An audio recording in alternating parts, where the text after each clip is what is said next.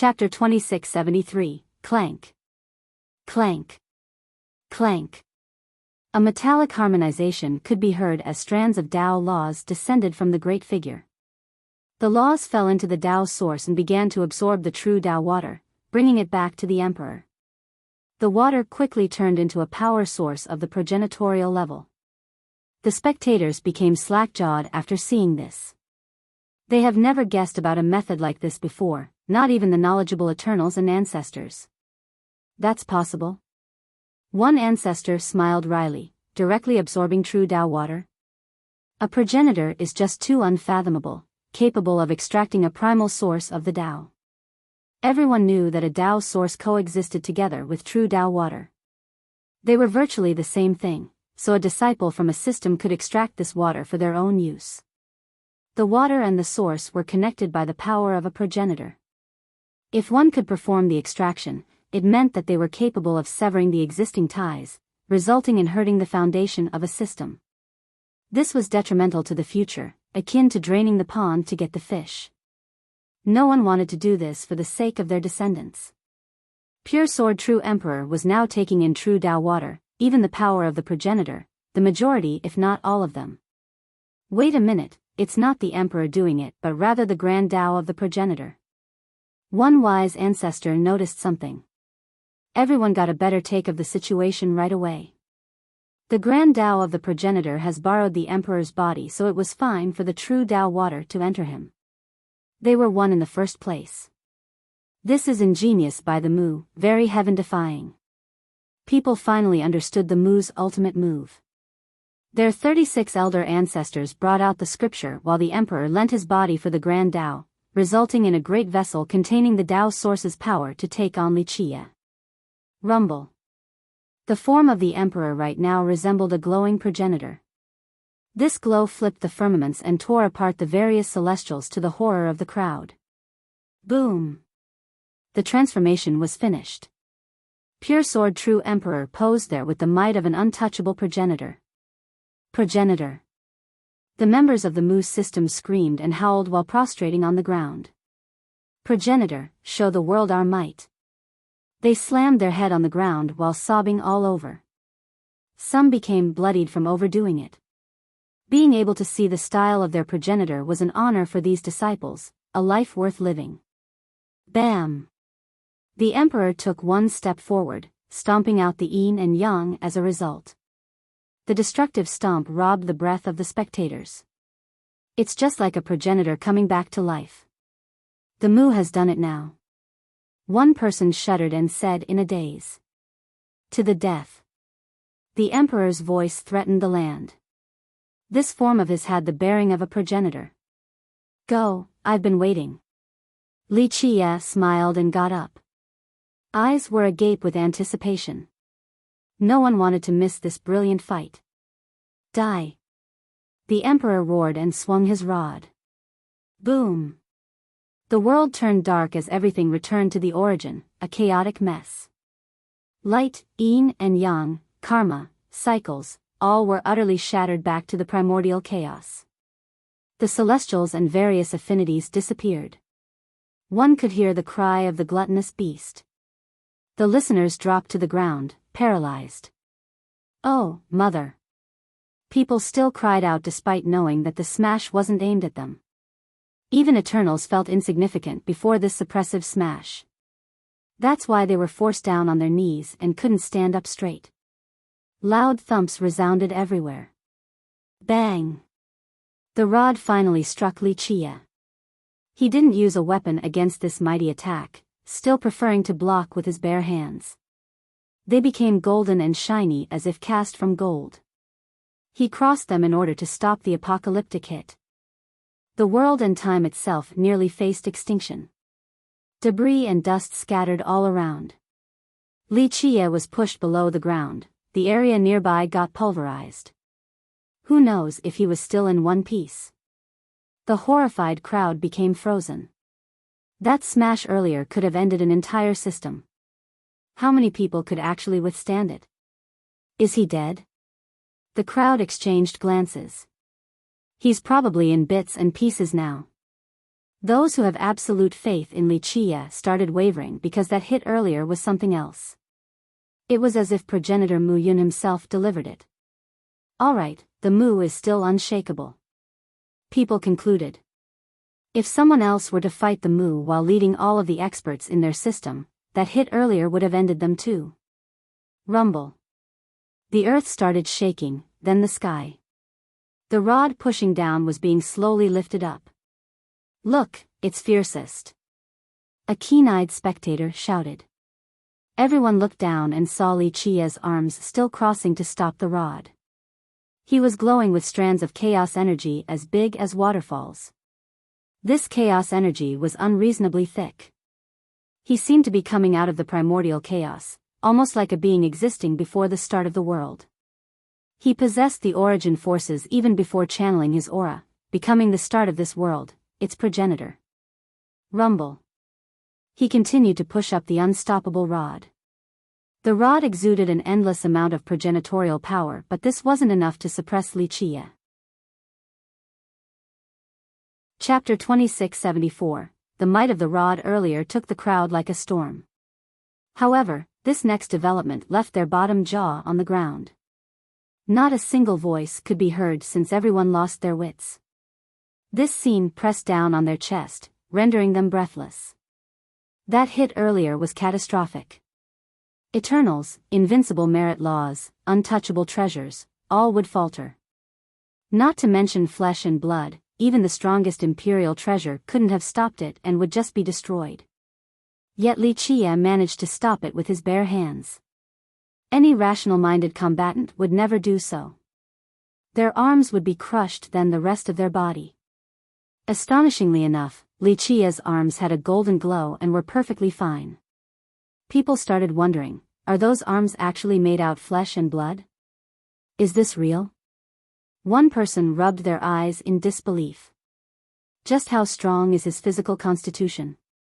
They gasped after calming down, understanding how perfect his body was. It might be the toughest body in existence, capable of stopping any weapon. That guy's body is a supreme treasure. One ancestor smiled wryly. Maybe it's not just his innate constitution. Perhaps a supreme physique law? Another Eternal said with admiration. Who else could stop the rod in this manner? Fiercest did so without suffering any damage, proving his supremacy once again. I think when he gets serious, even progenitors will feel nervous. One more Eternal murmured. Don't forget about his unfathomable cultivation. An ancestor nearby added. The rod at this particular moment had the power of the Tao source aiding it as well. The entire source was pressing down on Wuxia yet still failed to suppress him. The rod was being pushed upward. It was as clear as day that this daemization form of the Emperor couldn't take on Wuxia. This made the members of the Moose sweat since their strongest ace card has proven to be ineffective. Boom! The source lit up with more true Tao water and progenitorial force aiding the Emperor. The rod had a surge in power and pushed down with greater intensity. Wuxia stopped for a bit, also increasing his brilliance and chaos energy. His position became a world of chaos, perhaps he was the chaos itself. No existing power could ever suppress this world down. Because of this, Wuxia's crossed arms continued to push the rod up in the air. No way, how can such a strong being exist? The Mu disciples felt despair and screamed. This was their clan's limit, all of their resources have entered this rod yet Wuxia prevailed. Does the Mu have anything else? The spectators quietly sighed and lamented. Children of the Mu, lend me your power. Pure Sword True Emperor opened his mouth but the voice coming out wasn't his. This voice was ancient and profound, worthy of belonging to the Master of the Universe. Is that the voice of the progenitor? The Mu members were shaken, feeling their progenitor returning. We are willing to give everything to you, progenitor. These emotional disciples shouted and answered this sacred voice. They could feel the summoning of their great patriarch. He needed them, their system needed them, so why shouldn't they lend their strength? It was a glorious honor to do so. Laws like the heavenly clouds form a path to holy Zhongnan, 3 kowtows, and self-reflection, the members began chanting the most basic mental law of the Mu. Every single disciple has learned this at the start of their cultivation and knew it by heart. Laws like the heavenly clouds form a path to holy Zhongnan, 3 kowtows, and self-reflection. This chant echoed across imperial lineage, tearing the sky apart with its proliferation. The chants turned into the greatest flood in history and drowned out the entire world. There were billions of cultivators and tens of thousands of sects in this system. Their chant in unison was magnificent. This was an unprecedented rally of solidarity before a common enemy thanks to the call of their progenitor. The sound waves smashed into the stars above while making the ground tremble. The Mu system has never been so unified and powerful before. If they can survive this, a new golden age will come for them. A strong ancestor was shaken at this sight and became envious. Total solidarity was a force to be reckoned with. No need to worry about anything after reaching this state. Rumble. The vast land of the Mu exuded boundless rays. The Tao land was being woken up in full thanks to the chant of its members. Each inch of soil sent out its remnant power to every nook and corner. A light ignited by the chest of these chanters, looking as bright as the sun. Their Tao foundation emerged with loud explosions. It sent out Tao runes towards the emperor that eventually fused with him. Everything for the progenitor. The members didn't hold anything back since they have entered a fanatical state. Ordinary sect members and all the way up to the ancestors gave their Tao runes to Pure Sword True Emperor. The Mu's source turned into an ocean, extracting all the possible powers from the land. This boost made it brimming with energy. The true Tao water splashed around like gigantic waves. Chapter 2675, Boom. The Tao power from the numerous disciples of the Mu system resulted in a greater production of true Tao water. This water and progenitorial force entered the emperor again, causing him to have pillars of light shooting out and destroying everything in its path. The sky vault blew up into smithereens. The crowd shuddered in response. The emperor finally possessed the power of the Tao source and the forces of everything else in the system. This might be his ultimate form. He might never be able to reach this state again, not even in the future with a better cultivation. All other living beings were mere ants since he could pluck the stars from above now. Boom! With this absolute power, he swung the gluttonous battle rod down again. Bam! Li Chia was once again smashed down into the earth. The surrounding area turned into ruins in a shocking manner. I think this is it, he's finally dead.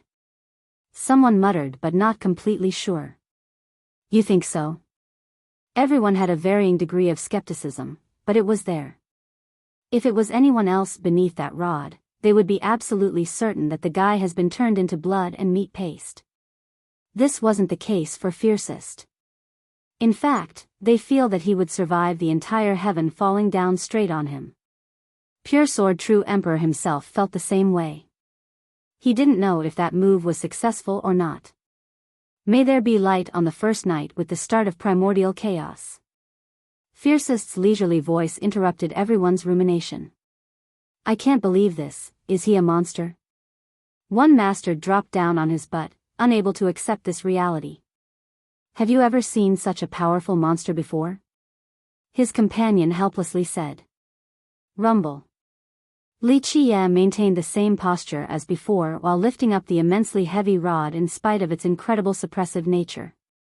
No way. Pure Sword True Emperor bellowed like a cat with its tail stepped on. He mustered more energy from the true Tao water in order to push down again, but the tide was changing. May there be light on the first night with the start of primordial chaos. His voice continuously echoed. A glow appeared in front of his chest while the entire world became covered in chaos. He became the only existence, the origin of everything. He was the chaos and the chaos was him. The rod and all of its power couldn't shake him at all. This was Li Chia's Grand Tao, 7 nights. You should be proud. Li Chia chuckled, to make me serious enough to use my created Grand Tao is not bad at all. Even though it isn't your own power, to be able to use it to this extent makes you a prodigy. The emperor had nothing to say, not knowing whether he should be elated about the praise or feel despair. Fiercest had only gotten serious and only used his grand Tao instead of going all out. On the other hand, he had all of his system's power and resources along with the help of countless disciples. Facing an enemy like this was hopelessly cruel. Many shared this sentiment with the emperor while wondering about the real limit of Fiercest. Boom! Li Qia finally flipped the rod, pushing him down away. The emperor staggered backward, nearly blown flying. My turn. Li Qia smiled. He swung downward with both hands as if they were axes while chanting, "May there be Tao on the second night," splitting the heaven and earth apart. This sentence was perfect to describe this scene. Nothing else could fit better. 3,000 worlds were split open by his hands. The frightened emperor raised his rod to block the incoming blow. Boom! Li Qia's hands slammed on the rod, issuing a deafening blast. The emperor couldn't stop it and spat out a mouthful of blood before smashing into the ground like a meteor. He looked like a gigantic nail being hammered into the ground. Again. Li Qia pursued and used the same move again. The emperor had no choice but to try and block with his rod once more. Crack. The same impact happened and the emperor broke some bones. The area below him caved in with emanating cracks as large as canyons. He was stained with blood from top to bottom. Half of his massive figure was pushed into the soil and rocks. No! The disciples of Mu screamed because the emperor has assumed the form of their progenitor. Seeing their progenitor being beaten like this was too much to take for them. Laws like the heavenly clouds form a path to holy Zhongnan, 3 kowtows and self-reflection. They started chanting again with increasing intensity. Alas, their efforts were in vain. The emperor couldn't handle the suppressive nature of Li Qia's attack. Boom! Boom! His massive form kept on sinking to the ground. If this went on, he would be completely buried. He vomited blood during the process along with tiny pieces of his innards, bloodied from top to bottom, the pitiful result of trying to stop absolute power. No, no. The disciples of Mu bellowed in despair. There was nothing more they could do. Even all of their grand Tao power entering the emperor still wouldn't be enough. Chapter 2676, Precious drops of imperial blood wet the ground. The emperor himself looked like a figure made of blood. His grand Tao and foundation have been grievously injured. Who knows how much longer he could last. He would have been rendered to a blood mist long ago if it wasn't for the help of the Tao source and every other disciple in the system. Ugh, he spat out more blood as more bones crumbled. Though his body currently served as a vessel for the progenitorial grand Tao, both were still being destroyed. Crack. The supreme grand Tao from the scripture earlier began to shatter. If this continued, nothing would be left of the emperor. Nevertheless, he gritted his teeth unyieldingly regardless of the consequences, never giving up even till his last breath. His loss would result in losing his system. The disciples would lose their homes and become weak, subject to being bullied by all. He had no choice but to keep his back straight even though his spine was broken. He kept his head up for he shoulders the hope of the entire system. This can't be, the members saw his agonizing struggle and lamented. The emperor's fall would also be the time for their demise. They truly experienced despair. Normally, they always considered themselves superior to others, especially towards the weak or smaller sections. They thought that they were imperious and could decide anyone's fate. Alas, arrogance and pride no longer existed today. Darkness and impending doom loomed above them. Alas, they were powerless to stop it since Fiercest was too strong. It didn't take long before the powerful ancestors and brilliant geniuses of the Mu found themselves insignificant and feeble. It's over for the Mu. The crowd took a deep breath, amazed that the Mu's full forces failed to stop Fiercest. The gap was too great. They shuddered while looking at the emperor's bones breaking. The mighty Eternals and proud geniuses felt their legs trembling. Some have even dropped to the ground. The emperor in this progenitorial state should have been unbeatable, but he still got crushed. Fiercest clearly had enough power to destroy any system with a single punch. That's why everyone turned pale with fear in their eyes. Some lacked the courage to look straight at him. 100 suns severing the samsara. An archaic voice suddenly sounded. Right temporal lines suddenly appeared before anyone could react. They crossed through the myriad ages and all dimensions. Multiple bright suns started rotating with these rays and crushing various fabrics of reality along the way. Their target was Wuxia. Boom! Boom! Boom! They instantly struck him on the temporal scale. This no longer had anything to do with speed and space. The rotation of these suns sent him flying and exploding along the path. He slammed into numerous stars before disappearing from sight. The crowd became slack-jawed at this sudden reversal. Who would have thought that this invincible being would be blown away in this manner? He might even be wounded. What's going on? Their head became empty, so they stuttered. This reversal was a miracle. Look, who is that? They noticed an old man standing on the highest peak of the Mu. He had a transcending appearance while wearing a Taoist robe. He seemed to be alone and distant. Everything else was ephemeral. Suns rotated around him in accordance with the temporal lines. They seemed to not be from this world, existing in another spatial dimension instead. The young cultivators and many experts didn't recognize him. Of course, they were shocked that he could make such an impressive move. Solar Taoist. An old Eternal shouted after recognizing the guy. Solar Taoist? People stared at him with reverence right away regardless of who they are. After respect came fear. Solar Taoist has been an invincible existence since a long time ago, even before Guifei. Rumor has it that he was the #1 expert back then. Later on, he entered his final cultivation hoping for a breakthrough. People assumed that he had died there. Later on, it became Guifei's era after he proved his supremacy. Though Guifei never claimed the position of #1, everyone in Imperial certainly thought so. For a long period of time, even Lucidity King was very careful when dealing with Guifei and referred to him as Dao Brother. Now, Solar Taoist has returned after breaking through his cultivation bottleneck to become an everlasting.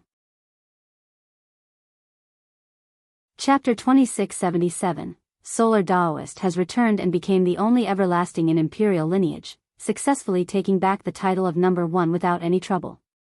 An everlasting, people understandably shivered at his sight while looking up at him. A character of his level was worthy of this. A being capable of hurting a progenitor. The crowd's expression changed. This was the ultimate realm of all true gods, their lifelong pursuit. Plenty of Eternals could rival true emperors, but once the latter becomes a progenitor, this was no longer the case. No true gods could ever dream about fighting evenly against a progenitor. The gap was immense. Only an everlasting would be able to match a progenitor, at least enough to be qualified for a Tao discussion with one. All in all, before becoming an everlasting, even the most amazing Eternal would always be under the shadow of a progenitor. They needed to reach the next level before being able to get out of this shadow and catch up. A whole new world would open up as a result. Solar Taoist didn't have a terrible and destructive aura. However, his transcending style still surprised the crowd. He seemed to be the center of the world despite just casually standing there. People had no choice but to look at him with respect. This was the effect of becoming an everlasting. One didn't need to show off their divinity or say imperious statements. They commanded respect and even worship just by simply existing. This is the #1 expert right now. The experts around were respectful just short of kneeling down. Unbeatable in our world? One person murmured. That's still up to debate. An Eternal said. A while ago, everyone would agree that Solar Taoist would be the strongest in Imperial lineage.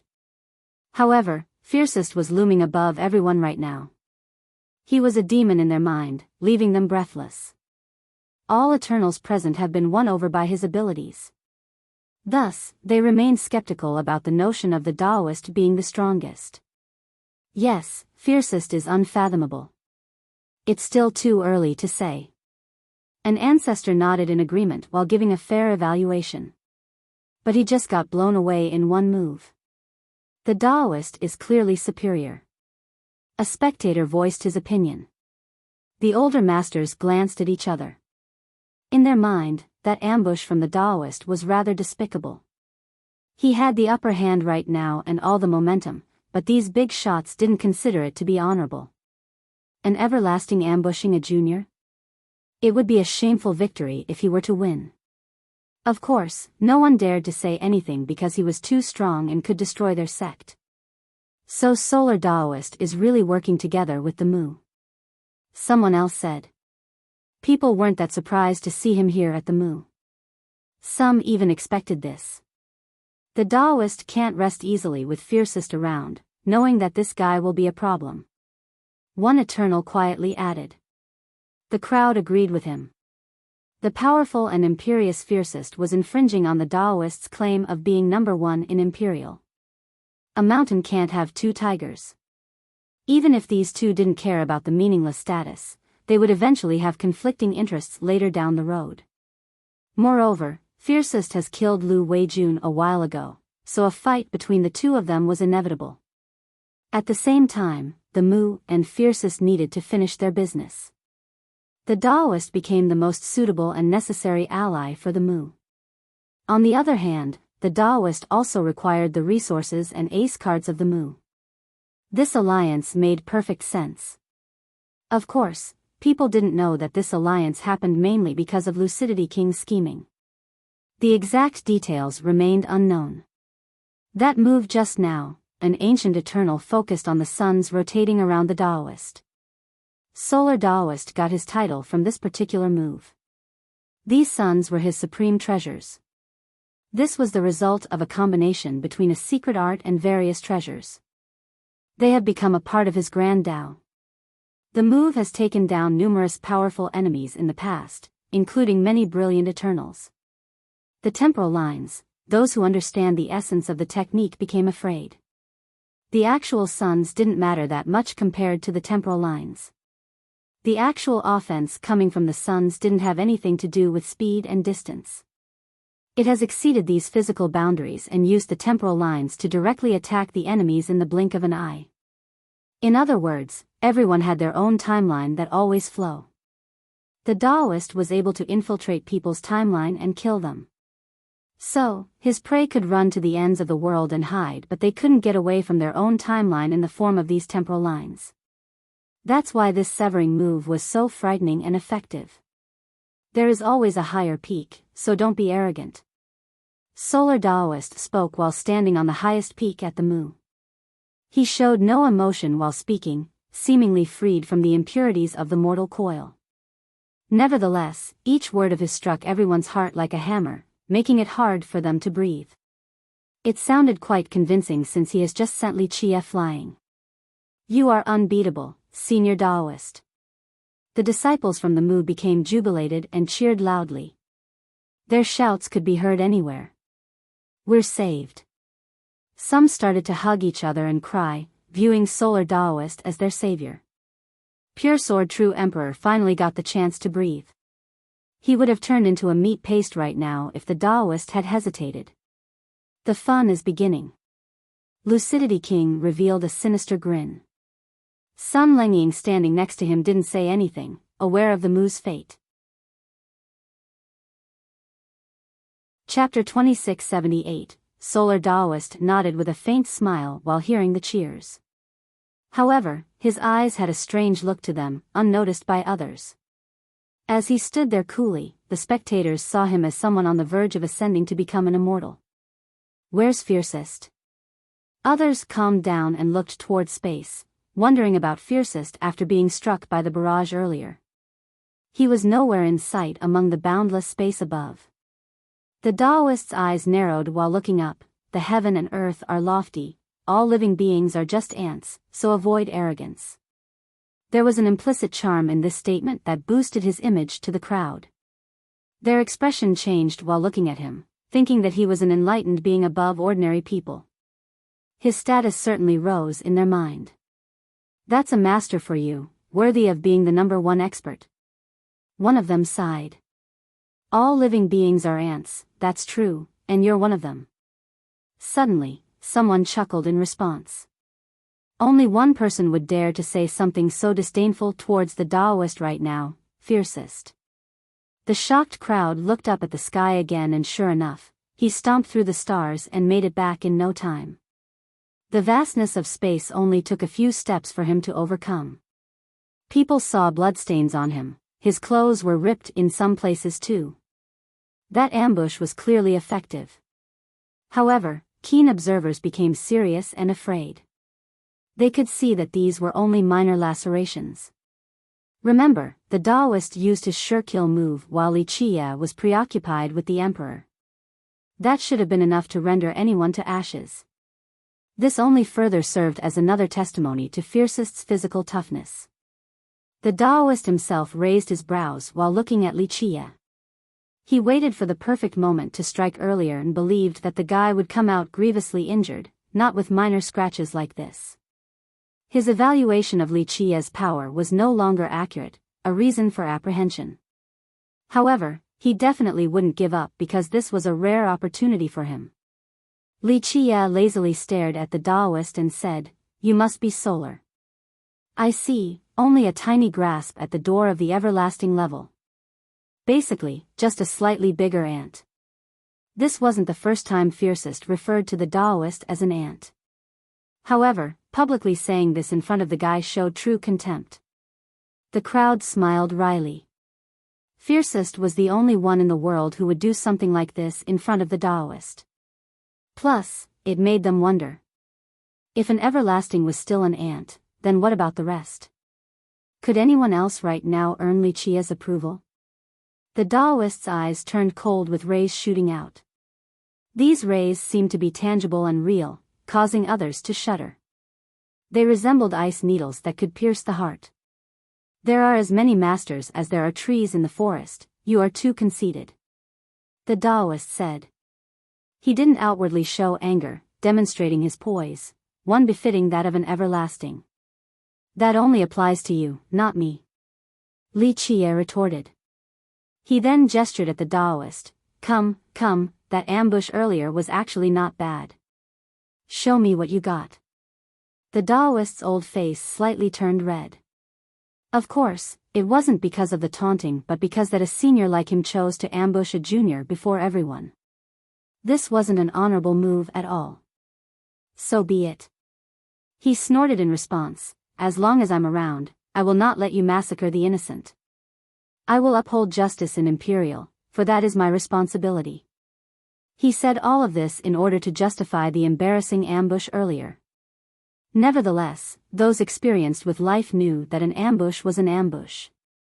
That's something unable to be masked under the guise of justice. Yes. Li Qia chuckled, "You're a warrior of justice, the defender of righteousness in Imperial lineage while I'm a heinous villain.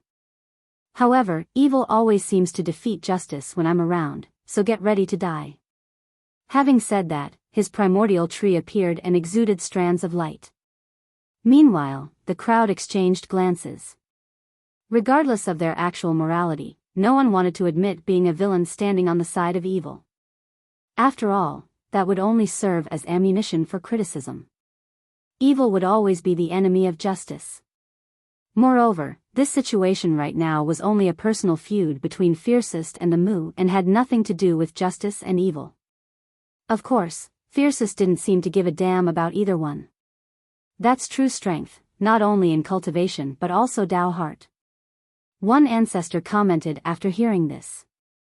"Come, show me your 100 sons severing the samsara again." Li Qia smiled at the Taoist. The Taoist considered this move to be his ultimate creation. In fact, people showed fear just from hearing its name, something he took pleasure out of. But now, Li Qia's blatant disregard for the move left him enraged. "Alright, boy, you're courting death." The Taoist showed a different tone after the repeated insults. Even saints would become furious at times, let alone him. Come. Li Qie ignored his attitude. Buzz. The suns around him started rotating with greater speed while the temporal lines stretched outward and became brilliant. Watch carefully now. The Eternals became tense as they opened their eyes wide, wanting to get a good look of this move. Severing the samsara. The Taoist roared and performed his temporal attack. The lines moved through the ages while crisscrossing, seemingly depicting the passage of time in everyone's lives. The suns followed these lines and also surpassed any physical constraints, instantly slamming into the target. It's coming. People became frozen as if these rotating suns were crushing their own timeline. Chapter 2679, Boom. The suns flew out, but in this blink of an eye, it was as if all of them disappeared as well. Next, they have reached the target's chest and struck repeatedly. In fact, these were mere illusions because the suns have entered the domain of time, no longer restrained by spatial limitations. Thus, what the crowd saw were mere visual phenomena. Buzz. Li Qie's primordial tree lit up and the second Tao fruit shook once. He started spinning, akin to a tornado, spinning top, or a great diamond. Rumble. Crushing explosions detonated as he jumped up several times. Each jump would end with a downward attack with the hardness of a diamond. These attacks struck the various suns. In this split second, it seemed that there were 100 of him slamming down, perfectly hitting the suns traveling on the temporal lines. Boom. Boom. Boom. These suns were crushed one after another as if they were fragile like porcelain. It didn't take long before the Taoists' 100 suns got pulverized. How can this be? People couldn't close their mouth from disbelief, unaware of the inner workings. Remember, the Taoist suns have entered the temporal lines and jumped out of spatial limitations. However, Li Qie was able to destroy all of them seemingly at the same time. It was as if there were 100 of him. Each Li Qie had a different appearance as they took down the suns. I have no idea what's going on. The powerful and knowledgeable ancestors became perplexed. Boom. The next event happened during this short break. Li Qie in his diamond form successfully kneed the Taoist in the chest. The Taoist looked utterly confused. He didn't know how Li Qie got through his defenses to actually hit him. As an everlasting, his defense, movement techniques, and evasive measures were impeccable. No one should be able to get through everything to actually touch him. Alas, these perfect techniques were rendered obsolete by Li Qie's knee. He fell from the sky and everyone could see the hole in his chest. Everything seemed to be moving in slow motion. They saw blood shooting out like an arrow from his wound during the fall. Bang! He slammed into the ground, creating a pit that eventually grew as big as a crater. His blood splattered everywhere, resulting in a moving scene. The crowd became suffocated. Some tried hard to breathe but found it impossible. The Taoist was considered to be unbeatable by most right now, but he got bested by a single knee strike. The Mu disciples who were celebrating earlier got struck by lightning and couldn't move at all, looking as dumb like wooden chicken. Their dream about having a savior didn't last a minute before crumbling. Words couldn't describe their emotions right now. No one understood how Li Qie instantly defeated the Taoist samsara severing technique. It was an amazing merit law that has been polished for generations, ending up with 0 openings. That's why the Taoist considered it to be his best move. The crux of the issue here pertained to Li Qie's second Tao fruit named Acorn. Its greatest profundity allowed an eternal revolution with all of its power focused at a single point. Moreover, it would always target an opponent's biggest opening to deliver a fatal blow. Because of this, the Tao fruit could still defeat the Taoist samsara severing even though it has exceeded the physical limitation of space. It extended beyond that, allowing Li Qie to knee the Taoist's chest through his various defenses as well. The most formidable thing about the Tao fruit was its effective precision, able to seek out any flaw and instantly take down the enemy. How silly thinking you're invincible already after only reaching the door of the everlasting level. Li Qie yawned and nonchalantly said. Everyone got cold sweats after witnessing the last exchange. Some fell on their knees, losing the courage to stand because of this terrifying scene. An everlasting couldn't handle one move from Wuxia. What about them? Perhaps he could kill them with a single finger, no, a single strand of hair. Thus, he could say whatever he wants right now and they would take it as facts. It was fine for him to view the Daoist as an ant too. Looks like your helper isn't competent enough. He then smiled at Pure Sword True Emperor. The Emperor was shocked and took one step backward. He thought that the Daoist would be able to put up a good fight to buy time for heel to heel, then the two of them could team up against Wuxia. It looked like he still underestimated Wuxia and couldn't restore his vitality in time. In his mind, Wuxia was the scariest existence possible. His unyielding Dao heart was shaking right now. He wasn't the only one. All spectators felt the same fear towards Wuxia, Eternals included. From now on, just his words and declarations alone commanded prostration, no need for his actual presence. Is it over? The crowd stared at the crater, hoping that the Daoist could come back up. If an everlasting got finished after a single move, then what was the point of cultivating for the rest of them? It was better to be a mortal than to spend years training only to be inferior to a single strand of hair from Wuxia. Chapter 2680. The fate of the Daoist commanded everyone's attention as they stared nervously at the crater. Some started praying for his well-being even though they had nothing to do with him. As long as he was alive, they could still have a sliver of hope. Bam! Sure enough, a figure soared to the sky after causing a storm of debris. Yes, he's alive. Someone shouted excitedly. Right, Solar Daoist is alive, an emotional Eternal emphasized. They heaved a sigh of relief. At the very least, the Daoist wasn't defeated with a single move. Otherwise, it would be a fatal blow to all cultivators in Imperial as well. No one would be able to live well under Fiercest's shadow. The floating Daoist looked quite sorry with blood everywhere. Though the hole in his chest has closed, a scar still remained. He no longer had the same transcending style as before. Pure Sword True Emperor relaxed after seeing this because their carefully laid out combination plan would be useless with the Daoist dead. Hope still remained at least. Perhaps the clan would still be able to reverse the tides. Looks like I have underestimated you. The Daoist scowled. He has grown used to seeing the fear on everyone's face after becoming an everlasting. The whole world wanted to flatter and earn his grace. Even a behemoth like the Mu was respectful towards him. Who would have thought that his first battle would result in an utter defeat?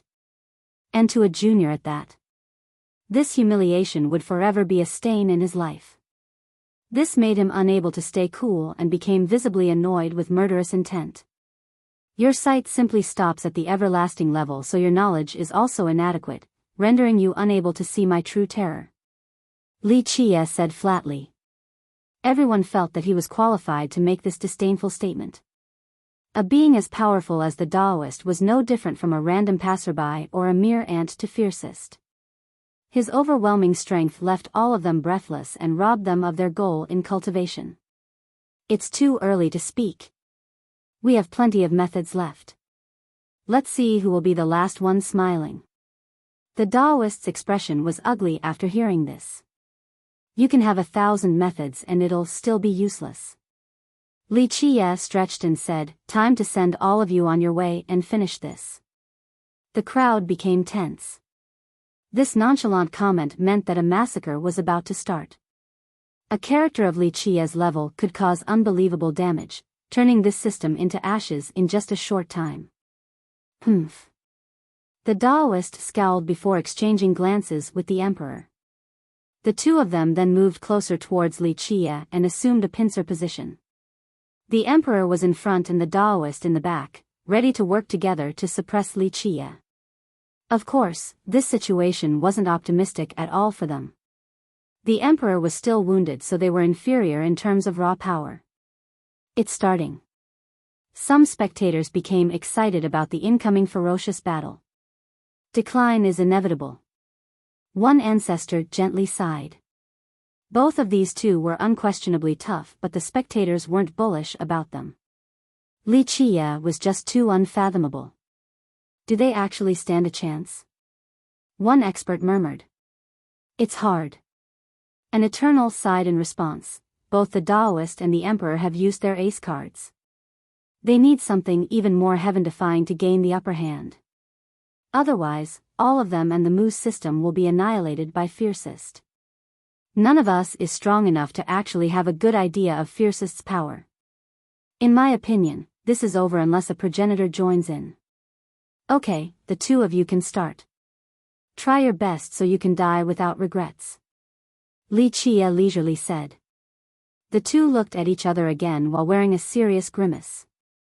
They knew that even their combined effort wouldn't be enough to take on Fiercest.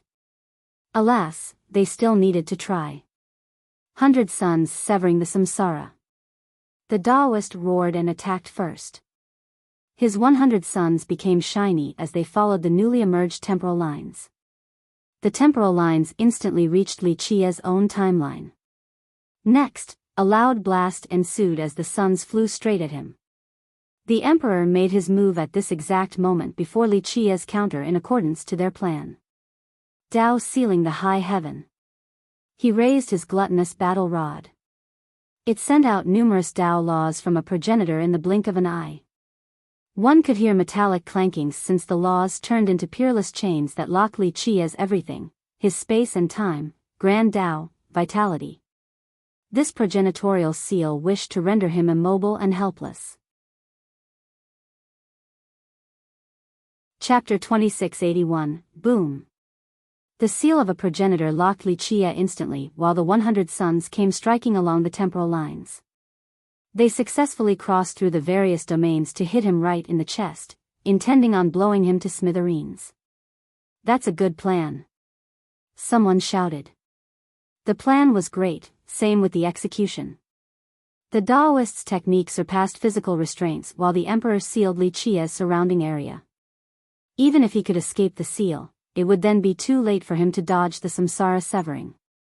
Time slowed down for the nervous and excited spectators holding their breath. They more or less wanted to see a miracle from the Emperor and the Taoist. Rumble. Li Qia still jumped up and spun like a diamond. The seal and the samsara severing technique were useless. Boom. The Taoist was the first to react by swiftly retreating while summoning armor plates. Unfortunately, he still got hit all the same. The armors crumbled as he slammed into the ground and exploded into fleshy bits. The Emperor wasn't better off either. His rod got knocked out of his hand by a whip-like kick. It didn't stop there and made him explode into a bloody mist. The acorn Tao fruit was just unblockable. Defensive measures or avoidance were nullified. Thus, temporal attacks or seals were useless since this Tao fruit could take advantage of any openings and flaws. The world fell into silence again. People clung on to a sliver of hope with these two teaming up together, but the result was still the same. They simply weren't a match for Fiercest. A miracle didn't happen today, only the birth of a legend regarding Li Qia's invincibility. That's it, gone to the dogs for them. An ancient ancestor turned pale at this sight. Everyone needs to kneel at his sight from now on. Just one glance from him could destroy the world. Another Eternal murmured. The crowd all had a bitter smile since they understood Li Qia was not only fiercest but also the strongest in imperial lineage now. No one could stop him. No one could even handle a single move from him. He's right, the world trembles along with the gods and emperors from a single glance of Fiercest. One ancestor agreed. They have seen Fiercest in action before, but this battle surpassed all the rest. They finally understood that he only played around in the past and that every single thing he said was mere truths. The world was just too blind and ignorant to believe him, thinking that he was being arrogant. The members of the Mu lost all hope. The powers of their system have fused with the Emperor, yet that still wasn't enough. Buzz. A fate palace moved around in the bloody mist and got everyone's attention. Pop. The figure of the Emperor appeared again as if time was flowing backward, allowing his body and vitality to condense together again. Li Qiye didn't bother stopping this process at all, seeming very carefree. "That's a true emperor for you, still alive," one spectator emotionally said. As stated before, this was an advantage of a true emperor over an eternal. At equal power level, an eternal might not survive a similar amount of damage, unlike an emperor. Pop! Light separated from the bits of flesh on the ground then came together in the air. A gathering of spirit energy and grand Tao allowed Solar Daoist to rebuild his body. This process was much slower compared to the emperor. The Daoist was superior in terms of strength but inferior with regards to survivability. The two quickly returned to life before the crowd. One expert said, "They've reached a level high enough for a rebuild. Anyone else would have died already." Alas, the two were deathly pale right now for several reasons. First, the process used a lot of vitality. Second, to put it frankly, they were scared out of their mind right now. Despite their great abilities, they still couldn't stop one move from Li Qiye. This has left a seed of fear in them. "Okay, I've had enough." Li Qiye yawned. "I suppose this is all you can muster up and there's no reinforcement coming either. It's time for you two to die along with the Mu." The two combatants weren't the only pale ones. The members of Mu had the same whiteness. Some were paralyzed on the ground due to fear. They understood that this was doomsday for them. Their clan would certainly turn to ashes. Their despair was palpable to the spectators. Realizing that destruction was imminent yet being too weak to do anything but watch, nothing could be more devastating than this. Fusion. The Daoist looked at the emperor and said, "Fine." The emperor gritted his teeth and begrudgingly nodded, no longer giving a damn. They were going to die anyway, so might as well go all out just once. He was ready to pay any price just for a chance to save his clan. "Oh? Still got another trick up your sleeve?" Li Qiye smiled at them. "Lucky for you two that I'm such a charitable person. Go for it. I'm waiting for my favorite pastime is beating down others' ultimate moves then relish in their despair." The two exchanged glances.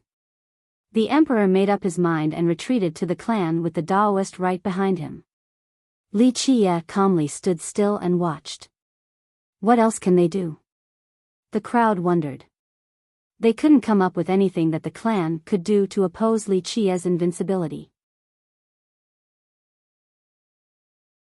Chapter 2682. All eyes were on the Mu, wanting to see what the Daoist and emperor can conjure up when things have escalated to this point. Anyone could see that they have fallen into a pit of despair. Their strongest moves still couldn't stop Li Qiye while he took them down with one move as well. Thus, everyone believed that the tide couldn't be turned regardless of their methods. Fiercest has reached the progenitor level, and a high-level one at that, at the very least the imperial level. On the other hand, the Daoist was only a new everlasting, barely able to fight against a progenitor at the myriad level at best. Pure Sword True Emperor had weaker cultivation. Even with the Mu's full resources and its inhabitants' Tao offering, he was still too weak to fight against a progenitor. Supreme weapons and heaven-defying methods from those two wouldn't amount to anything before Fiercest's absolute might. This was as clear as day. Buzz. The Tao source in the depths of the clan lit up again and illuminated the system. The whole place looked like a gigantic diamond now. Fusion. The emperor shouted while standing in the Tao source. The progenitorial laws embedded in him suddenly melted back into runes. The 36 elder ancestors glanced at each other before gritting their teeth. Buzz. They became resplendent with crimson rays coming out, almost like the reflection from numerous rubies. Pop. They suddenly exploded into blood mists and caught the crowd off guard. What the hell? The spectators became startled. These ancestors were considered the pillars of the Mu, so their death was a big loss. Whoosh. The bloody mists started glowing. Tiny and exquisite laws emerged with a primal aura and started heading for the emperor, slowly fusing into his body. Clank. Primal laws in the shape of chains appeared around him. He slowly sank into the Tao source and gradually became one with it. True Tao water, progenitorial power, and numerous laws joined with him. The entire Tao source was directly fusing with him. His body became gigantic once more because it was absorbing the Tao source. Rumble. This lasted a while until cracks appeared all over his body. The primal laws around him broke at the same time, unable to handle the influx of power. Boom. His vitality soared at a rapid rate and the primal laws connected together again in order to keep his body intact. That's insane. He's using his body to take in the entire Tao source. The 36 elder ancestors sacrificed themselves to help him. Everyone understood his intent now. Remember, the Tao source was the foundation of a system. It contained an unreasonable amount of power. No one but progenitors could handle this sudden boost of taking in a Tao source. Even though the Emperor was a vessel for the Tao right now, it was still impossible for him to take in this Tao source without exploding to pieces. That's why the previous ancestors used their vitality and purest primal laws to protect him, hoping that he could handle this process. This is indeed insane, but the clan and the Emperor have no other choice. If they can't do something to stop Fiercest, they'll die anyway. One Eternal said. People agreed with this logic. The clan was facing destruction, so they had no choice but to resort to extreme measures. Rumble. As he took in more Tao source, he grew bigger and the primal laws around him shattered and reconnected multiple times. Though he sent his vitality into the chains to aid them, they were becoming ineffective. The collapsing speed exceeded the recovery rate, so cracks started appearing on him again. Boom. Finally, the laws collapsed and he broke down like a porcelain vase. You must persevere.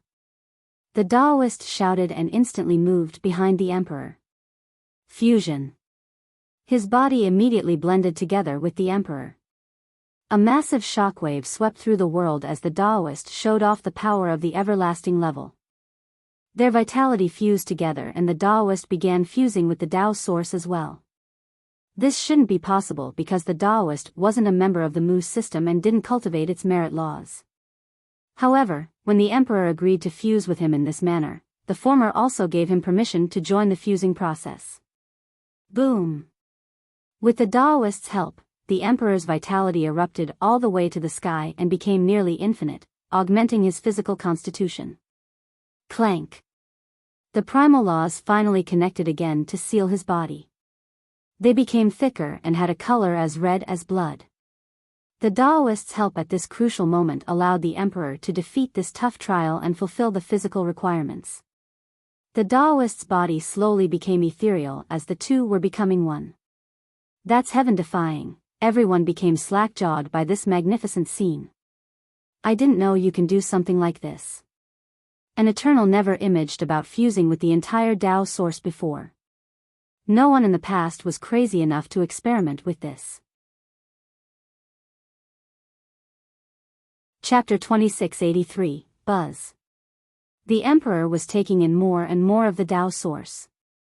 The clan started to have another shiny and frost-like layer. This layer emanated from the Emperor and spread at an insane rate. It didn't take long before the entire system was covered.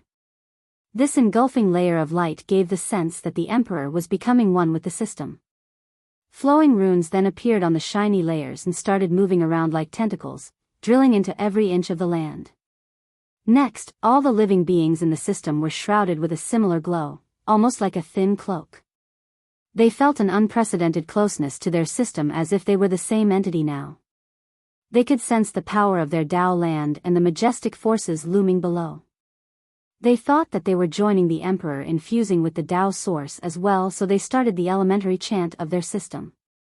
These members were willing to offer everything, including their lives. Tidal splashes came about as another majestic scene emerged before the spectators. The vitality of these members headed for the shiny Tao source since they were willing to become one with the Emperor and their system. Boom! Boom! Boom! The waves of vitality looked like multiple tsunamis heading for the same location, the Emperor. With the help of their vitality and grand Tao power, the fusion process increased in speed. He crazily absorbed the various forces of the Tao source like a whale taking in water. This was the first time the crowd saw something so incredible.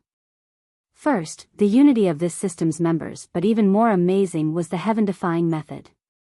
Few would be able to imagine such a clever process. It's not just the Tao source, they want to fuse with everything in the system too. One ancestor was lost in a daze. I agree, this fusion will take in everything of the system once completed. One eternal was moved.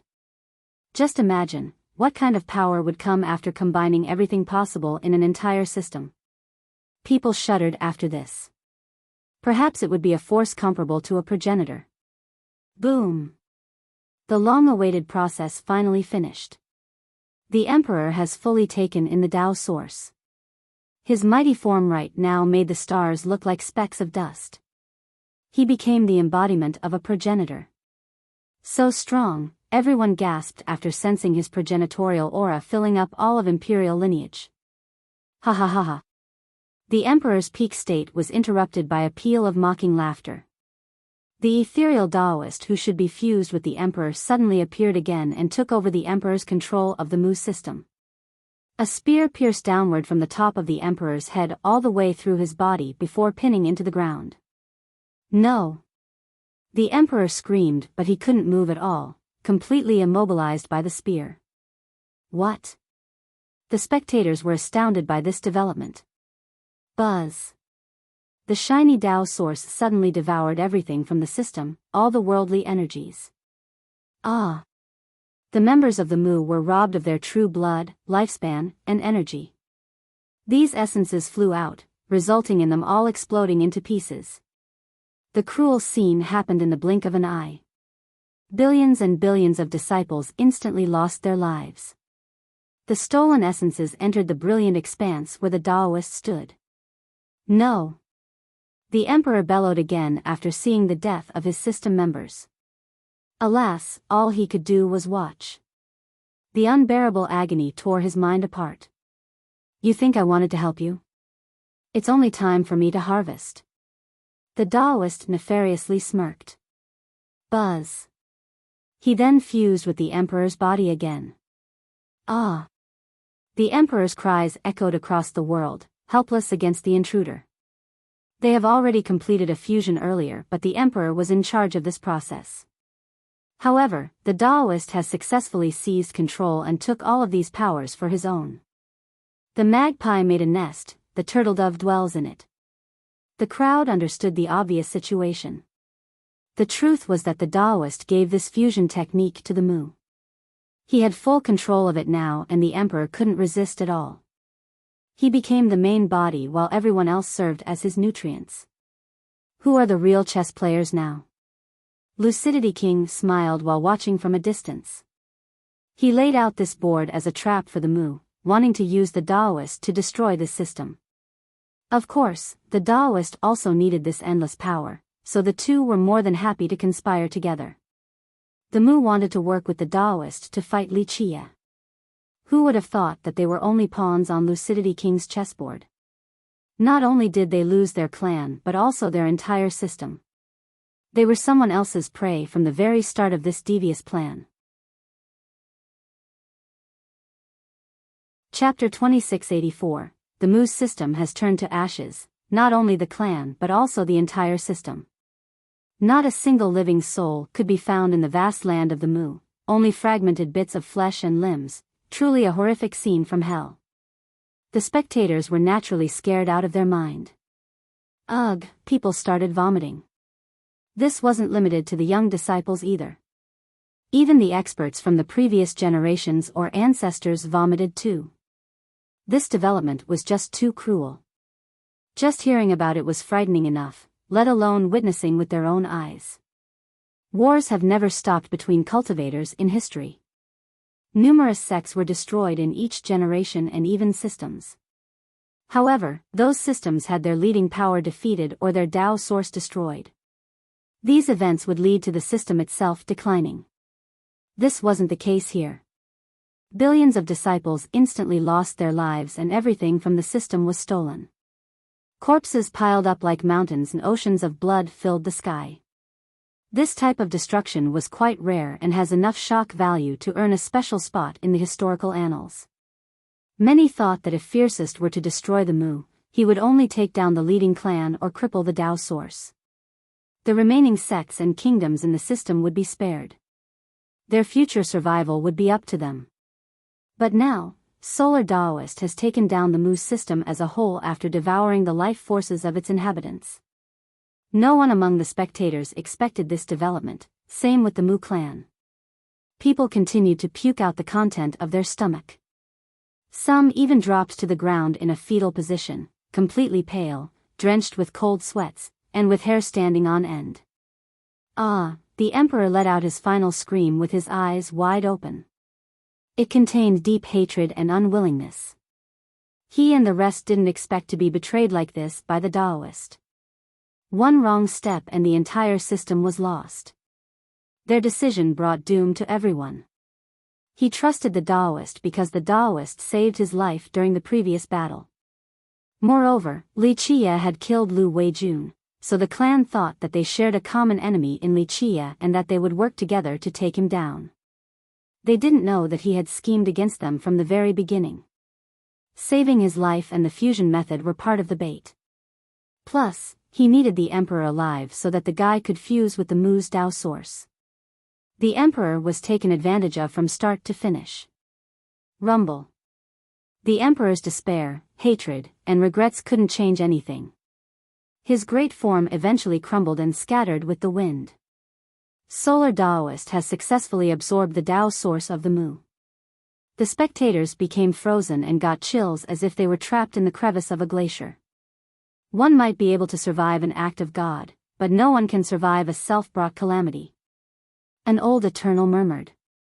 This wouldn't have happened if the Mu didn't rely on the Daoist to kill Fiercest. They schemed against someone else only to be a victim as well. Buzz.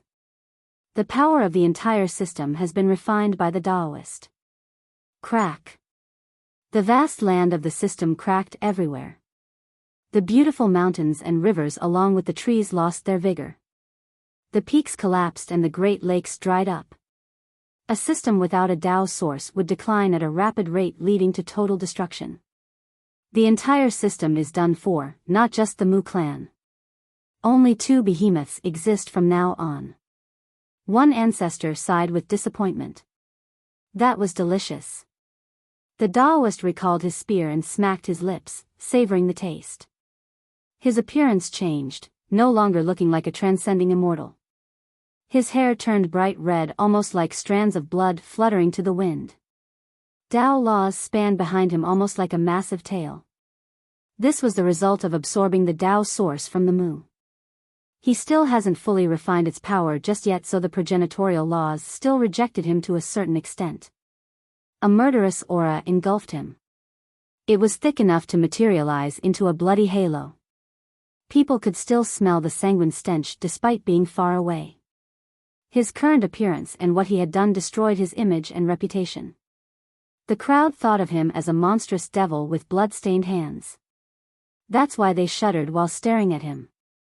Respect was no longer fear, only fear. They found Fiercest to be far cuter in comparison. Though he was overbearing and ruthless, he did everything openly and had an awe-inspiring presence. This Daoist who they respected before has proven himself to be a merciless devil from the darkness with no compassion for human lives. Bringing a wolf home. There's no free lunch in this world, feeding a devil without being aware of the fact. How foolish. Li Chia watched the whole thing and commented insipidly. Prior to this, everyone assumed that he would be the destroyer of the Mu, not their ally and benefactor. These victims probably died with indignation, especially Pure Sword Emperor. They brought this upon themselves for trusting the wrong person. But all in all, even without Fiercest around, the Daoist probably would have come up with another way to devour the Mu. He needed resources to grow stronger, and a sect like the Mu was the perfect dish. Chapter 2685. The spotlight returned to Li Chia. Everyone hoped that Li Chia would kill Solar Daoist. A while ago, they wanted the Taoist to win so that hope could return to imperial lineage. But now, both the young and old wanted to see this Taoist's death. His action has incited the fury of the crowd and could only be described as evil. Only a depraved being would do something like this. His status and reputation as an everlasting have been ruined. But most importantly, the Taoist has just received a massive boost in power. The guy was already unbeatable enough. Who could stop him now after he took in the Mu system? This guy might be able to reign terror in a mortal lineage now. If the Taoist had the gall to devour one system, he might repeat this again to another system. All of imperial lineage might fall to this monster. That's why Fiercest became the last bastion of hope. He was the only one who could kill Solar Taoist now. Please, destroy this monster for Imperial's sake. One person placed their palms together and quietly prayed. In fact, the majority of the crowd was doing the same thing. They just didn't dare to express this opinion outwardly out of fear. Li Qie posed coolly with both hands behind his back. No one could read his thoughts. Young noble Li, I hope I didn't overstep my bounds by destroying the Mu in your stead. Are you satisfied with the outcome? The Taoist cupped his fist towards Li Qie and spoke with humility. He had no sign of anger like before as he tried to curry favor. The crowd didn't like this development because a truce might actually be possible now. After all, the Taoist became far stronger after devouring the Mu system. Fiercest might not fight him since the two of them didn't have a big feud. I don't need anyone to help me finish my business. Li Qie chuckled. I humbly apologize for making this mistake. I didn't think it through and acted rashly. Please be benevolent and forgive me. The Taoist bowed and smiled. So you don't want revenge for your descendant? Li Qie became amused at this act. Of course not, I do not dare. The Taoist quickly responded, he deserved death for being an ignorant fool. An insect like him dared to prance around in front of you, young noble? I would have killed him myself and bring his head to you. Everyone could see that the Taoist was very afraid of Li Qie, hence his current attitude. As the saying goes, one can't slap a smiling face. It wouldn't be surprising for Fiercest to spare the Taoist right now. If the latter were to escape this place alive, he would become a calamity in the future. The spectators shuddered after thinking this through. Is that so? Li Qie smirked, still impossible to read. Young noble, if there is nothing else, please excuse me. The Taoist respectfully said, if you ever need me in the future, just say the words and I will jump into the boiling water and offer my full assistance. The crowd became increasingly hopeless as this conversation went on. The Taoist took it a step further, seemingly wanting to work under Li Qie. Who in this world wouldn't want an everlasting under them? Did really matter whether he was evil or not? They started wondering if they would refuse while being in Li Qie's shoes. These two together would be quite frightening. No other systems would be able to oppose their tyranny. Don't leave so soon. Li Qie chuckled and gestured at the guy. You have more words of wisdom to teach me? The Taoist took the role of inferiority. The crowd found it surprising that he maintained this humble act despite gaining an immense power boost earlier. In fact, they should be impressed with the Taoist's intelligence. He only went against Li Qie to bait the Mu into using his fusion technique. Now with his goal accomplished, there was no need for him to fight Li Qie any longer. Plus, he could see that Li Qie was unfathomable from the two previous exchanges, unable to read the guy's true power. No wise words here. Make your move though. Li Qie said while posing in a confident manner. The Taoist's expression obviously changed, but he quickly put a smile back on. You're joking, young noble. You are the heaven's favorite, the untouchable supreme of this generation. A weakling like me does not dare to be disrespectful towards you. Please forgive me. The Taoist had no confidence right now because he hasn't fully digested the system just yet. He needed to do so in order to fully turn back into his original self. Flattery is useless.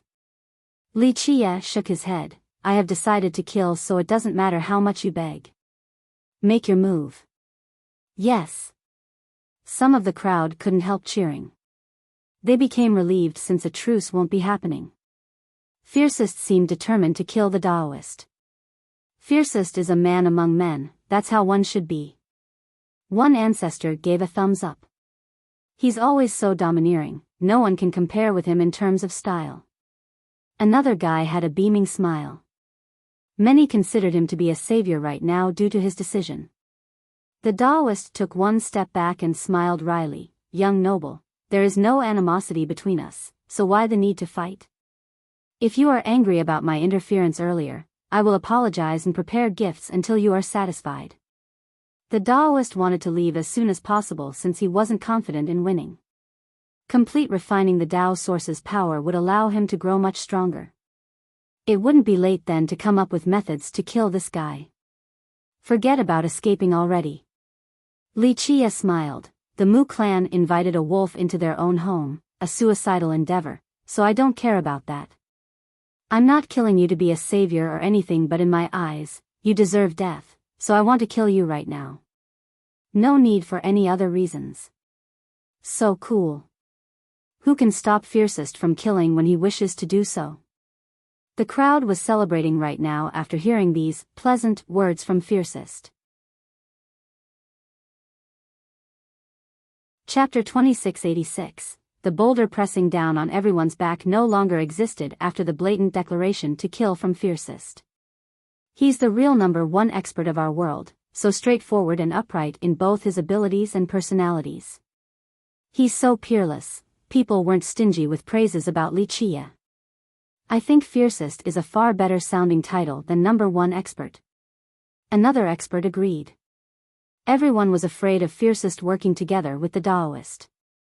The latter has intimidated everyone after devouring the Mu system. These two together would bring about a disaster for all of Imperial.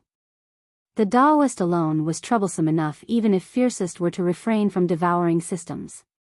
No one else would be able to stop the Taoist from doing so. He could have his pick of systems for meals since they would be powerless to stop him. Just imagine that terrible future, Imperial would fall into damnation. Fortunately, not only did Fiercest refuse to team up with the Taoist, he even wanted to kill the guy. This was the best possible development for the rest of the world, truly a cause for celebration. Fiercest looked like a savior at this moment. Only a supreme existence like him would be able to slay a devil like the Taoist. His declaration earlier sounded nonchalant, but even a fool knew that there was no take back. The Taoist realized that Fiercest wouldn't spare him regardless of his attitude. The guy simply wanted to kill him. It wasn't an issue of face or anything. He took a deep breath and said, "Young nobly, your cultivation is definitely unbeatable, but I, Solar Taoist, am not that easily bullied either. I have devoured the Mu system and my power far exceeded the past, I know." Li Chia interrupted the guy, "It's only one system. Plus, you have only devoured it and has yet to fully digest it, unable to take its power as your own. Even then, my power has risen to the next step." The Taoist's voice became serious. His tone toughened because he wasn't a coward. His conceding attitude earlier was only a temporary plan. You think too highly of yourself and the Mu system. It's not much in my eyes, same with your devious method for absorbing a system's power. In fact, if the Mu progenitor were here and dares to oppose me, I would still kill him all the same. Do you think you're stronger than him? Li Chia said while staring straight at the Taoist. The Taoist felt the pressure. Yes, he was far inferior compared to progenitor Mu Yun even after absorbing this system. Remember, progenitor Mu Yun was at the immortal level, one of the most accomplished progenitors up there. An everlasting like him was nothing in comparison. Fiercest didn't even care for the progenitor, let alone an everlasting. You know, I'm starting to like Fiercest more and more, his overbearing arrogance is becoming very likable. Another spectator praised. A while ago, people wouldn't like his disdainful comment towards progenitor Mu Yun. Alas, it sounded so pleasant right now. The Taoist had nothing to say as the crowd waited for his response. They wondered how he would take on Fiercest. Buzz. However, he betrayed the crowd's expectations by not using a supreme technique to fight to the bloody end. Space suddenly fluctuated and time flowed chaotically, allowing him to disappear from thin air. "Not good, he's escaping," one Eternal shouted in astonishment. "This is problematic." Most became frightened. People wouldn't be able to find him so easily after this. If he could wait long enough for Fiercest to leave Imperial lineage, he would be able to come out again and rain terror. Pop! The spatial fabrics in the air suddenly reversed and stopped, resulting in massive ripples. Boom! The Daoist was forced out of the void. "Don't leave so soon." Li Qie appeared and blocked his path. The alarmed Daoist's eyes flashed brightly. Another buzz sounded as he disappeared once more. Pop! Unfortunately, space rippled again and Li Qie forced him out from hiding. This cat-and-mouse game repeated several times afterward. "Well done. Fiercest is the best." The crowd couldn't help but cheer. The Daoist kept being forced out of his spatial leap by Li Qie and couldn't escape. His fleeing technique was impressive indeed. He wasn't just moving within one spatial constraint but rather leaping from one dimension to another on top of changing the temporal timeline. Only a being at his level would be able to move unhindered through these two affinities. It should be impossible to stop or give chase after the guy made it into the void. Unfortunately, he was facing Li Qie, who was an undisputed lord at controlling space and time. The Daoist was only displaying his slight skill before an expert by choosing to escape in this manner. He eventually gave up and had an unsightly expression. It didn't matter which timeline and dimension he ran off to, since Li Qie always found him and banished him back to their current area. Fiercest is really the best.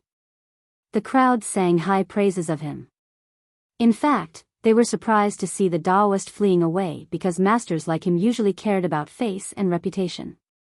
Many would rather die in a battle instead of running. The Daoist, on the other hand, chose to run away without saying anything. The majestic image of an everlasting crumbled before the crowd. "At least I'm giving you a chance to attack. Yes, struggle for your life." Li Qie smiled and said. "Seems like this won't end until one of us dies today."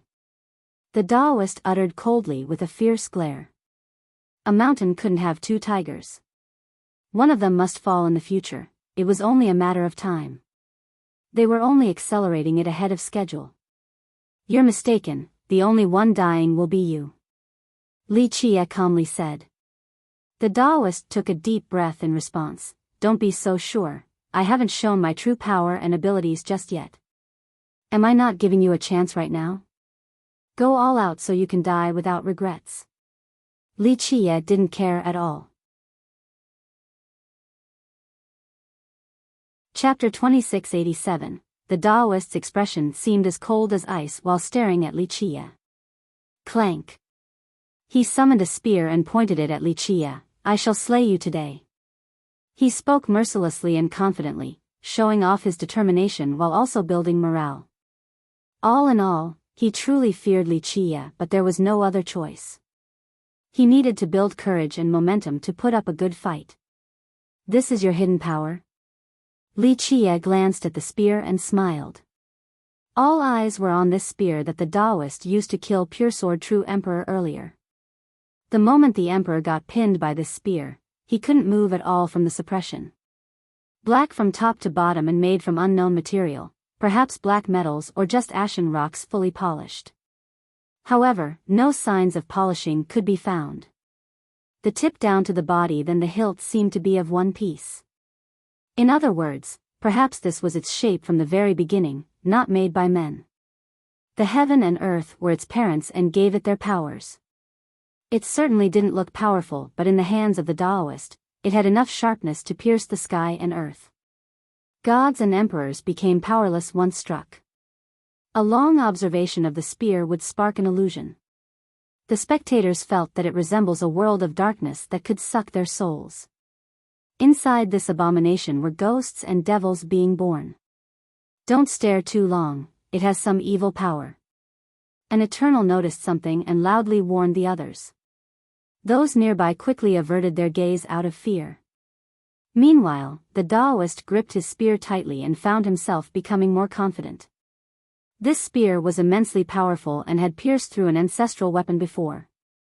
That's why Pure Sword True Emperor couldn't do anything earlier.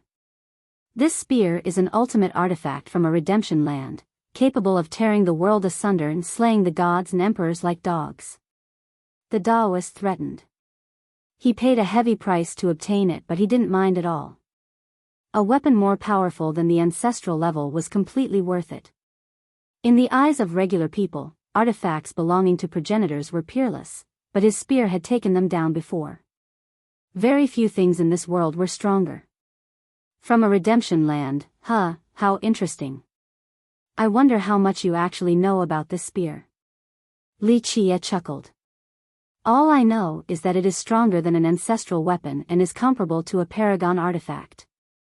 The Taoist coldly responded. Stronger than an ancestral weapon and is comparable to a paragon artifact? Some of the crowd were amazed. Ancestral weapons were at the apex for many systems. As for paragon artifacts, these things couldn't be sought after because progenitors seldom left them behind. The crowd was rightfully intimidated when the Taoist revealed the spear's potential. Looks like you don't even know what you're holding.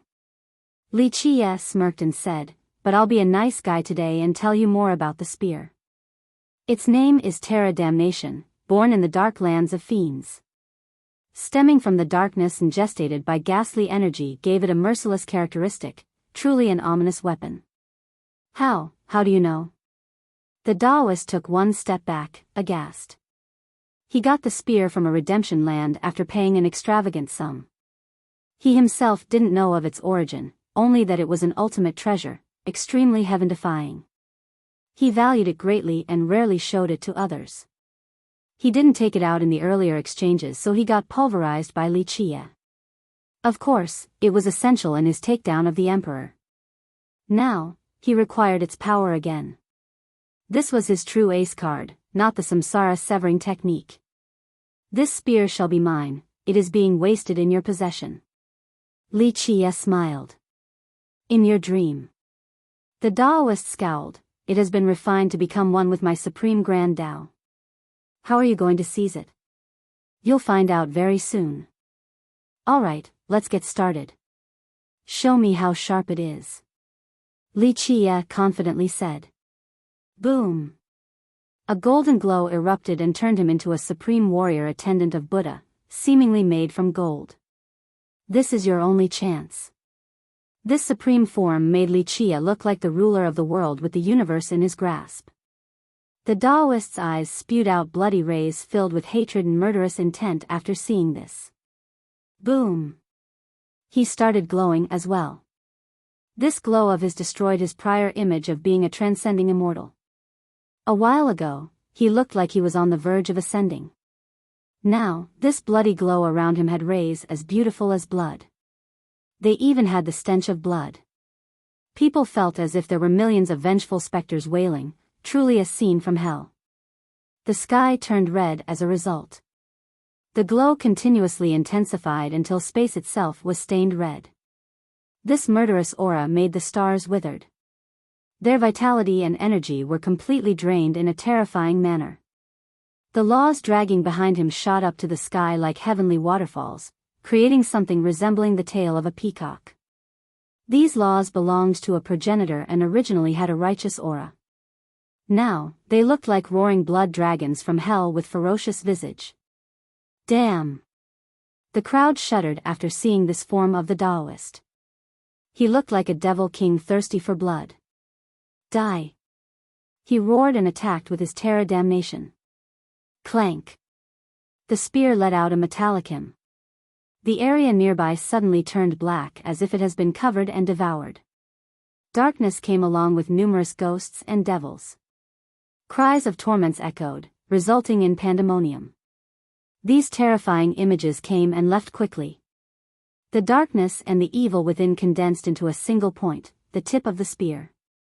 This thrust encompassed the power of darkness and fiends. Its power could pierce through the heart and send the victim towards eternal damnation before the actual physical contact. Chapter 2688, Clank. The spear attacked with extremity, turning the Terra back into a realm of ghosts. It seemed to be refining everything and destroying 3,000 worlds. Both gods and emperors would turn to dust before its might, the world would return to nothingness, replaced by this realm of ghosts. Even the strongest existence would become helpless in this ghastly domain like a fish on the chopping board. Ugh, people felt something pricking their heart as if they were the target of the spear. Ah! One even fell to the ground and couldn't get back up. The terrorizing intent of the weapon assaulted the crowd, scaring them out of their mind. Li Qie didn't try to dodge and crossed his wrists in order to stop the thrust. Fiery sparks splattered everywhere, a scene 1,000 times more majestic than fireworks at night. Each spark could easily destroy a star. This impact had a world-destroying force. The spectators were startled at Li Qie's choice once again. Everyone could see that this thrust was at a whole different level compared to the rod earlier from the Emperor. One shouldn't use their body to block it. In fact, nothing in this world should be able to stop it.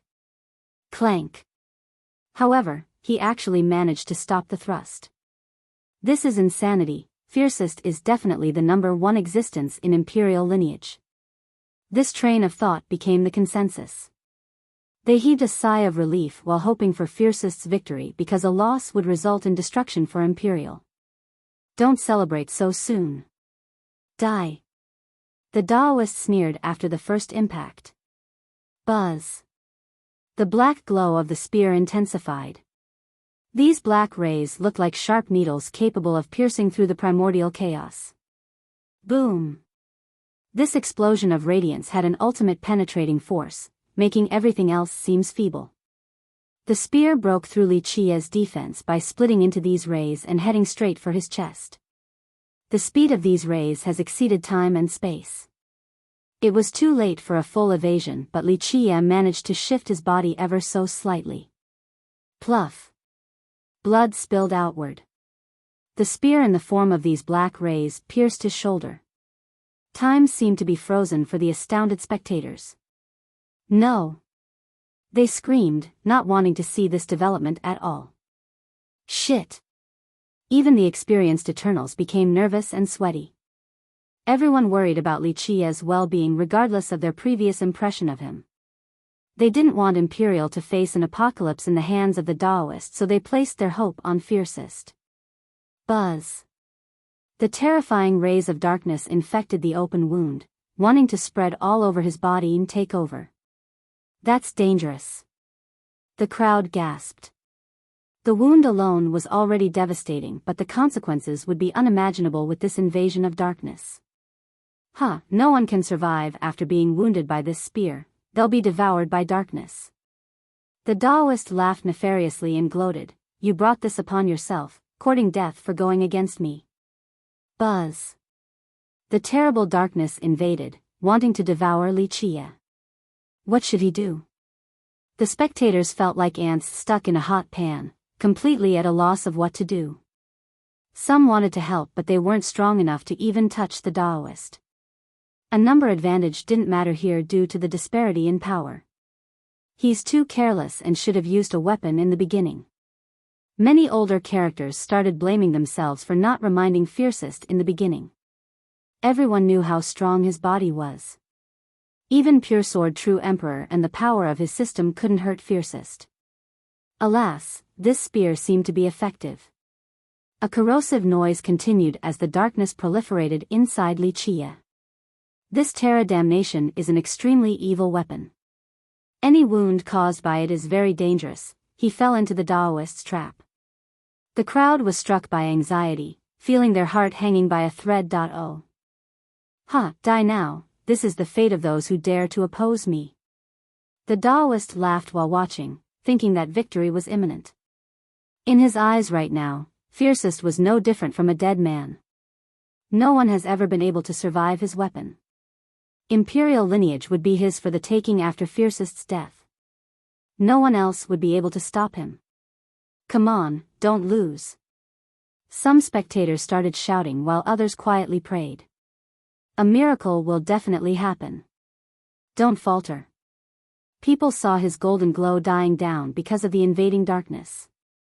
This dark force was intense, able to suppress Li Qia's indestructible body.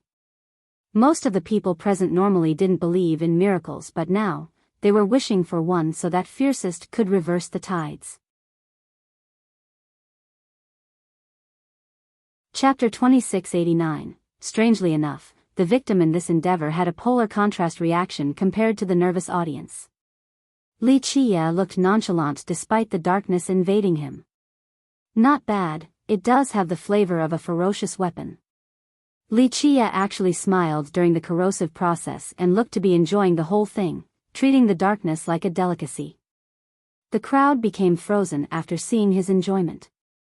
They stared at his shoulder and confirmed the injury along with the dark infection, seemingly perplexed about the whole thing. The Taoist himself was stunned as a feeling of uncertainty appeared. People are asking for a miracle, so allow me to show them. Li Qia smirked. Boom! A blinding radiance erupted around him and illuminated the 9 firmaments and 10 earths. Everything else was cast into the shade by this overwhelming light. Darkness had no place to hide, not even in the deep crevices or the remote regions. Rumble. Li Qia's fate palaces started flying out, one by one. 1, 2, 3, in the beginning, no one really cared about the number since they believed that he would have 12. Perhaps all 12 would be lit up too. That's the only way to explain his power. However, someone instantly noticed that the number was strange and started counting. 13 palaces. This person yelled out after recounting several times just to be sure. There are really 13 palaces, we're not counting wrong. Another loudly chimed in. How can this be? 13 palaces? It's impossible. People questioned this after calming down. It's really a miracle, one member murmured in astonishment. A shocking miracle has occurred with the appearance of 13 palaces. Even a being as strong as Solar Taoist became slack-jawed all the same. What's going on? The Taoist had confidence in his knowledge accumulated throughout the years. Alas, this was his first time seeing 13 palaces.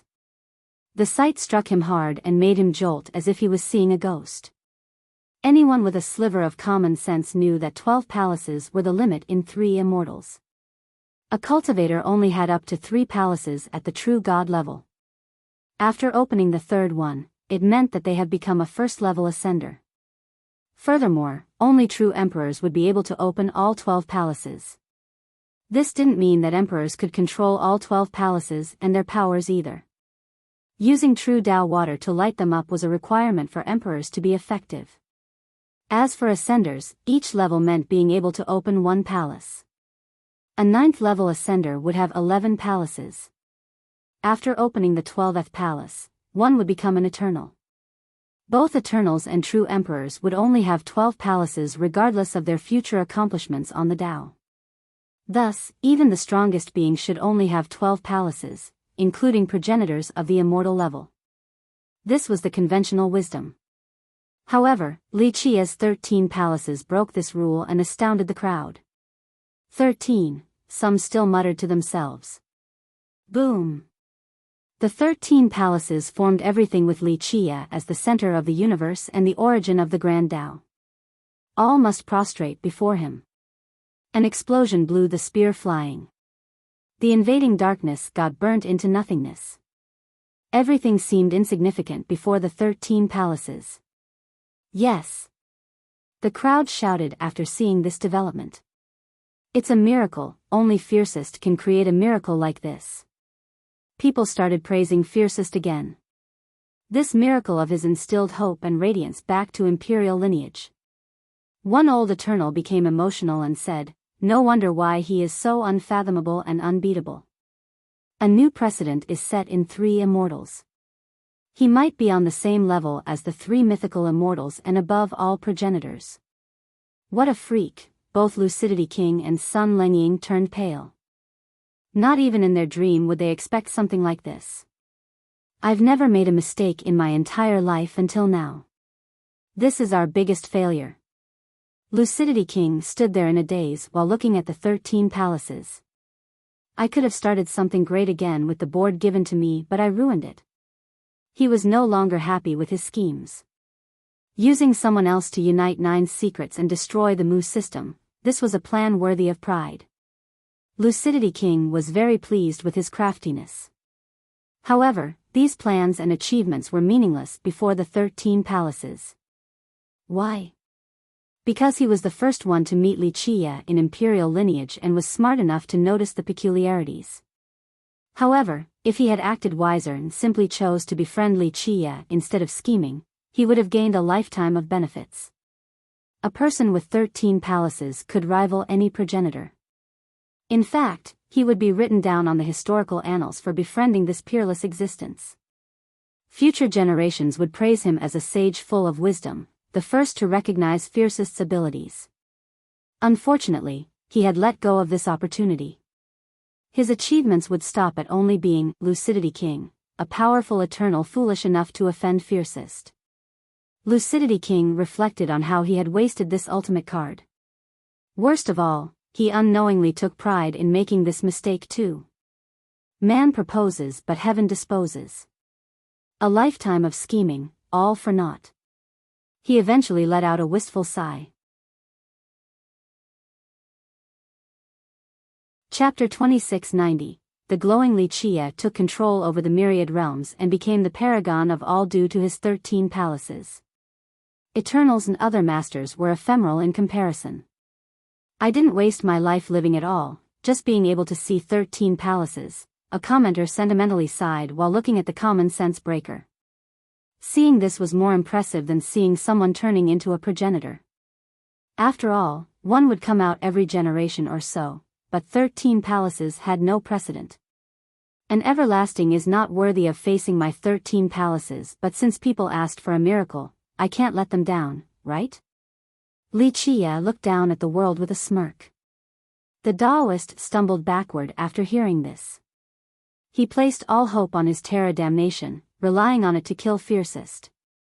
Who would have thought that the guy would be able to concoct such an impressive miracle? He turned deathly pale because this had never happened before. Even the most brilliant progenitor only had 12 palaces, but now, he was meeting the only person with it. Worst of all, the guy was his enemy. Everyone quickly realized why Fiercest was so unfathomable. This achievement alone was too much to take in. Die. The Taoist had no other choice, so he crazily roared and unleashed another thrust. Clank. Darkness covered the sun again, wanting to refine everything with a sure-kill strike. Scram. Li Qia's roar threatened the world. Its inhabitants shuddered in horror with their soul leaving the body. They dropped to the ground, completely suppressed by his divinity. Boom. Li Qia punched the spear directly, resulting in a loud explosion with the spear being sent flying out of the Taoist's hands. The Taoist was pushed backward, unable to control the churning energy within, so blood gushed from his mouth. Even a progenitor will need to tuck their tail before me, let alone you. Li Qia posed with both hands behind his back. So strong, Fiercest is absolutely peerless, not just now but in all of history. Numerous experts got on their knees to show respect. Come. The Taoist shouted and the spear flew back into his grasp. Again. He unleashed another torrential thrust. Rumble. The sky on top of him was as red as blood. He had channeled all of his vitality onto the spear. The thrust was accompanied by bloody energy with waves tearing out the sky and destroying the stars in a merciless manner. Li Qia didn't bat an eye and retaliated with a punch again. Everything else seemed like ants before his fist. Boom. The torrents of blood and darkness surging from the spear were instantly destroyed. The spear was sent away again while the Taoist got turned into a bloody mist. The crowd became speechless. This world-destroying punch was too much to take. All of imperial lineage suffered massive earthquakes. Clank. Li Qia grabbed the spear. It started shaking back and forth, wanting to escape his clutch. The Taoist has indeed refined this spear and made it sentient, smart enough to not allow anyone to use it besides its master. This was no problem for Wuxia. He started suppressing the spear and it stopped moving altogether. He has taken down stronger weapons before, let alone this spear. Invincible in all of history. The crowd started cheering. Their chants could be heard all over the world. The punches earlier have convinced them of his supremacy. Numerous masters prostrated on the ground while weeping. Who knows if it was out of gratitude for Wuxia saving the world or was it just because they got to witness the one and only user with 13 palaces in history.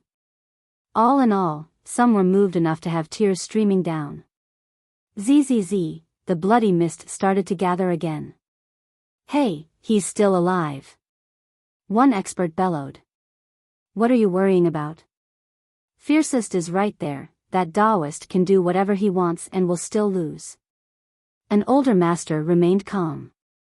Fiercest's presence seemed to be a calming pill for their mind, taking away all of their anxiety.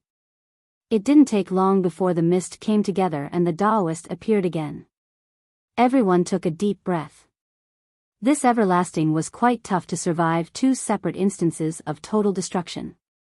Killing me isn't that easy. The Taoist put on a tough act despite being scared out of his mind. It's actually very easy, but I want you to die to the spear. This is a way to appease the lost souls. Wuxia smiled. Clank. With that, he threw the spear straight at the Taoist's chest. Rumble. Explosions shook the world again. Everyone saw the spear erupting with boundless darkness and shot forward. However, it paused inches away from the Taoist's chest and started resisting Wuxia. Ha ha ha, this is my supreme treasure, it won't betray its master, don't even think about it. The frightened Taoist heaved a sigh of relief after seeing this. Nothing is impossible for me. Wuxia smirked. Boom. The 13 palaces poured down waves of light and directly imprinted their seal on the spear. It erased the existing seal first so that the spear would no longer belong to the Taoist. What? The Taoist bellowed after feeling his own seal erased from the spear. Whoosh! The spear pierced through his chest in the very next second. Chapter 2691, Ah! A miserable lament echoed across the world as blood dripped down from the tip of the spear. Terra damnation has pierced through the Taoist's chest, but he didn't die right away. The wound started to burn and subjected him to endless torment. Ah! The next screams were louder than the previous, tearing apart the blue clouds. The power of the spear was gradually refining him. People couldn't help but shudder while listening to his pitiful cries. One could only imagine the pain he was going through. Yes, that's how it should be. Alas, some found this to be the right judgment and felt much better. Fiercest is the guardian of our world. One person sighed and felt a weight off their shoulders. Wuxia's status soared to an all-time high. They felt that he killed Taoist for the sake of imperial lineage. Ah, the final scream resounded before the Taoist turned to specks of dust scattering away. A bright lake appeared at the killing ground. Look over there. Worldly energy gathered along with thick true Tao water. Boom! These 2 essences suddenly returned to the Mu system. That's everything the Taoist stole from the Mu. One expert said. Fiercest is really something else. This method is too heaven-defying. One eternal sentimentally added. Though the Taoist was burnt to a crisp by the spear, the powers he stole from the system were still around. Rumble. The water and energy jumped back to the system in a torrential fashion. This was akin to an ocean pouring down on a desert and quickly filling up the place. Loud explosions occurred all over the place. The collapsed mountains and peaks, dried lakes and rivers began to recover. The barren forests had green leaves once more. Though the system couldn't regain its old appearance, the influx of energy and water gave it enough life force to no longer be a useless wasteland. Fiercest is so generous too, who else can do something like this? Everyone, including his old enemies, had nothing but respect for this act of this. Even a fool knew that these energy sources were great nutrients, especially for people above the realm of Eternals. They could refine the sources into their own for amazing benefits. All would covet such gains. Moreover, Li Qie obtained it in a justified manner. There was no guilt for him in keeping them. Alas, he chose to return them back to the Mu system to the astonishment of the crowd. No one should have been able to resist this temptation. Boom! The system became bright with water splashing again. Life force has returned, but unfortunately, not a single mortal and cultivator from the system itself could be found. Nevertheless, a new group could take root here and make it their home. It still doesn't matter. One spectator shook their head. The system was still around, but the previous inhabitants have been massacred by Solar Daoist. It's just an abandoned system now. Maybe there are still survivors. One ancestor sighed quietly. After all, not all of the disciples from Mu were here. Some might have been visiting other systems. Finally, the entire system started floating away before disappearing completely. No one knew where it was heading to.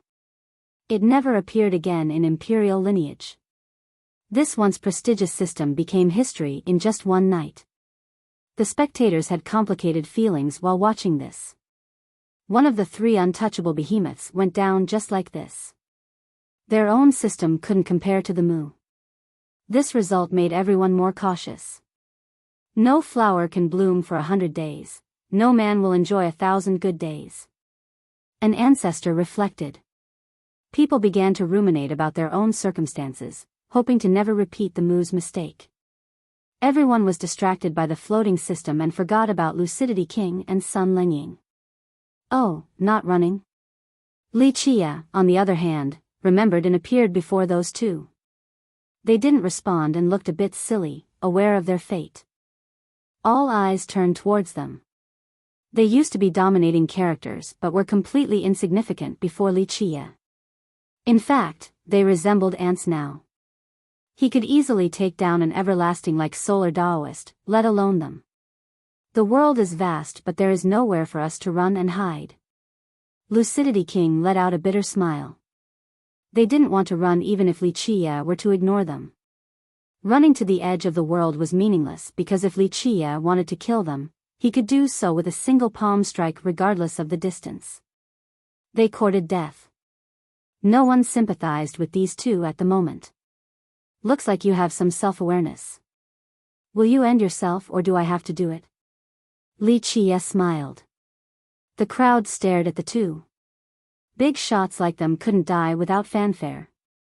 Perhaps they could die in a grand and dignified manner right now.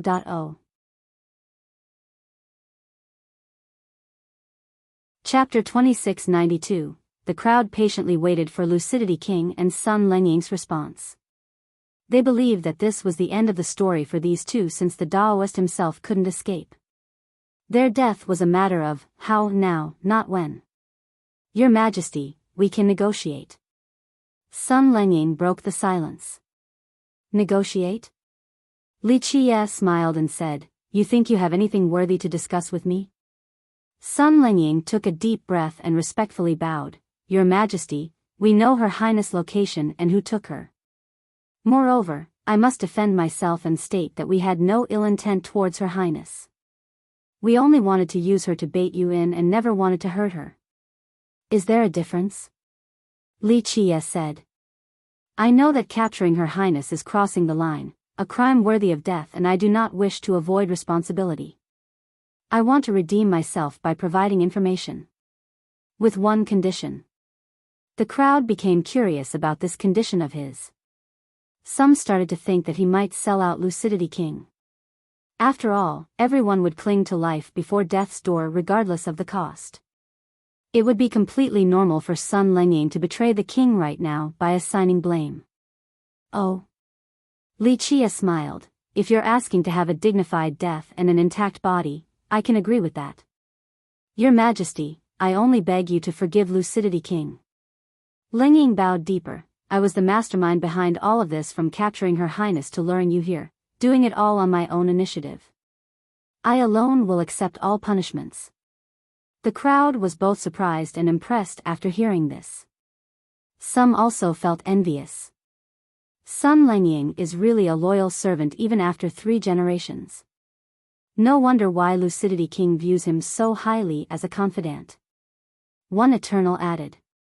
Another king reigning over a different system said, just give me one loyal follower like Sun Lengying. That's all I ask for in this life. Everyone knew that Sun Lengying had absolute loyalty towards the king and had carried out numerous meritorious deeds. Of course, the king didn't mistreat him either and gave him plenty of power in 9 secrets. More often than not, Sun Lengying represented the will and authority of the king. The latter never worried about Lengying overstepping his bounds. For 3 generations now, the duo had trust and loyalty between them. Their relationship was a great story in imperial lineage. Countless rulers and leaders desired a follower like this. Sun Lengying's first thought in this crucial moment was about Lucidity King, not himself. He would rather die to save the king. How could people not respect this level of devotion? Lengying, how do you still not understand me after so long? I will never cower and beg before anyone. Lucidity King shook his head and smiled. Your Majesty. Lengying blurted out. The king waved his hand dismissively. It's fine, we're dying to 13 palaces, that's not disgraceful at all. It's a shame that I am too weak to protect you. Your Majesty, an orphan like me is only standing here today thanks to you. I'm the one ashamed for being useless at this moment. Lengying prostrated before Lucidity King. I have no regrets in life because I have someone like you. Lucidity King helped the guy up and laughed heartily. A wise king will have loyal confidants. Many became emotional at this sight. One could say that only a wise lord like Lucidity King would be worthy of having a follower like Sun Lengying. Such a moving tale between a master and his servant, but I still have to send you 2 going. Li Chia chuckled. I will tell you the location of the girl as my last good deed. Lucidity King stood brave and proud before death, not bothering to beg Li Chia. No need, no one can hide from my eyes in this world. It's not hard for me to find someone when everything is within my palm. Li Chia smiled. The king smiled wryly and nodded in agreement. Indeed, Lucidity King has truly messed up out of arrogance. My careful calculations couldn't surpass your power, but that's fine. The 5 powers of 9 secrets are either destroyed or swore loyalty. The Mu is done for, same with Solar Daoist. That's not a bad result for me at all. People exchanged glances after hearing this and were slightly moved by this analysis of his. In the past, though Lucidity King was still in control, there existed a delicate state of balance between the various powers. But now, Lucidity King's plan with Fiercest managed to disrupt this balance and brought total unity to 9 secrets. As for Imperial as a whole, Lucidity King baited Fiercest to kill the Mu and Solar Daoist. How could people not be utterly impressed by this chess match of his? You just didn't know who the real players were. Li Chia casually chuckled. Right.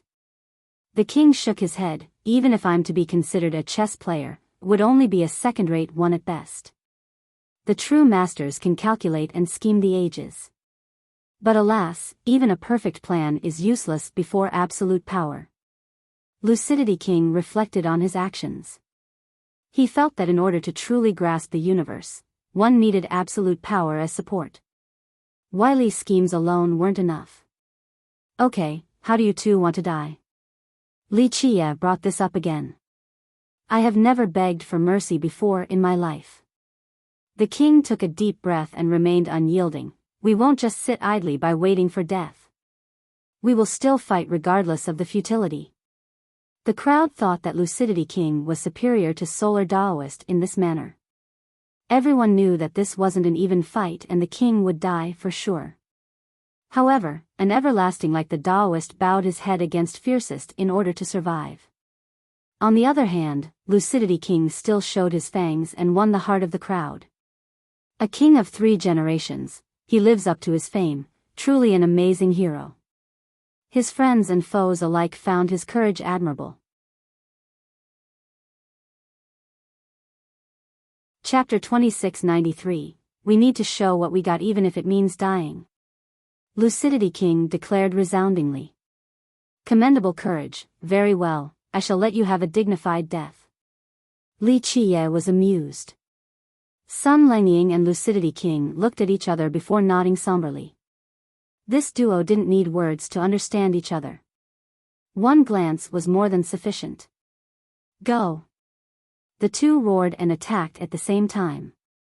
The king had a majestic and regal aura. Sun Lengying's merciless sword bit like a poisonous snake, aiming for the fatal spot. However, people weren't that interested in watching because the result was obvious. Clank. Li Qiye casually flicked his finger twice and sent out two Dao laws. Boom. Their domineering moves and their strange yet dangerous weapons didn't matter. The two Dao laws crushed everything along with the duo's barriers. Pluff. The laws shot through the two's chest like divine arrows and pinned them down, staining the ground with their blood at a rapid rate. Ah! The duo screamed and struggled, but they couldn't move at all. They eventually gave up because the power gap was insane. Further struggling was futile. Everyone expected this outcome. These two were indeed mighty, perhaps some of the strongest Eternals around. Alas, they were mere worms before him. He only needed to lift his foot and stomp down. Some started recalling their glorious past. Just hearing the title, Lucidity, back then was enough to intimidate people, such a striking contrast to the current scene. Crossing my line will result in 1,000 methods to make you two wish for death. Just any one of them will torture you for an eternity, to the point where you can't handle living but can't commit suicide either. Your screams will echo in Imperial for 10,000 years. Li Qiye stared insipidly at them. The nonchalant comment frightened the crowd and made them tremble from top to bottom. Everyone could imagine the wails of torment spanning across an eternity. Just how terrible would the prolonged torture be? They started swearing to never provoke fiercest in their minds, since once fallen into his grasp, death might be a sweet release. Make your move. The king still smiled. No one can live forever. I have experienced 3 generations and seen enough of life. It is my honor to die to 13 palaces. Lucidity King showed his unyielding characteristic, something superior compared to many Eternals and big shots. Dao brother, please show mercy and spare the two of them. A heavenly voice disrupted the conversation. 2 girls descended from the sky, but one of them garnered everyone's attention. One of them was the captured Lu Chuqing. The other looked like an immortal in a light green dress. A very simple style looked exceptional because of her, brimming with life. When people breathed in, they felt an immortal presence. So pretty. Everyone got drawn in while looking at her. No one had any licentious glint in their eyes, only pure admiration and intoxication. Her beauty was one thing, but her aura was transcending. She should only exist in the upper world, not in the mortal realms. I'm afraid not. Li Qiye smiled and shook his head. Fate has brought us together once before, but this is not enough for you to ask me this favor and not enough for me to show mercy. The girl was the mysterious guest when Li Qiye had just gotten to 9 secrets. It was as if she appeared in his dream before. I know. The girl sighed, but I'm still asking you to show benevolence. It's fine to destroy their cultivation so they'll become mortals for the rest of their lives. Everyone was surprised to see this woman coming out of nowhere to help the duo. They didn't recognize her and had no idea of her origin. I will not ask anyone for mercy, it's just death. Don't beg for my sake. Lucidity King laughed boisterously. Shut up. The girl shouted and an imperial aura oozed out. The powerful Eternals spectating shuddered in response. Strangely enough, the proud king obediently obeyed her and stopped speaking. Dao brother, I will offer you my service if you agree to spare them. The girl beseeched again. Anyone else would have felt bad saying no to a beauty like this and caved, not Li Qiye. He simply shook his head and smiled. No, those who have crossed my line are doomed. Even a progenitor can't convince me otherwise, let alone a 12-palace emperor like you. Li Qie didn't back down from his original stance. I know who she is, that's true Emperor Jiuning. An ancient ancestor blurted out in astonishment. What? The members of the crowd were shocked and couldn't close their mouth. That's true Emperor Jiuning? The experts here stared intensely at the girl. Yes, that's her. I've seen her before 1 generation ago. She had only become a true emperor then, but now, she has 12 palaces. A 12-palace emperor, the crowd became stirred. This was a top-level existence, only inferior to progenitors. She's Lucidity King's daughter. Everyone felt like this was a dream. The world knew that Lucidity King's proudest deed wasn't reigning for 3 generations or his numerous conquests. It was his peerless daughter, true Emperor Jiuning. She didn't let him down at all. The brilliant woman has become a 12-palace true emperor, the strongest of this level in 3 immortals. Chapter 2694. True Emperor Jiuning was prominent for being the most brilliant emperor in Imperial during the previous generation. Many emperors came out in each generation, but she was the best among her peers. In fact, some said that she was comparable to her ancestor, Emperor Zheng. One emotional spectator said, I think people were right back then. She's really on the same level as her ancestor who revitalized 9 secrets. Her appearance was unexpected since she has been gone for so long. Didn't she leave Imperial for Immortal during the last generation? Someone regained their composure and asked. Though people haven't seen her in person, they have heard of her legends before. Her ascension was to be expected. Such a thing happened every generation too. A true emperor would leave for Immortal after becoming strong enough, same with Eternals. People aimed for higher ground while water flowed downstream, this was a part of life. However, her sudden return surprised the crowd. Looks like she is aware of a few things and comes back for her father. One Eternal said. That's insane, it's not easy to return at all from Immortal. One old ancestor stared at her. The difficulty of descending was well documented from any world. It required a massive amount of resources, perhaps a great price too. This process was proportionally harder for stronger beings, such as an emperor. But now, true Emperor Jiuning came back unscathed, a clear showcase of her abilities. The emperor wasn't surprised to hear the refusal. She gently sighed, how can a daughter watch her father die? She looked at Lucidity King afterward. The crowd turned soft after seeing her delicate and charming appearance. They would definitely forgive Lucidity King, but Li Qie remained apathetic. The king stood there with a bitter expression and eventually said, no need for this. This is my just deserts, I don't have any regrets after living for 3 generations anyway, and I'm very happy to see you coming down for my funeral. He smiled brightly afterward. Some members of the crowd exchanged stares, especially the Eternals from the last generation. They have heard some rumors about the discord between the king and his daughter. The emperor didn't agree with all of her father's choices and didn't give him her support. Otherwise, he would have been able to flatten the 5 powers with his authority on top of her power.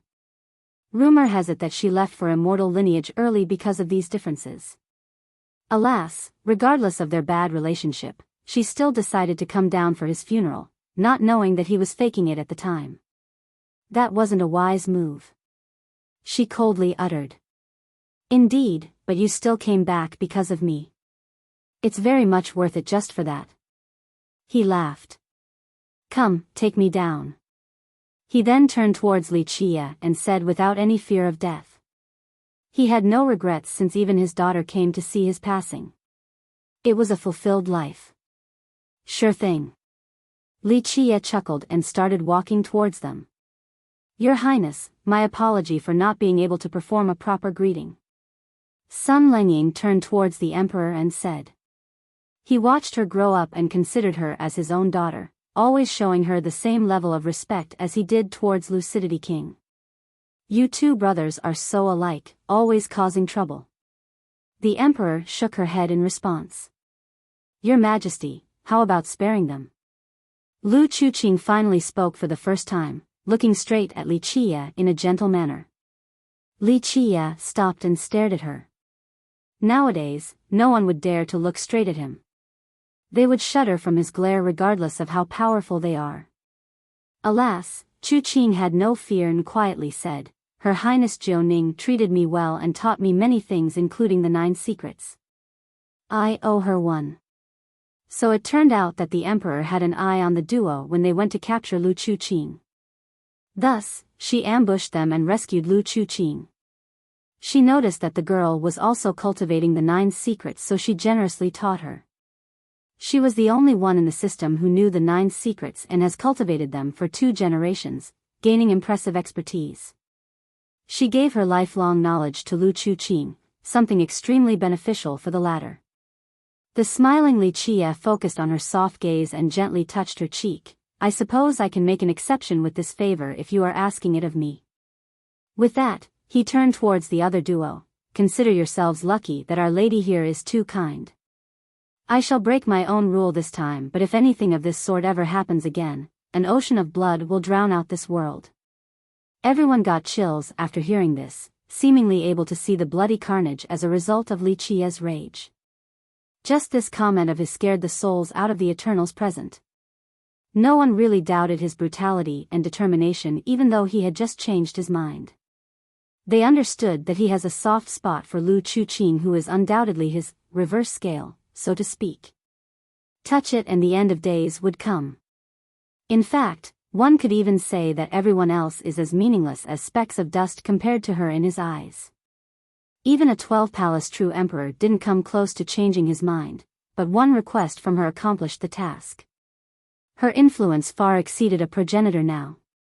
Perhaps the one who shouldn't be trifled with the most in Imperial was Lu Chu Qing, not Fiercest himself.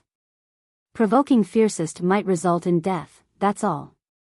Offending Lu Chu Qing, on the other hand, would end with a total bloodbath all over Imperial lineage. Thus, everyone repeated in their head to never stir up trouble with Chu Qing. Chapter 2695, Li Qia raised his hand, issuing a metallic clank. The 2 Dao laws trapping the duo down pulled out and flew away, allowing the 2 to get up. Death might be spared, but suffering is required. Li Qia glared at them. Boom! Boom! He slammed his palm down and suppressed them. One could hear the sound of Grand Dao breaking. Li Qia instantly took away their power by destroying their Dao foundation. They would never be able to cultivate again. Their hair suddenly turned gray, almost like having snow all over them. Their skin turned dried with wrinkles everywhere. These Eternals had the appearance of a 90-year-old mortal now. Cough, ugh, Lucidity King coughed as if there was something stuck in his throat. They started hunching as well, seemingly didn't have long to live. The crowd did sympathize with them. These masters have reigned on top of Imperial for quite some time, but now, their cultivation was destroyed, so they were even weaker than mortals. This sudden change could drive someone crazy and have them wish for death. True Emperor Jiuning gently sighed after seeing this. It was already the best outcome thanks to Lu Chu Qing. Cough. I feel that death is probably more comfortable than this. The king made fun of himself. Alas, there was nothing he could do since his fate up to Li Qia. Humph, you brought this upon yourself. Be a good mortal from now on and live out the rest of your days in peace. The emperor scowled. Of course, her action betrayed her words. She certainly expended tremendous efforts in order to come down here for her father. The crowd thought that they wouldn't be able to accept this reality after seeing the 2 decrepit men. Others might have committed suicide instead. Well, I guess there's nothing bad about being a mortal. Lucidity King coughed before speaking each time and put on a wry smile, seemingly accepting this reality. The emperor raised her hand and an immortal stem materialized in her palm. It eventually spread into 2 separate flowers. They looked like lotuses with a blue shade, looking quite bewitching and filled with immortal energy. You and Uncle's son can live for a long time with the power of the Yellow Springs. One for you and one for him, enough to prolong your lifespan by 300 to 500 years. It's perfectly fine to experience the life of a mortal now. A period of 500 years would feel like the blink of an eye for an eternal. However, this could be considered a miracle for a mortal. An immortal item, even a fool knew how precious these flowers were. Ah, what more can I ask for? I suppose we have to keep on living. The king smiled and said. He was quite satisfied with this, not because of the extra years of life but rather his daughter's love. She clearly searched for this immortal flower after learning that his lifespan was up and chose to come down again. What more could he ask for? Thank you for your kindness, Your Highness. Sun Lengying got on his knees to accept the flower. Stand up, Uncle Sunday. You deserve this for toiling all this time. The emperor nodded. Sun Lengying and Lucidity King were master and servant in name, but their bond was brotherly. Thus, true Emperor Jiuning also considered Lengying to be a senior. Go now, experience the life of a mortal. She flicked her finger and opened a Dao portal to send the two away. People averted their gaze after those two disappeared. From now on, the world would never see or hear anything about the duo again. Of course, this was already the best end they could hope for, leaving alive with a prolonged lifespan. Okay, the show is over now, back to what you were doing before. Li Chia stretched, seemingly indifferent and lazy. It was hard for people to connect his two facets, a destructive existence versus a lazy commoner. Li Chia left with Lu Chuqing. The emperor also followed them. It's finally over. The crowd sighed and started departing. Peace returned to the area. This shocking battle ended with the destruction of the Mu and Solar Daoist. The entire world became frightened and speechless. A new era is starting. Only 2 behemoths are left. One expert reflected. An ancestor disagreed. No, 9 secrets will reign alone because of Fiercest. I'm sure the Li will become reclusive because Fiercest is essentially a supreme progenitor, the crownless king of Imperial now. Right, absolute hegemony. Everyone understood that no one could rival Fiercest right now, not even the Li clan. Fiercest wasn't a progenitor yet, but his status exceeded one. Sure enough, the Li closed their doors. Their ancestors announced that they could live in seclusion from now on. Their disciples wouldn't visit other parts any longer. The weaker experts were astounded to hear this. Of course, the knowledgeable ancestors expected this. The Li and 9 secrets should have been in charge now with the Mu gone if it wasn't for Fiercest. His existence allowed 9 secrets to be superior. The Li understood this and got out of Fiercest's way, hence their new isolation policy. This served to show Fiercest their stance on top of preserving their strength in a safe manner. The Li is quite smart. There's a reason why Jadebreak True Emperor became the most brilliant emperor of this generation. Many ancestors understood the Li's predicament and agreed with their wise move. Yes, it's the right time or disaster may come. An Eternal added. After their declaration, many other great powers and mighty ancestors also announced the same policy. This left Imperial in a serene state, no longer as rowdy as before.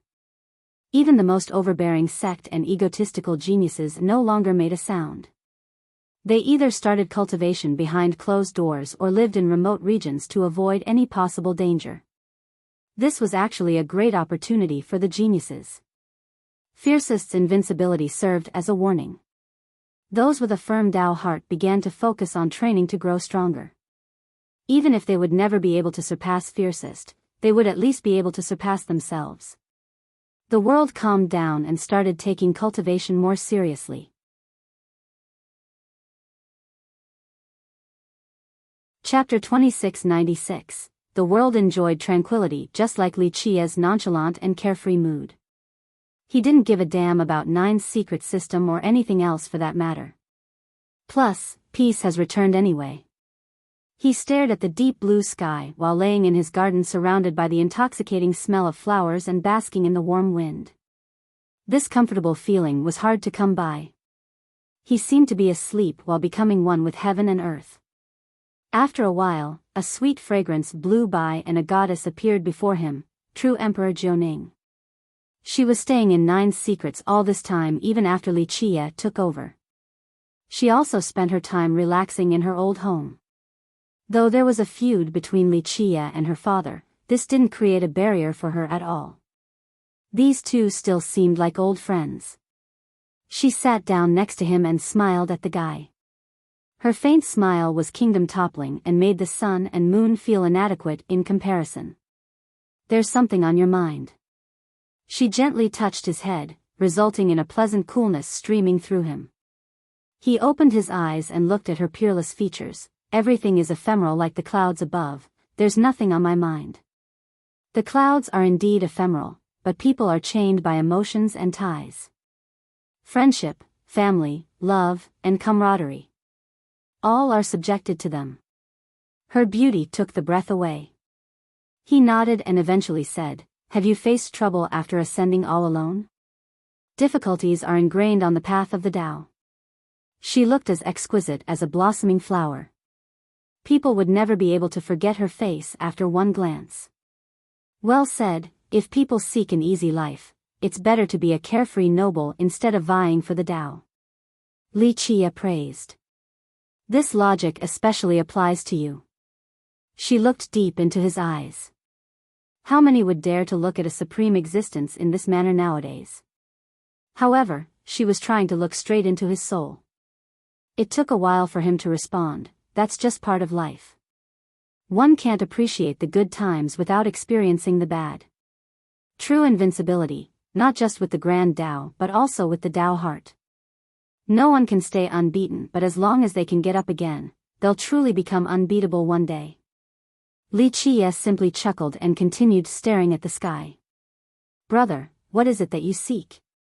The two of them sat there shoulder to shoulder without a care in the world, looking like best friends. "What do you think it is?" He smiled. "I don't know." She tilted her head. "I've seen many invincible characters. Some seek immortality, others strength or the apex, or pure freedom." She stopped and looked at him. "But I have no clue about you. I know you aren't looking for any of these things because you already have them. Alas, where I stand is too low to see your high aspirations." "Ha ha ha," Li Qie patted her shoulder and laughed. "If your perspective is too low, then the rest of the world is pretty much blind."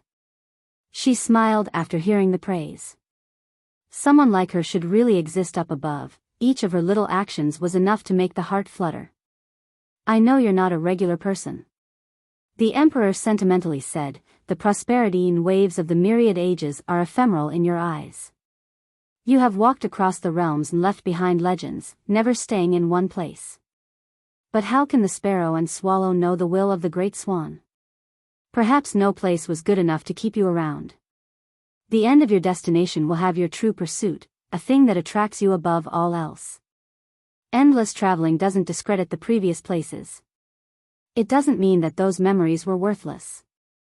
Li Qie answered, "One could keep on moving in order to protect home, another simply stays because they don't have the abilities to go farther, not out of sentiments." "I see." The emperor carefully analyzed the comment. She then stared deeply at his eyes and said, "What are you protecting? Your loved ones? That has to be it, or is it the 3,000 worlds? Someone has to be the protector of the river of time, but who can uphold this responsibility? Normal people do not know about the looming dangers or the necessity of having these protectors." The emperor said, "They only worry about personal gains and the prosperity of their sects, but that's all meaningless in the grand scheme of things.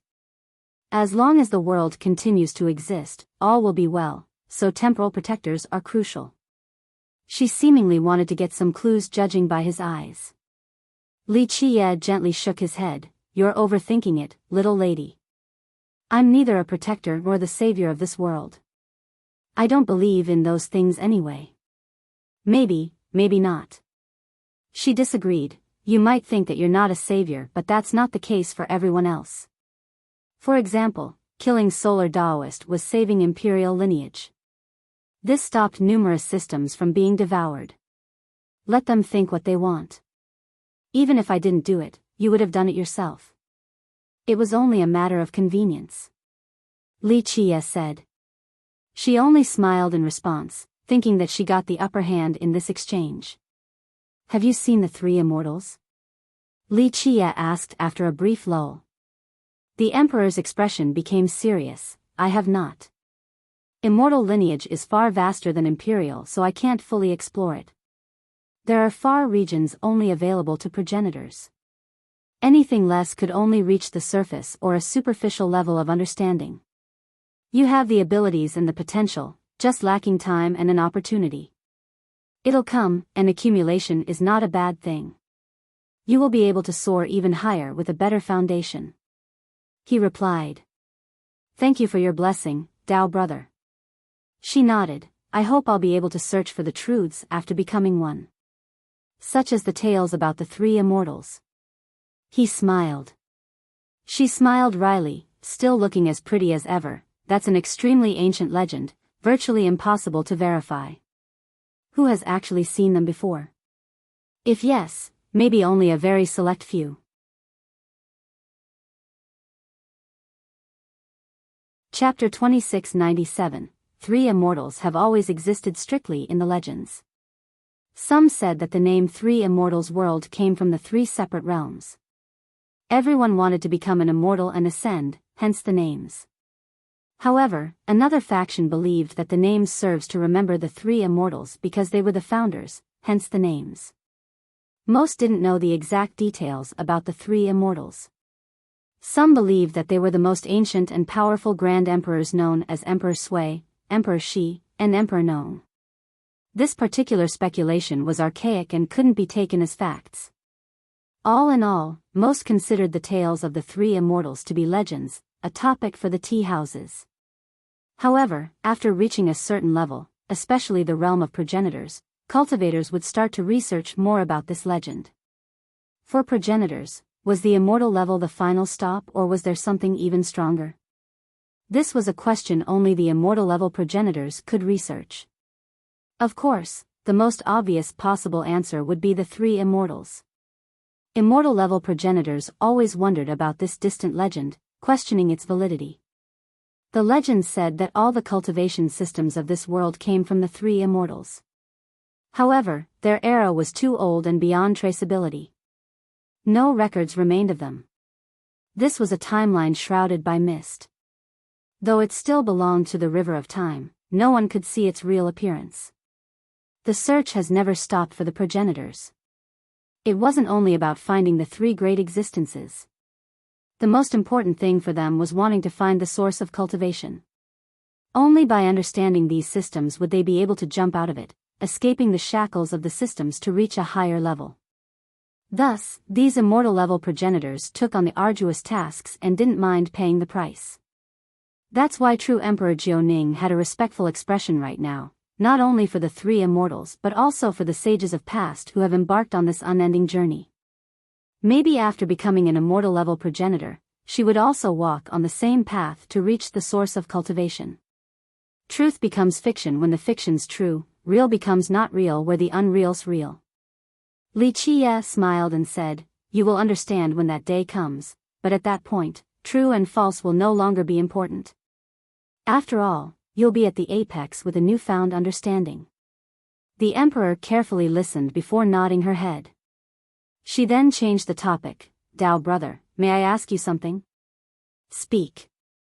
Li Qie chuckled, still looking at the sky. She didn't try to hide her curious eyes at all. In my humble opinion, you are not from the same line as us.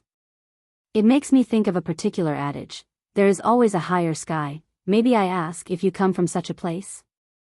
He turned towards her and the two made eye contact without any awkwardness. That's not important. He didn't answer her directly. As you have said, I'm just a traveler. This will always be the case regardless of the world, always moving forward without resting. The emperor carefully digested the statement. A traveler that has walked through numerous worlds and ages from the past to the present and even during future days. The shadow of this person stretched endlessly in the river of time, leaving behind his loved ones and those who love him along with the prosperity of the worlds. He continued onward alone on this path. Perhaps he had friends and companions once. Some left him, others chose to stop or died. In the end, the trek had no one but him. This would never change. Have you gone weary of this, Dao brother? She gently rubbed his forehead and wondered. Didn't you say this earlier? Difficulties are ingrained on the path of the Tao. And weariness will go away eventually since you'll grow numb. Li Qie smiled. I've heard a wise sage said that after so many years, one either becomes a saint or a devil. What do you think about this line? She quietly asked. Li Qie flicked her forehead in response and shook his head. No need to pry, becoming either one only requires a single thought of mine. So insignificant. I've underestimated you then. Your depth is beyond my abilities to fathom.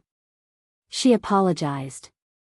She then looked at the sky and reflected, everyone wants to reach the apex, but how many knows the loneliness and adversity of the Tao? To gain something is to also lose something. Li Qie said, a frog under the well has its own happiness, a kunpeng soaring in the sky has its own problems. Only one with an immovable Tao heart will be able to keep on smiling through the ages. Thank you for your beneficial advice. I'll remember it. The emperor emotionally said.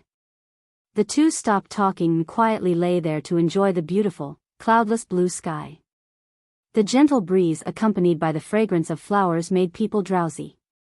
The emperor eventually broke the long silence. Dao brother, I'm about to depart, what about you? She returned to Imperial for her father. Now that everything was over, it was time to leave. There was nothing left in 9 Secrets or Imperial for her to worry about. Perhaps this would be her last time here. She became slightly emotional after realizing this. After all, she grew up here, so to leave it forever left a sentimental taste. We'll go together. It's time for me to come to immortal lineage too. Li Qie has also finished all of his businesses in Imperial lineage. Perhaps one day you will also depart immortal like you are leaving Imperial. The emperor said. She knew that he didn't belong to this world, so it was only a matter of time before he leaves.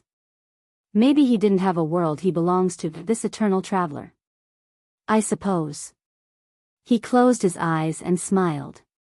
Well, if you ever see the 3 immortals, I hope you will come back to tell me the stories. She revealed a peaceful smile. Intuition tells me that you have the highest chance out of anyone to see them. He chuckled in amusement and didn't respond.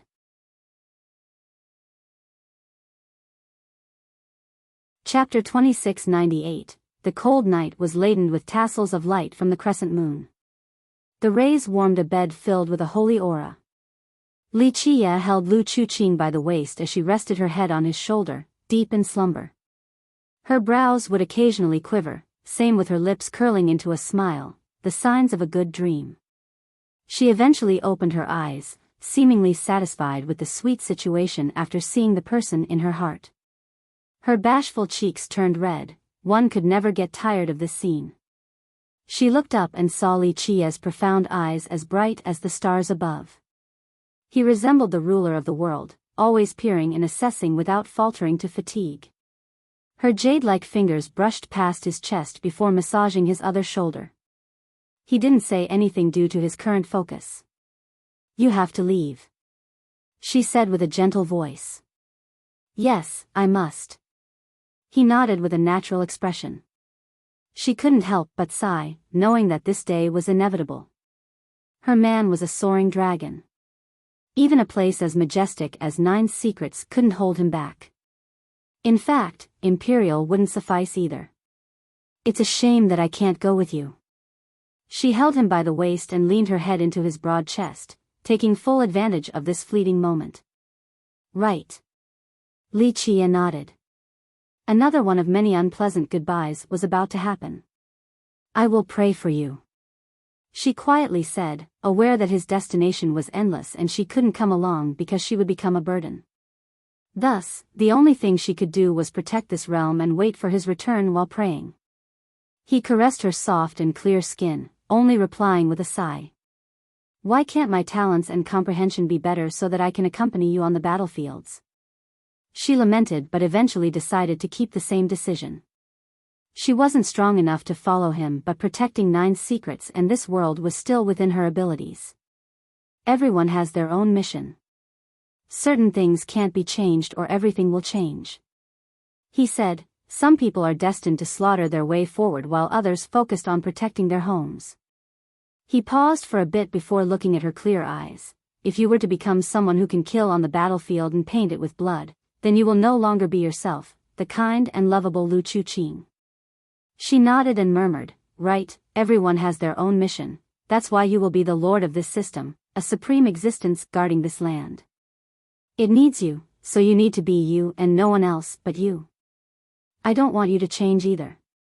Everyone is precious in a different way, and this goes double for you. He whispered. She slightly tilted her head and answered, I will watch over this land until you return. He didn't respond because the future was impossible to predict. No point making empty promises. Your main cultivation is the 9 secrets, so possessing this rope means controlling the entire system. No one will be able to wrest control away from you. He handed the 9 immortal rope to her. In spite of having already established a supreme status for her in 9 secrets, he still gave her the rope so that she would have total control and the ultimate force of this system. I will use it well. She took it and nodded. If you don't come back till I'm long gone, then just say a few words in front of my grave so that I can find comfort. Silly girl. He gently hugged her. Why speak these foolish words? I'll eventually return after everything is done. She strengthened her embrace and told herself to guard this land and wait forever for him. On the second day, Li Qie called for Il Lord's group while sitting on his throne. Experts like them had no choice but to prostrate before their master, knowing that their power was akin to an ant. I shall be leaving. The world will be under Chuqing's control from now on. He said flatly. Rest assured, young noble, we will protect Her Highness till death while offering our full support. The group swore while on their knees, having absolute loyalty for both Li Qie and Lu Chuqing. Very well, you will help her watch over this land from now on. Li Qie nodded. His words became laws and left no room for questioning. This command has firmly established the future path of imperial lineage. To the death. The group said. Li Qie saved them from the heavenly prison on top of giving them cultivation guidance. They were ready to give their lives in his service. Don't worry during your trip, young noble. As long as we're alive, Her Highness will be perfectly fine and the land will enjoy peace and prosperity.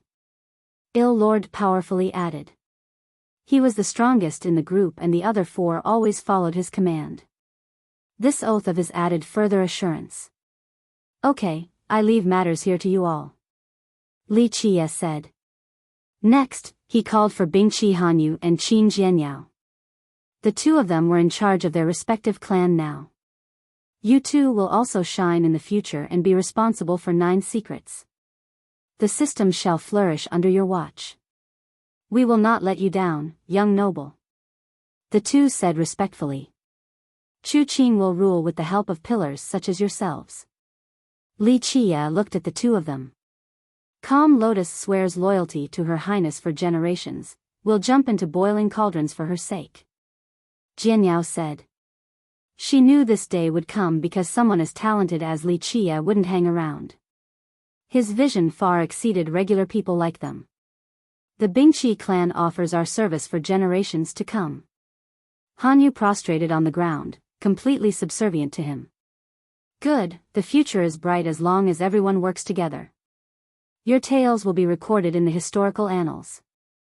He said. See you again, young noble. Jianyao got up and bowed. She felt a sense of regrets while looking at this man since they might never meet again. Indeed. He nodded. After she left, Hanyu also got up and found her eyes wet with tears. She has been conquered by him and couldn't bear to see his departure. Will we really meet again? She emotionally asked. Yes, if it's meant to be. Plus, this land is worthy of my remembrance. Li Qie chuckled.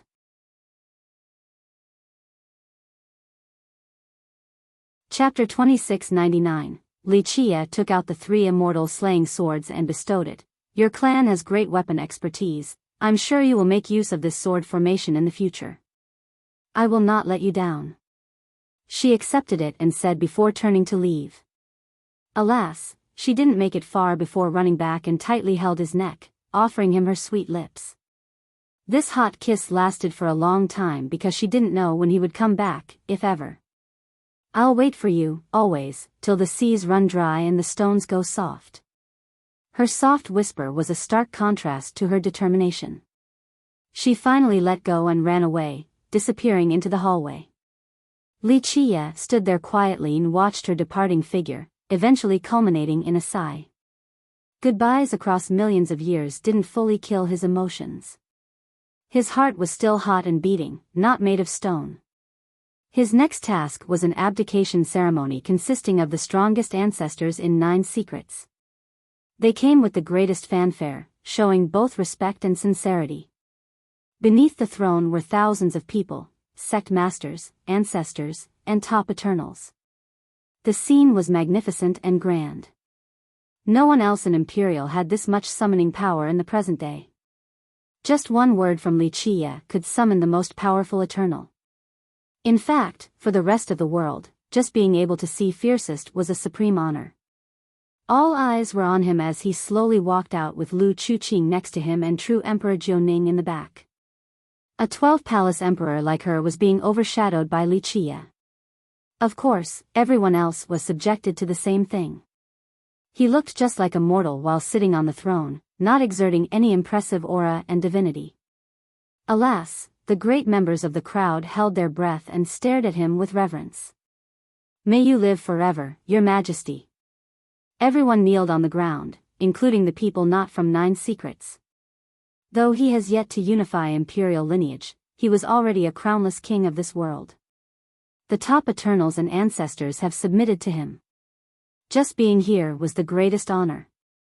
For example, not everyone was qualified to meet and bow to a progenitor. Li Qiye had greater prestige than one at the moment. He started looking around, his gaze caused the crowd to shudder even though he looked quite normal at the moment.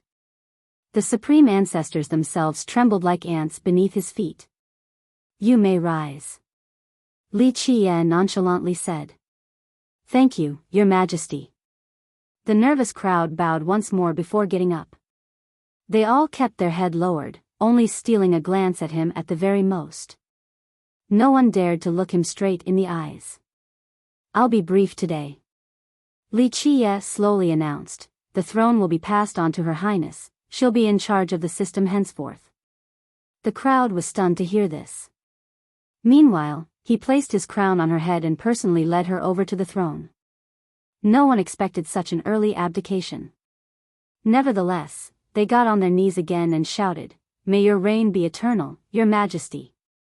No one showed an inch of opposition or disrespect. In fact, it didn't matter who Li Qiye was passing the throne to. Now, Lu Chuqing has become the rightful ruler of 9 secrets, the lord of all. The reasons for the abdication didn't matter at all. Li Qiye didn't need to explain himself to the rest. Everyone else just needed to accept this and obey the new king from now on. Rise. Lu Chuqing gave them permission this time around. From now on, every other lineage in 9 secrets must obey her commands. In fact, she became the new de facto ruler of Imperial the moment she sat down on this throne. Fiercest wishes to leave. Many Eternals analyzed the situation. This abdication gave Chuqing full authority. She inherited his will and would watch over this world in his stead. It's inevitable, this happens for all progenitors too. There's no reason why he would stay here when he has 13 palaces. The old ancestors expected this. Li Qiye possessed the most amazing miracle in the 13 palaces. Someone like him naturally deserved to soar among the 9 firmaments. There was a bigger world waiting for him above and larger battlefields to be conquered as well. His staying here would be a total waste, an impossibility. The crowd had conflicting feelings. Some rejoiced, others felt a sense of loss and disappointment. Well, a new age is starting and it shall be brilliant. One ancestor speculated with optimism about the future. All in all, This grand ceremony firmly established Lu Chuqing's supremacy, mostly due to her relationship with Fiercest. Her Highness will be the one to start it. Another commented. Lu Chuqing sat on the throne with a commendable composure taught by Li Qie. She was a king now, no longer the shy girl like before. Of course, she still had many things to learn, but she was determined not to let her man down. Joy and shock weren't present in her eyes despite being crowned king, only the image of Li Qie. Supreme authority and total supremacy didn't matter to her. They weren't comparable to him. She wanted to gaze at him for as long as possible since they might never meet again. Because of this, she ignored the crowd's praises and congratulations. Your turn. Li Qie sighed and grabbed her hand. She regained her wits and stood up alongside him.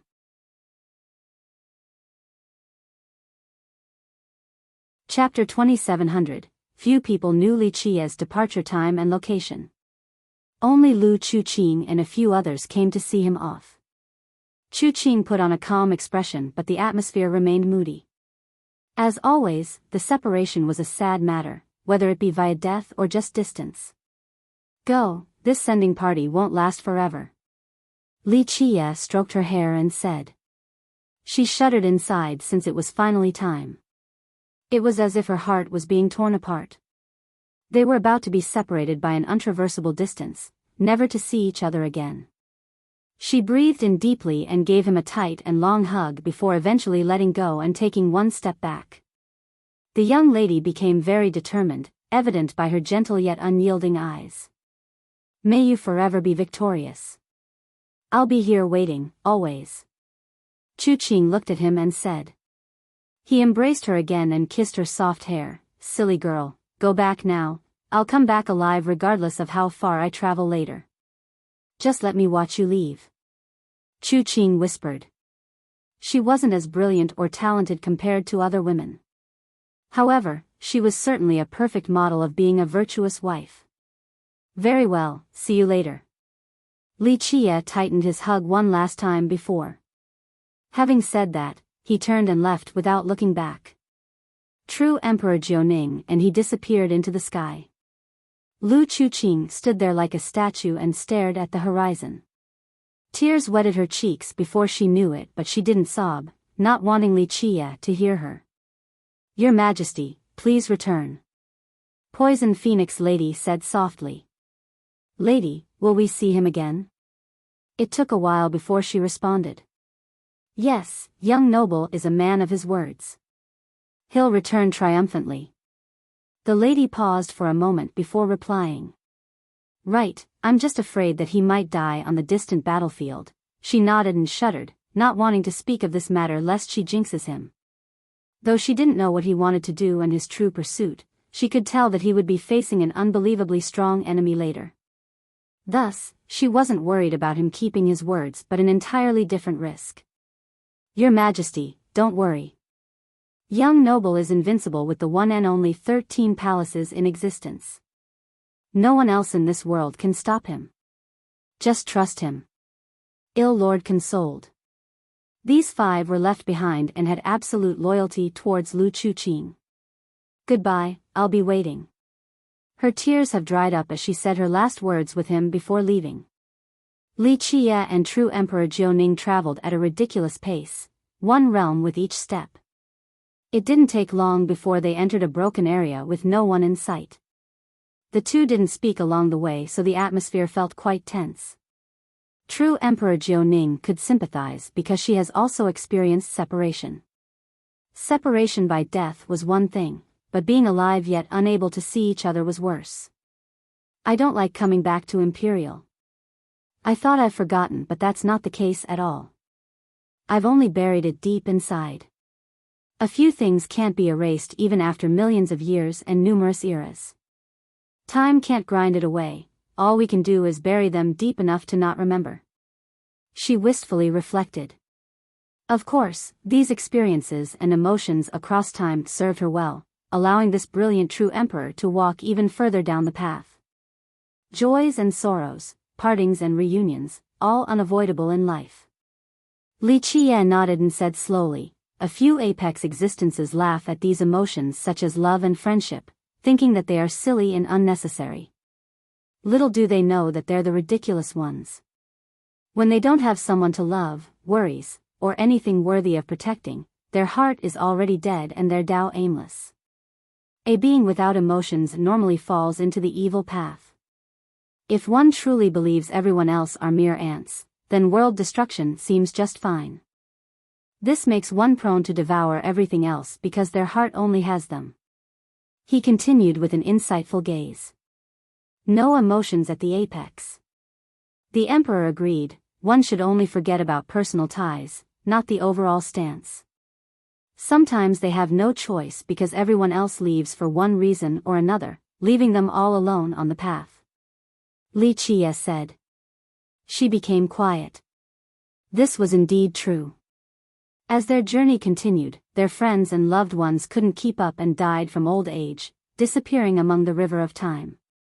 Loneliness wasn't a matter of choice for some top beings.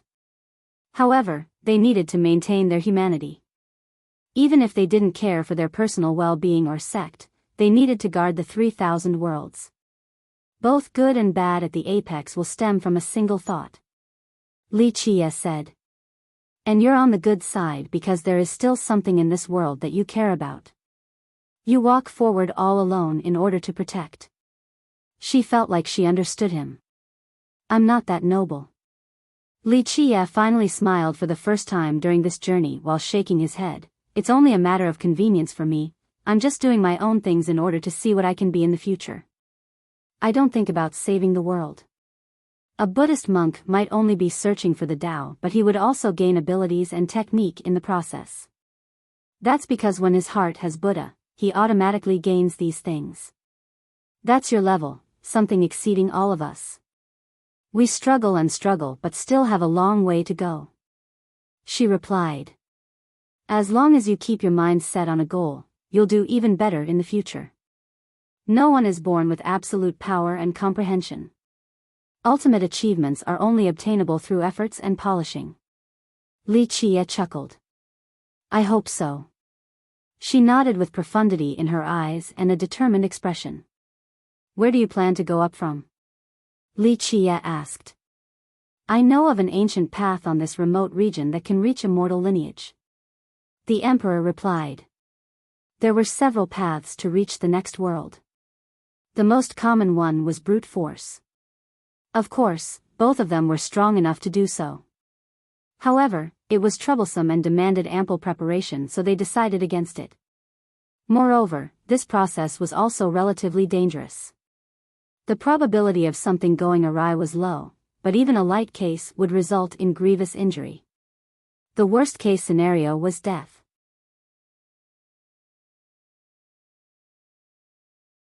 Chapter 2701 Ancient paths were left behind from archaic eras, some too old to have historical records.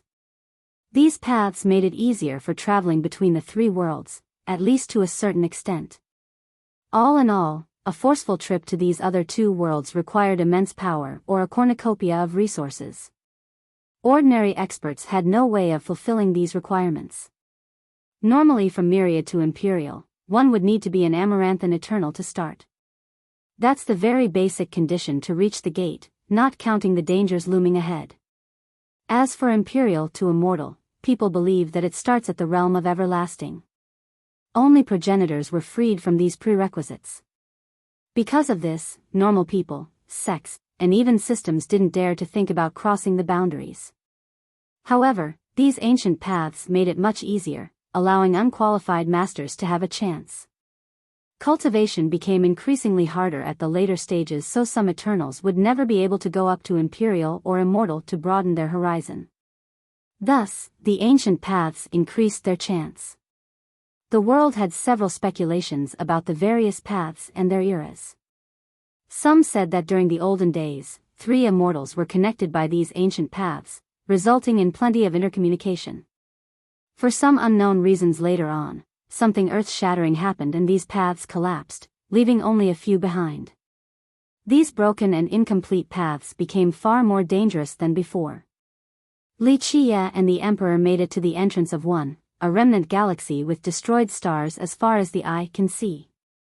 Everyone could tell that a great battle happened here. Though the combatants were unknown, their destructive capabilities were as clear as day. The actual entrance looked like a great mountain floating among the stars. Half of it has been broken down, but this didn't seem to diminish its grand stature in the slightest. It resembled a superstar hanging in the sky. Broken stone steps led up to a tiny cave that could lead to a different world. The old records state that during the ancient eras, it was very easy to travel between the three worlds. Judging by the scale of these steps, there must have been tens of thousands of people traveling between Imperial and Immortal. Now, only a few of these paths are still usable. The Emperor spoke while walking on the steps. "It's not bad," Li Qie said. "The separation actually allows for fair competition and the spread of prosperity. Otherwise, one clan will rule everything. That's not necessarily a good thing for development." "Makes sense." The Emperor somewhat agreed. With perfect routes, the native systems from each world would have trouble developing. The three behemoths of Imperial wouldn't exist because stronger lineages or any random progenitor would take over and reign over them. In that scenario, the space for development would be greatly pressured. 9 secrets or the Li wouldn't have risen to the same level as they were now. Maybe the supreme existence in charge of everything thought about this issue. Thus, these paths weren't broken from a sudden development, just part of the plan. The Emperor's eyes narrowed. Maybe not. Li Qie chuckled. "No one knows what goes on behind the scenes for this matter. Plus, separation might also serve as danger mitigation."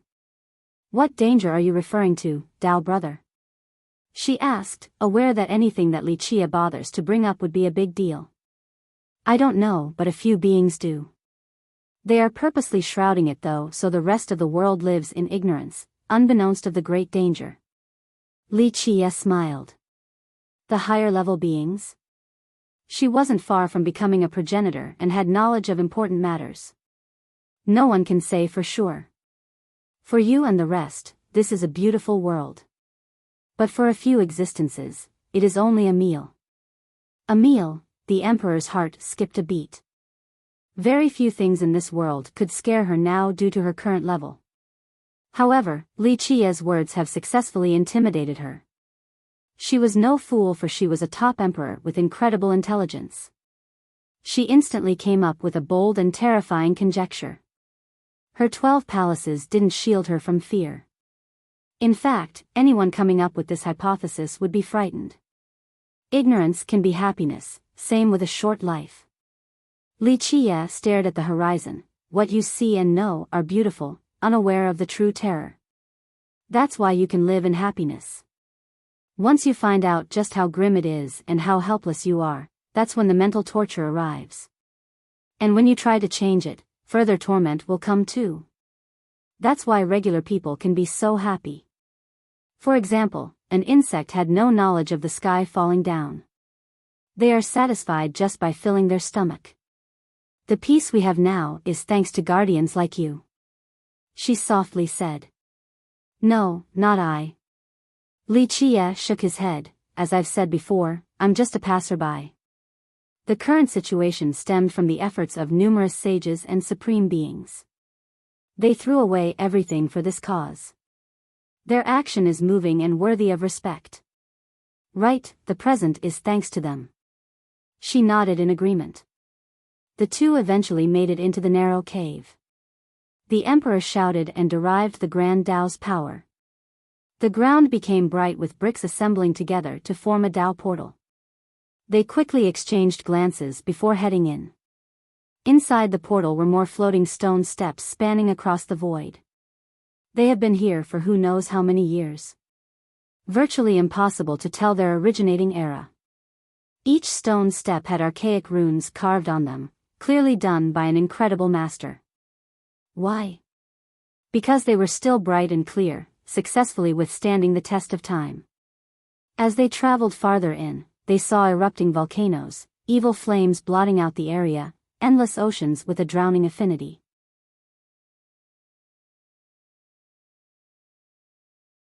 Chapter 2702, the duo embarked on this path. The stones lit up after the initial contact with their feet. After a buzzing noise, the two were teleported away. Boom! Their next stop was the mouth of a massive volcano. Boom! Frightening lava oozed out, and not just any regular lava. This resembled the flame of a dragon. It burned the world and left scarrings on space itself. Nevertheless, numerous stone steps were still floating on it, completely unharmed by the scorching lava. Suddenly, waves of lava directly spouted towards the two and instantly drowned them. Alas, the power lava also failed to harm them due to their bright barriers. They started walking on the steps above the volcano while being continuously assaulted by lava waves. Just like before, their invincible auras suppressed and nullified the heat. Buzz. Next, the steps lit up again and teleported them away. Whoosh. When they came out on the other side, they were greeted by many tiny things darting through the air. The path laden with floating stones still existed. However, below them was an abyss with unknown creatures shooting out a storm of needles. Upon closer inspection, these needles were actually poisonous quills growing on the creatures. The cliffs nearby started to corrode after being hit by the quills. A person would turn into smoke in the blink of an eye. They looked down and saw numerous pairs of green eyes in the darkness. These eyes had a nether glow and were truly creepy. Clank. Clank. Clank. The quills couldn't hit them before being stopped by their powerful barriers. Sparks went everywhere while they remained unharmed. The two landed on the right step and disappeared from sight once more via teleportation. Buzz. They made it deeper and found a terrible heat wave coming from below, almost like the mythical mountain of flames. To the bottom was an endless desert as hot as the inside of a cauldron. The temperature rising up felt like an all-devouring flame. Strangely enough, to the center was a conspicuous dazzling light, partly due to the reflection of the sun rays.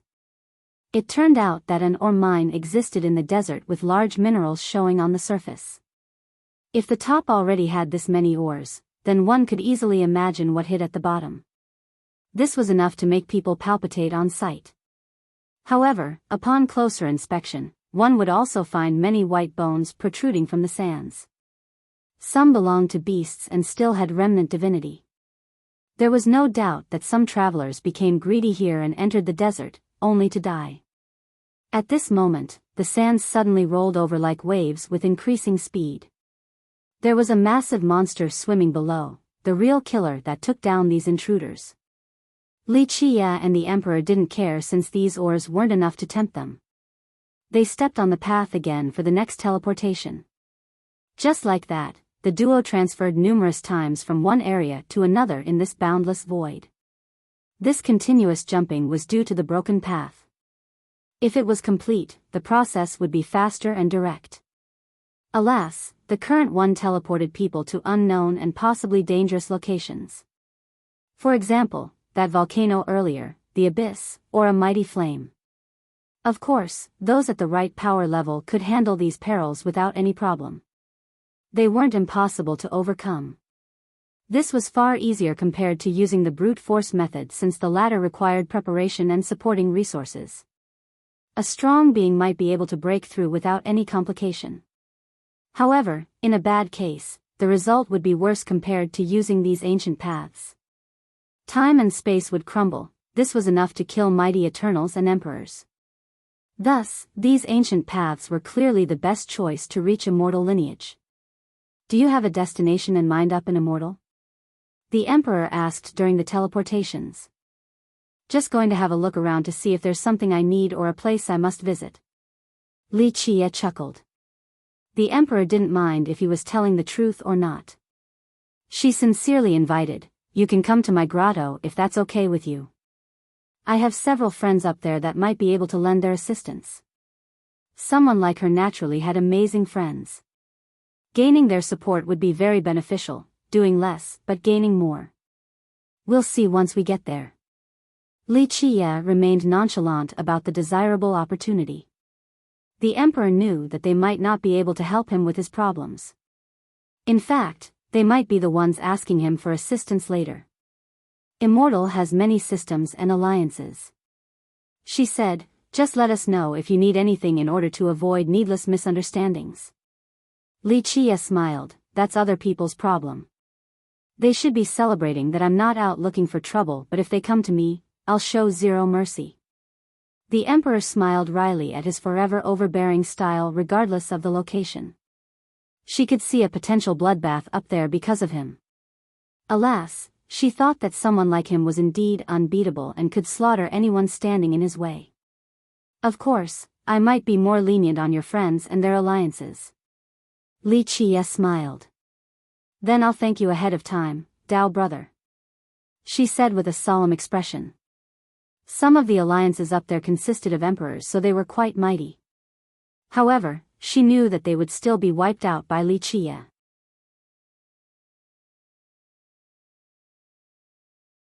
Chapter 2703, Buzz.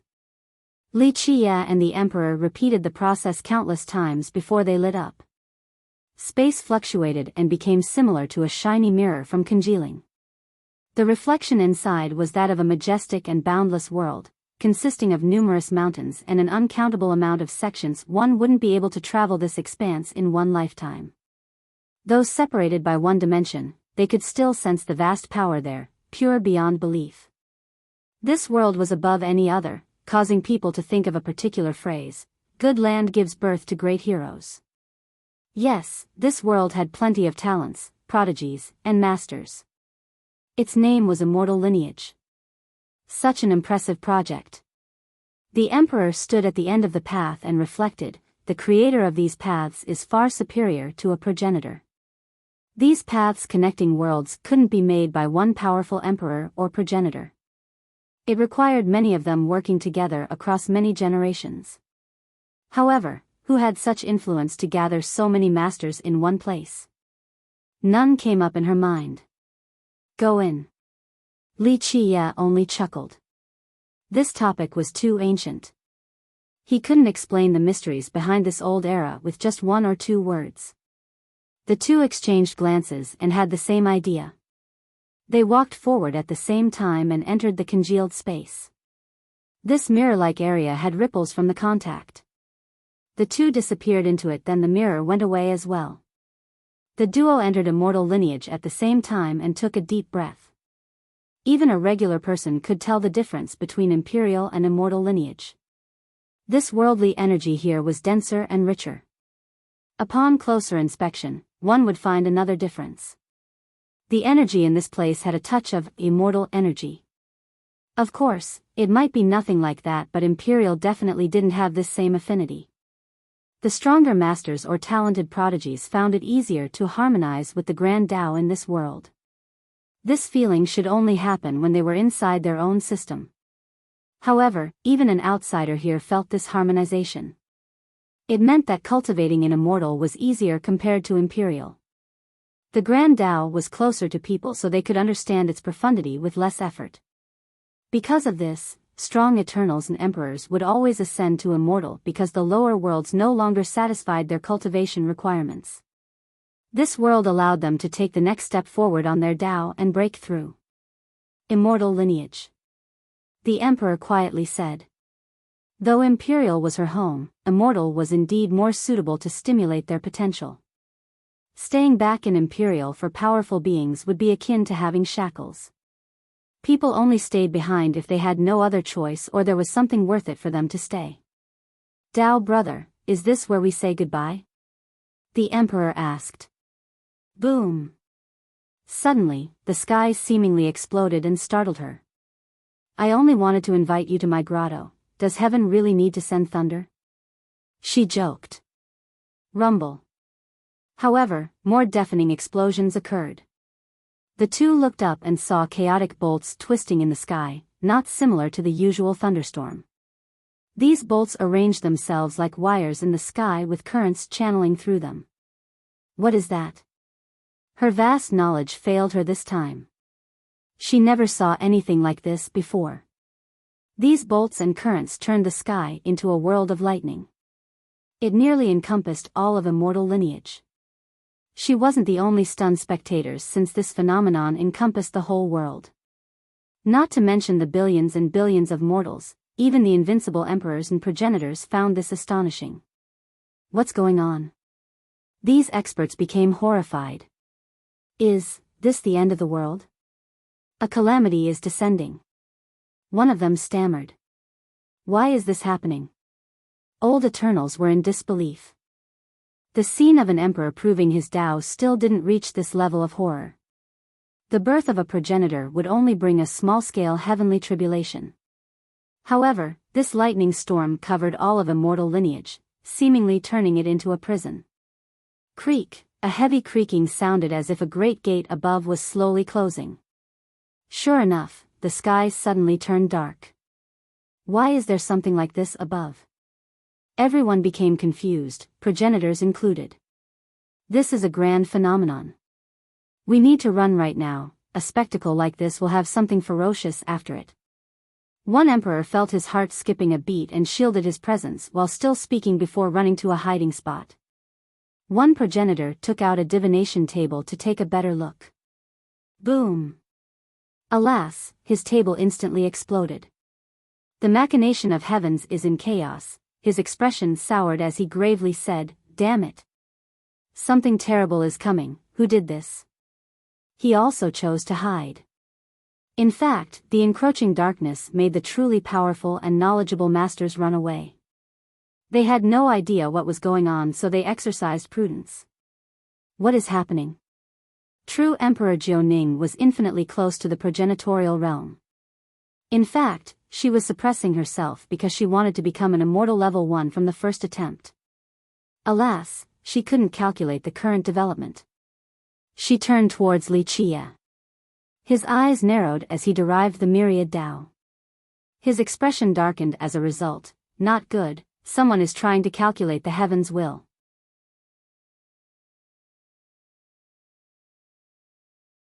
Chapter 2704, Searing the Heavens' Will? The Emperor's expression soured, aware of the taboo behind the act. Someone as powerful as her couldn't easily do so either. It's not an ordinary attempt either. The person is reaching for the future to read 1,000,000 years of fate and providence. The heaven and earth do not allow this. The Emperor took a deep breath after hearing the gravity of the situation. In a successful attempt, this person would know the future and could make ample preparation. In fact, they might even be able to change their fate and avoid any disaster. From this, many things would divert from the original path. People's original fate would no longer be the same. Changing the future was indeed heaven-defying and terrorizing. Due to this, peering blatantly into the future would bring about a terrible tribulation. This particular one was monstrous beyond belief. Remember, 3 immortals was different from the 9 worlds and 13 continents. Imperial and progenitorial ascensions rarely brought down a tribulation in this world. In the case of the former, only extremely brilliant existences would have won during their imperial ascension. This was the case for progenitors as well. The rare case of tribulation would be quite weak. The majority of progenitors could easily handle it. This one in the sky was unprecedented in terms of power. Perhaps 3 immortals has never experienced one like this before. It looked to be on a world-destroying level. That's why everyone in Immortal, from humans to beasts and birds, started hiding from fear. Progenitors and emperors also did the same thing. They shrouded themselves in order to avoid attracting this heavenly tribulation. Who is doing it? True Emperor Jiuning stared at the gathering storms and wondered. Can it be? She suddenly thought of a legendary progenitor who is famed for reading the future and changing fate. Numerous great beings have come to this person for help. The person was one of the few progenitors left in Immortal. Few have actually seen this mysterious person's real form. But why? The progenitor knows the consequence of doing so. She shuddered. This progenitor never abused his divination ability and normally refused people coming to help. Only a selected few were lucky enough to get help. It has been a long time since she heard of him in action. In fact, there were rumors of him retiring from divination altogether. If he was the one doing this right now to peer the heavens and read the future, the consequences would be unfathomable. He himself might die as a result of just a single mistake. What makes him go all out right now? To read so far into the future without a care about the consequences? She wondered. An invincible progenitor like him should be relatively carefree about worldly matters. There must be a deeper reason behind this. A good swimmer is more likely to drown. Li Qie said flatly, those capable of reading the heavens always get the itch. Looking at the future is too tempting. No one can resist this regardless of how strong their Tao heart is. I see. She understood this adage. They always want to see the future, even if not their own. Others' future will do just fine. As they grow even stronger, they want to read the overarching momentum a million years from now. This temptation is deeply rooted in the mind. One day, just the most random thing can trigger this desire, rendering them unable to hold on. He continued. The emperor took a deep breath, aware of the temptation. After reaching the realm of progenitors, most would want to travel even further, hence the need to learn about the unknowns. Rumble. The explosions intensified in power, wanting to destroy all of immortal lineage. Creak, the gate above the heaven finally closed and the darkness won. Of course, the various systems lit up in order to illuminate their domains, but the sky remained sealed. The sensation of being imprisoned permeated the air. Everyone felt suffocated. Rumble. The lightning currents grew stronger and looked like floods, strangely emitting some light to the otherwise dark world. Light returned to this form, but it had an intimidating pressure instead of pacifying the inhabitants here. Thunder and lightning bolts grew stronger, ready to turn this world into ashes. Boom! Boom! Boom! The arcs of lightning washed the sky again and again. Eventually, a few peaks and sacred grounds started glowing as well, same with a few people. This type of resonation proliferated. It also happened to Li Qie and true Emperor Jiuning. In the beginning, there were no crackling and explosions, only a flashing light, virtually indiscernible. As the bolts in the sky intensified, the glows on everywhere also became brighter with accompanying crackles. The two found lightning flashing around them as if they were born with this affinity. The emperor fared better, but Li Qie was having a hard time. The currents on him started small but grew increasingly thicker from within. This is a large-scale heavenly tribulation. The stronger the being, the stronger the tribulation if they don't hide. Li Qie looked at himself and said before focusing back on the sky. This happened to the emperors and progenitors scattered all over immortal lineage. They instantly shrouded themselves in order to fool the high heaven. The currents disappeared after doing so. The emperor used a Tao technique to hide her aura, then a better method to shroud everything else about her. Just like that, she disappeared from sight and so did the currents on her.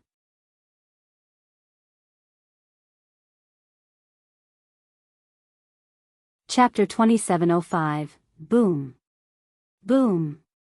Boom. The glow on Li Qie almost became full-fledged currents and began to go wild. The emperor looked over at him and said, Tao brother? It's fine, I don't need it.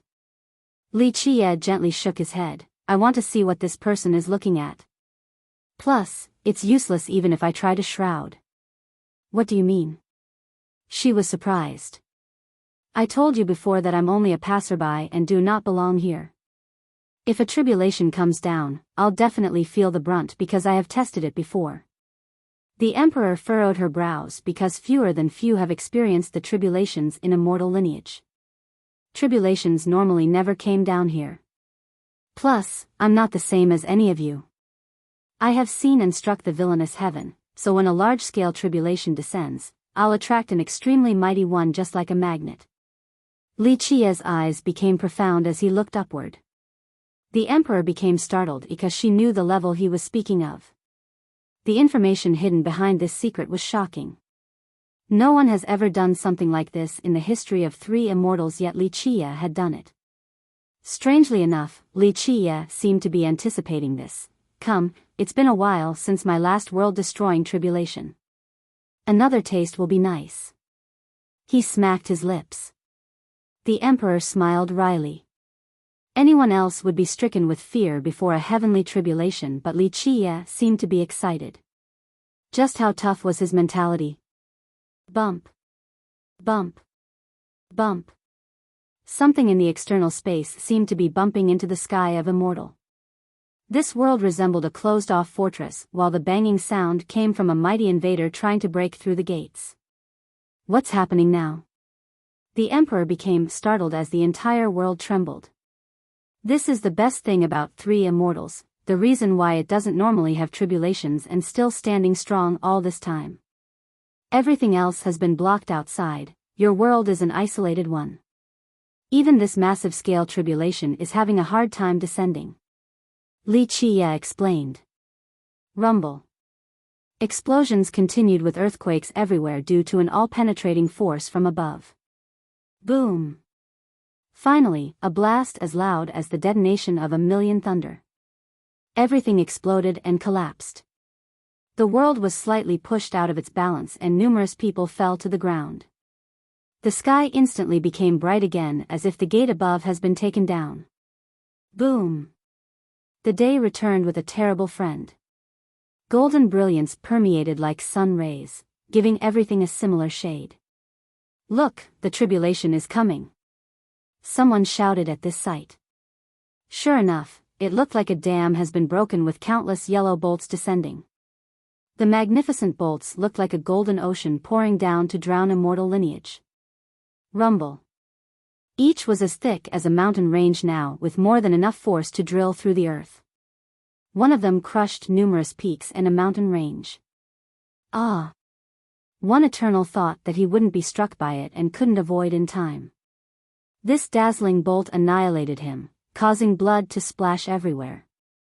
No! Screams from the unfortunate masters echoed all over immortals. Some weren't careful enough to hide, so they became victims of these murderous bolts. Damn, just run for your lives. The reckless experts were scared out of their mind and quickly concealed their presence. The torrential bolts rained down and could attack their targets at any given time. Several strongholds in Immortal became the primary targets. Nothing in the vicinity of these places remained unscathed from the barrages. Sure enough, powerful barriers were erected, turning the inside into a separate domain to stop the terrifying tribulation. Alas, the endless barrages of lightning bolts caused the barriers to vibrate uncontrollably with many ripples. Some eventually got taken down. Li Qiye was also a primary target, so thunderous explosions resounded near him. It didn't take long before the golden expanse turned into a superstorm. All the lightning bolts aimed straight at him and fired. Boom! Boom! Boom! The area nearby got penetrated instantly. Mountains and rivers exploded into smithereens. The ground had thousands of large pits. This terrifying tribulation could intimidate even the strongest master. They would shroud themselves and flee. This was common sense. However, Li Qiye took the full onslaught without hesitation. He opened his 13 palaces and revealed his primordial tree. Supreme Grand Tao and Endless Vitality opened a separate domain. Come now. Li Qiye laughed and bravely braced himself against the golden bolts. The emperor in hiding nearby didn't know what to do. Only fiercest would commit to this domineering act.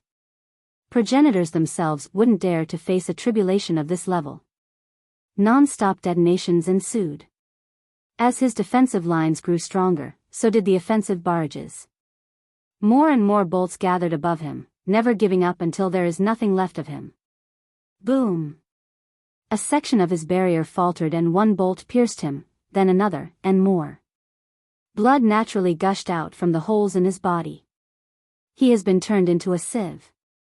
One could see the other side through these gaping, bloody holes. His blood and fleshy bits fell to the ground. Even someone as strong as Li Qiye has been blasted to pieces.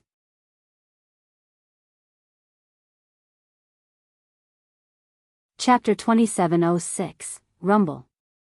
The bolts crazily struck Li Qiye, resulting in deafening explosions. Each boom made blood splatter and created terrible holes through the flesh and bones. The emperor took a deep breath while observing this brutal scene. Not many people could withstand this terrifying tribulation. However, Li Qie was still alive instead of being rendered to ashes as others would. Of course, she didn't agree with his choice of facing it directly using his body. Only fiercest would do something so crazy. She also thought that he was the only one who could last this long in all of 3 immortals. The next scene astounded her even more. Loud bangs occurred like before and glowing currents appeared on him. She thought that this was the remnant power of the tribulation and that the glowing currents were resonating with the lightning bolts. Wait a minute, she noticed something amiss and that these lights were different from the ones caused by the tribulation at the start. As the golden bolts increased in power, the bright currents on Li Qie also became stronger with higher concentration. She finally realized that these thick currents were actually coming from Li Qie, not the heavenly tribulation. Every aspect of the situation escalated and currents formed inside his body. Because of all the holes on his body, the emperor saw strands of lightning emanating from his chest and a massive world with its own boundless galaxy. Strangely enough, this galaxy wasn't gestating the stars but rather a great pool of lighting. This pool grew to the size of an ocean in no time at all with countless lightning bolts within. Moreover, the bolts have started to liquefied. They came in all shapes and forms, purple, golden, black. One could find any imaginable type of lightning bolts here. Those aren't regular bolts. They're at least at the heavenly tribulation level, capable of world destruction. The emperor became startled after seeing the content of his chest. Why? Because the lightning bolts there weren't regular, all came from various types of tribulations. This was simply unfathomable even for someone of her level. She had never seen anything like this before inside someone else. How many tribulations had he experienced in order to possess so many? From this, she could see just how powerful his physique as well, able to store so much power. This lightning storage came from the trip he took to get to 3 immortals. He was immersed in that ocean for so long, so it has become a part of him. The currents on his body came from this internal ocean and eventually became lightning halos rotating around him. Buzz. His body instantly became transparent and healed at an unbelievable rate as if time was reversing. The fleshy bits and spilled blood flowed back with time and returned to their original positions on Li Qie. This process nullified all the previous damages. Rumble. The hostile lightning bolts were still attacking. Alas, they no longer blasted him to pieces. The ocean of lightning inside Li Qie somehow won their attention. These bolts struggled and rampaged in there, but in the end, they fell into the ocean and fused with it. Just like that, there were more golden bolts in the ocean now. The emperor gasped at this sight, a person strong enough to take in tribulations with his body, a feat for the ages. She realized why others fled instantly while Li Qie became excited and treated the tribulation like a feast. In fact, this was indeed a delicious feast for him. Though it destroyed his body earlier, the golden bolts had become a part of his ocean, increasing the power of his lightning tribulation. It meant that his body was a weapon of mass destruction if he were to ever release it. She was certain that it was one of his ace cards, a heaven-defying tool for war. Boom. Boom. Boom. It seemed that the actual heavenly tribulation above was enraged by his action. It sent down more lightning barrages, never resting until there was nothing left of him. They doubled in number. In fact, the bolts heading for the other areas stopped and changed direction towards him. Unfortunately, the floods of golden lightning couldn't affect him in the slightest. They fell down to his ocean and only served to increase his power. The emperor could hear the furious cry of the tribulation now. It maintained its hell-bent determination on taking him down.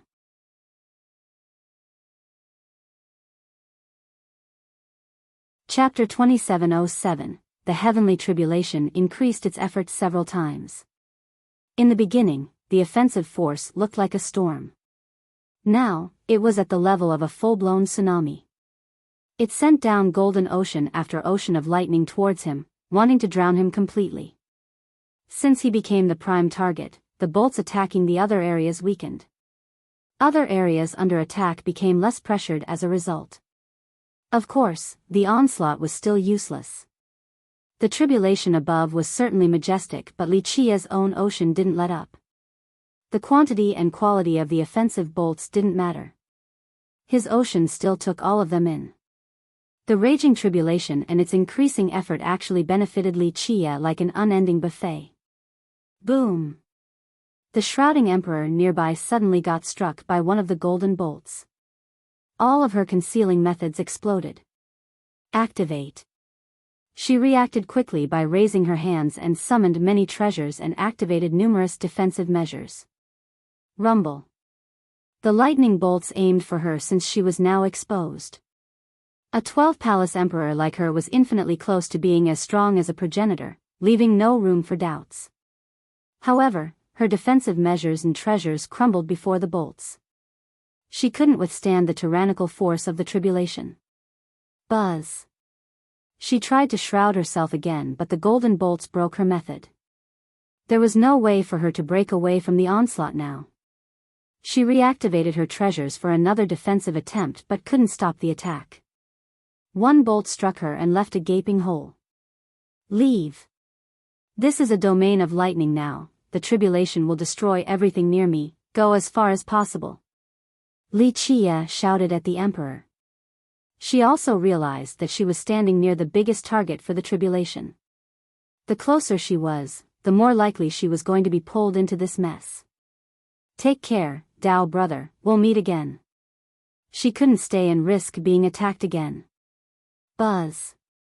She decisively opened a Dao portal, knowing that Li Qia would be just fine against any attack of the lightning affinity regardless of its might. Boom. The tribulation seemingly sensed this attempt to escape and sent more bolts straight at her. Come here. Li Qia roared. His ocean of lightning became a maelstrom and started sucking in the bolts. Bam! The emperor disappeared into the portal at the very last second before some remnant bolt struck and crushed the portal. Rumble.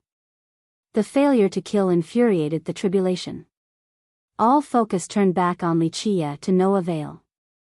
Boom! Li Qia had an easy time facing the barrages since lightning couldn't kill him. At this exact moment, his Dao heart suddenly trembled and he sensed this fluctuation. This didn't come from the tribulation or the golden bolts but rather the dark law sealed in his Dao heart. It was obtained after killing the dark abomination back in stone harmony. It stayed dormant all this time until now. Finally, time to fish. Li Qia smiled with his eyes turning cold. He leaped forward and moved through numerous domains in one fell swoop. Rumble. His speed was unreal but the tribulation kept up. Behind him was still a flood of lightning bolts. This was an incredible scene. The bolts resembled a golden galaxy illuminating the realms. The spectators couldn't see Li Qia for they were dazzled by the golden radiance. Why is this tribulation flying around? Many gasped in astonishment since they have never seen such a wondrous spectacle before. Only Eternals and Emperors at a certain level could see Li Qia darting through space. Alas, no one could get close. First, the speed was too much. Second, why bother getting close to that ferocious expanse of lightning? That's why they couldn't get a good look at Li Qia's appearance. Who is that being pursued by such a mighty tribulation? One emperor noticed the pursuit. The masters here became speechless at this domineering scene. The next one would shock them even more. Come now. Li Qia reached a remote area, deep in the crevice of the sky. His lightning ocean spewed out a boundless radiance of lightning affinity and illuminated the entire region. Boom! Boom! Boom! The set of explosions came from him this time around, not the tribulation. He retaliated with a dazzling tsunami of lightning surging from his chest area. What is that? The mightiest emperors and progenitors couldn't keep their eyes open against this blinding radiance. They didn't dare to stare straight at the move, let alone seeing Li Qia clearly. A lightning vortex formed from his ocean, spectacular beyond belief. Boom! immortal lineage nearly exploded. All the bolts attacking the various places in this world headed for Wuxia. He alone attracted everything. The tribulation floating in the sky then sent out the rest of its arsenal after a loud detonation.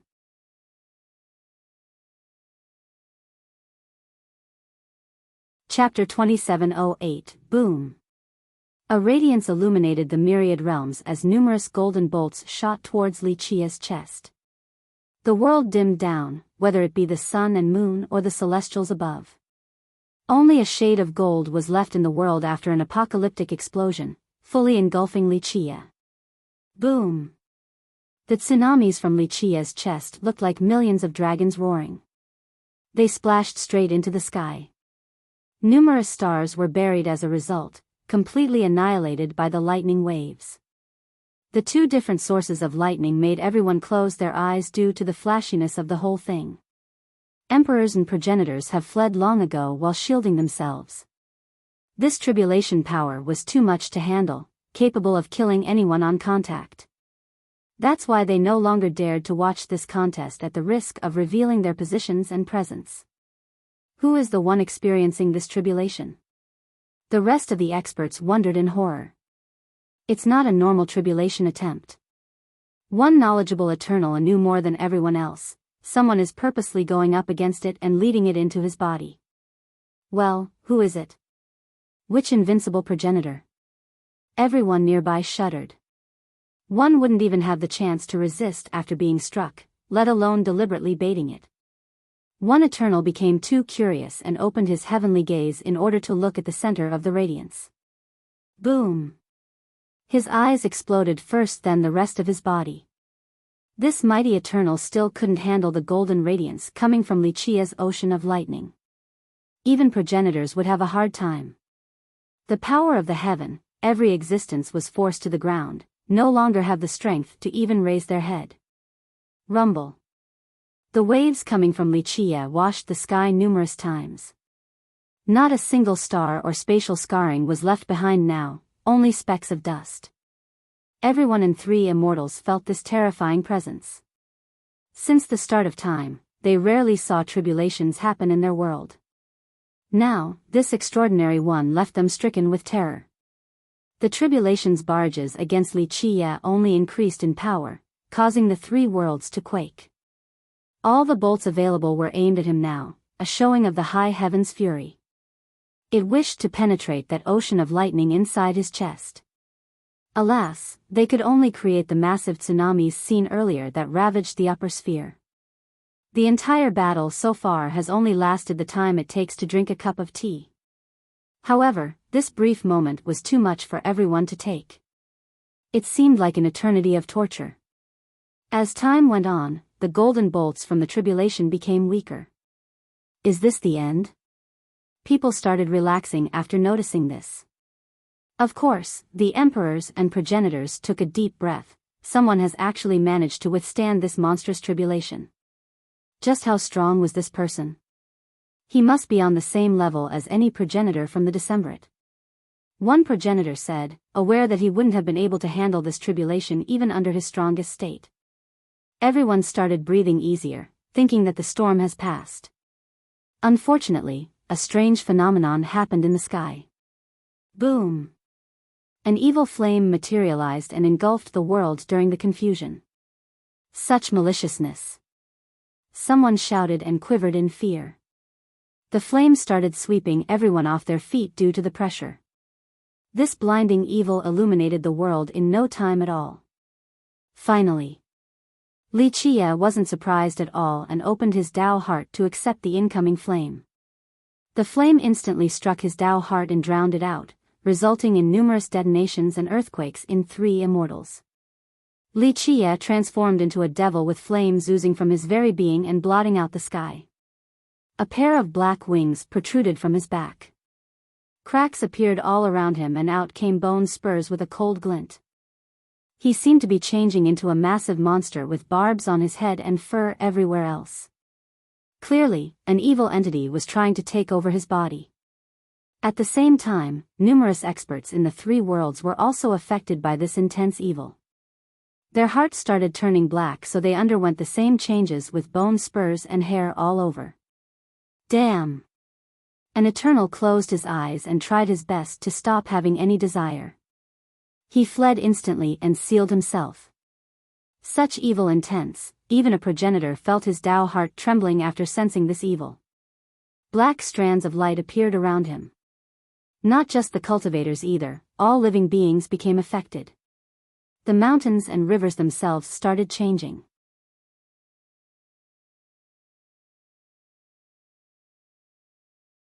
Chapter 2709, Ah. Many in immortal lineage started screaming while twitching on the ground due to a terrible transformation taking place. Their body became crooked and warped, seemingly turning into dark beasts. Rumble. A monstrous hand stretched out of the ground in a remote region. The worms there turned into draconic abominations.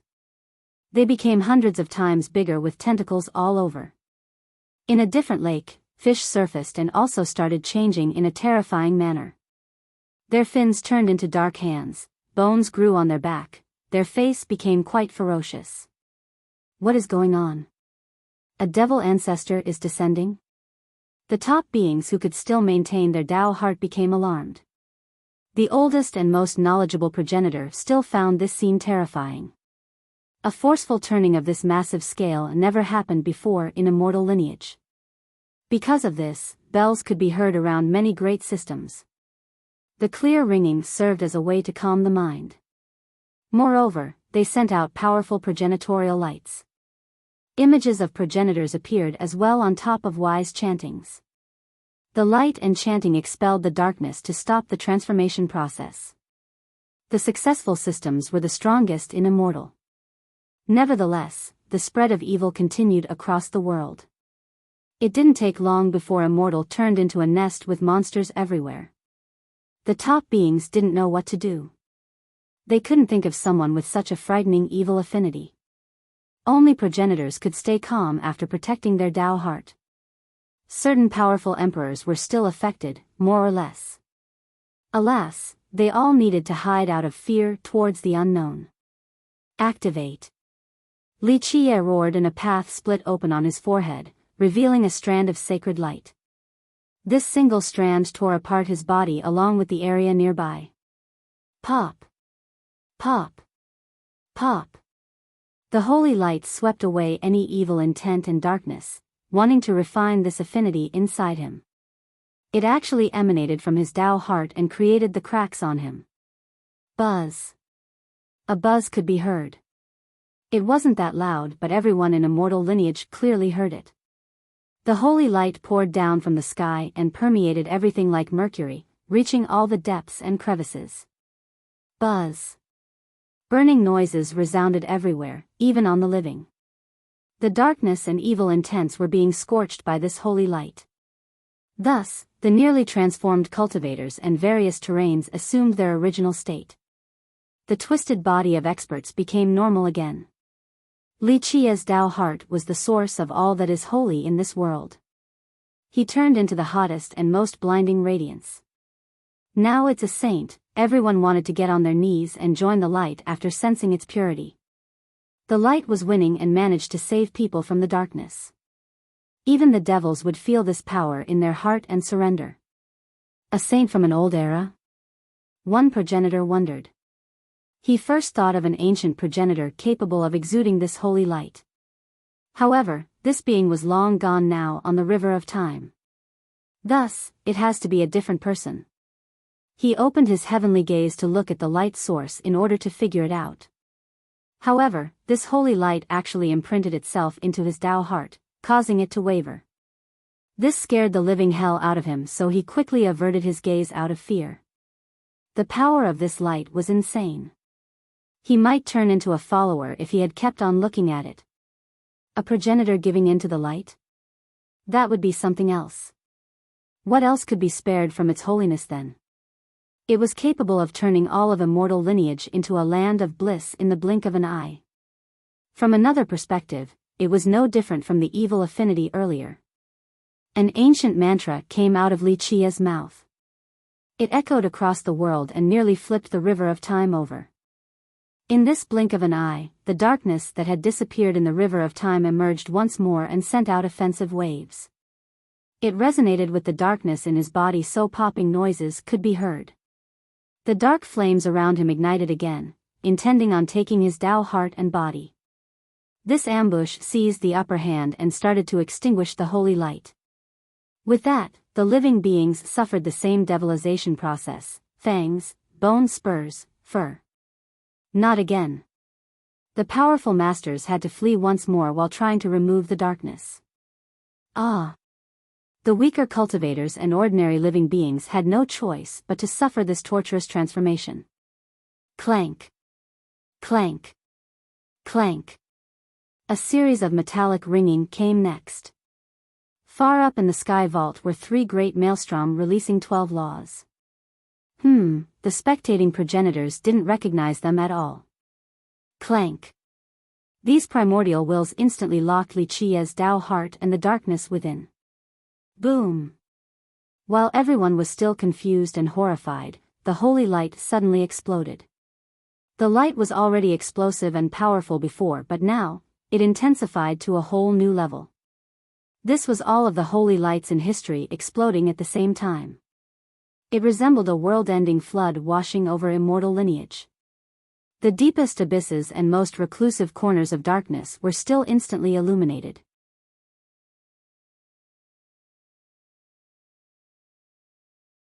Chapter 27:10, Boom. Nothing managed to escape the overwhelming holy light after the previous boost of power. Buzz. The evil intents that have resurfaced were annihilated without fail. The old progenitors themselves took a deep breath. The mightiest devils and lords of darkness would still be washed and rendered to dust before this holy affinity. The emperors and progenitors didn't try to dodge the light and simply let it do its thing. Because of this, the bright particles penetrated them and killed any existing evil intent and darkness. Boom! A great blast blinded everyone's vision. No one knew what was going on. Once they regained their sight, the world has returned to its original appearance as if nothing had happened. Everyone instantly looked towards the source of the light, the area most affected by the tribulation. Alas, there was nothing there. They started looking at all 4 directions and at each other. The signs of them turning evil were no longer there. Everything seemed to be a bad dream earlier, not part of reality. However, a nightmare wouldn't feel that real. Plus, not everyone could share the same one. The crowd became befuddled, unable to get a good read of the situation. Only the extremely powerful Eternals, Emperors, and ancient progenitors had an idea. Some of them started flying upward where Li Qi stood earlier. The progenitors exercised prudence and summoned powerful defensive artifacts and techniques. After confirming that it was safe, they finally jumped into the center. However, none of them found a single trace of the previous event. One step too late. One progenitor became disappointed. He was plenty fast, yet he still couldn't meet the person capable of withstanding the tribulation and destroying the darkness. Who could it be?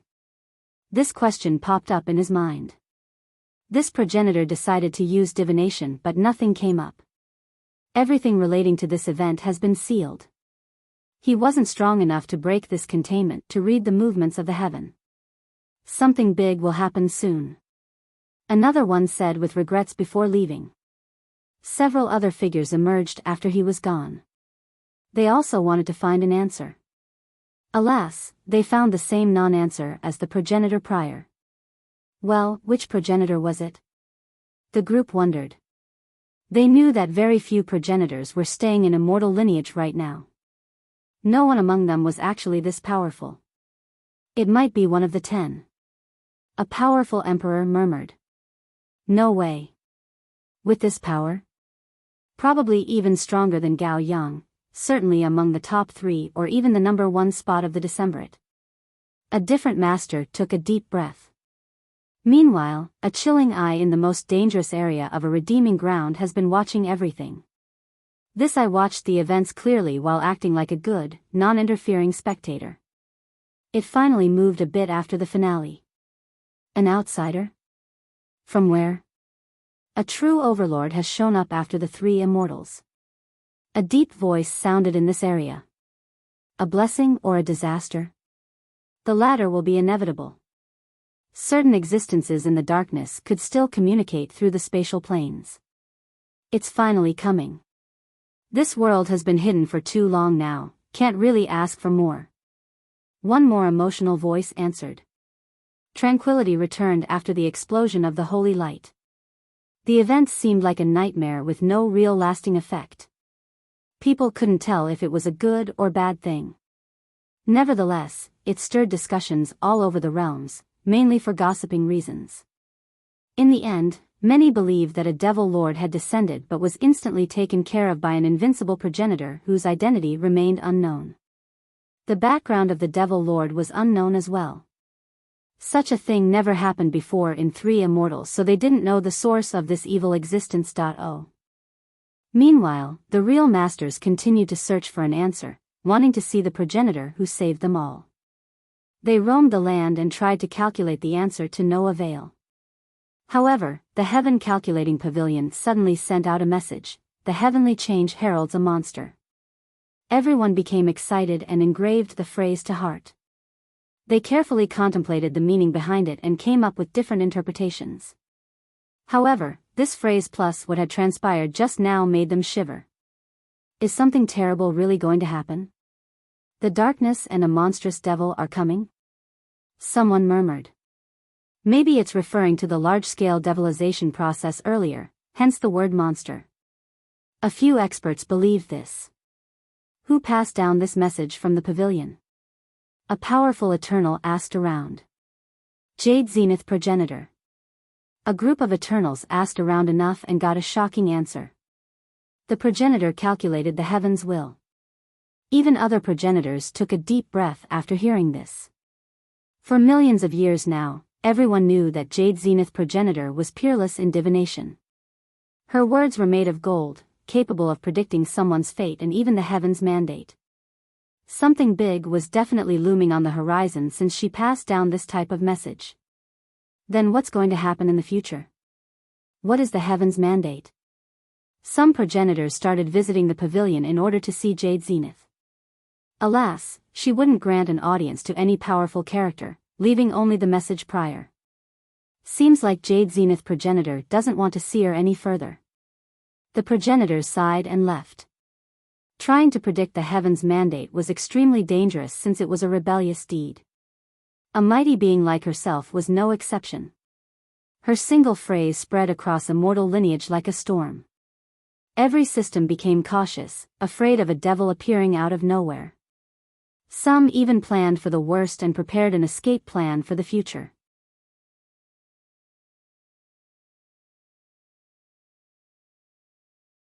Chapter 27:11. The explosion of the holy light propelled Li Qia into immortal lineage and smashed him into the ground. Debris and blood splattered everywhere. Old man, why does fate bring us together again? Li Qia smiled wryly, seemingly unconscious. However, he simply separated his divine intents from his body and moved them into his Tao heart, truly going all out. A holy light remained in his Tao heart and illuminated a sacred world. The mountains, rivers, and each inch of land here were made from the light. Darkness shouldn't be able to exist in this world. Rumble. Strangely enough, waves of evil flames ravaged the land, wanting to crush it completely in order to get out. They smashed into the sky multiple times but were met with increasing intensity of holiness. The holy light had its own tsunami and was continuously reinforced by the land itself. Thick particles of the holy affinity spewed out like springs. Numerous holy runes were also floating in the air to refine the torrential darkness. Of course, the other side didn't relent. He was a true lord of darkness and continued to push against the holy light with similar momentum. The dark affinity was as thick as squid ink and only got denser the deeper in. Light, once captured, wouldn't be able to escape. In this holy world, the light couldn't make it to the core of the darkness. It needed to go one step at a time and clear out the perimeter first. If one could open their holy gaze, they would be able to faintly see a monstrosity looming in the core of the darkness. This was a supreme character being trapped by the 12 laws and 3 vortexes right now. Nevertheless, this existence still attacked the holy world, wanting to take it down along with Li Qia's Dao heart. A buzzing corrosion could be heard since the darkness has also turned into a cruel curse aiming to devour Li Qia's Dao heart. However, the light was protecting him by refining it away. Rumble. Offensive attempts from multiple fronts failed to affect Li Qia's Dao heart. Nothing in the world was tougher than his Dao heart, so he led this monstrous being here. He wanted to take the person's dark laws and turn them into a seed. On the other hand, the dark being wanted to take over Li Qia's body and fell into this trap, perhaps knowingly. This being was just too strong and could take down any progenitor. People considered invincible by others were only ants in comparison. Power led to overconfidence and arrogance. Plus, the dark being truly desired Li Qia's body and needed to take down his Dao heart anyway. Unfortunately, this resulted in an unfavorable situation.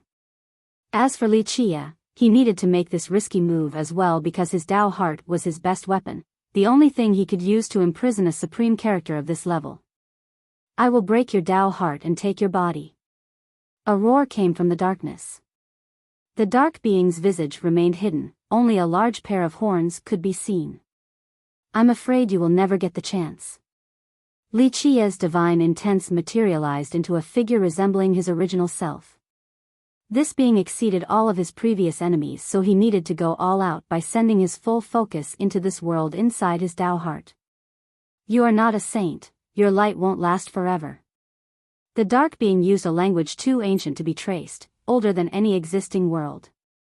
However, people at their level had no problem communicating.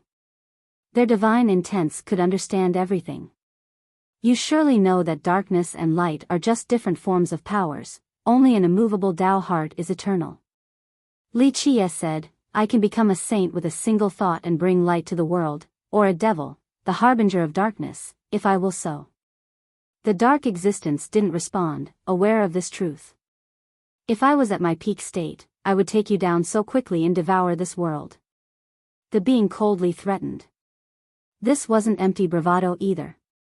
This comment of his carried enough weight to intimidate any emperor, even progenitors. I won't deny your unmatched strength. Progenitors and the darkness can't compare to your group, but you should be able to recognize that the thing trapping you is a primordial will.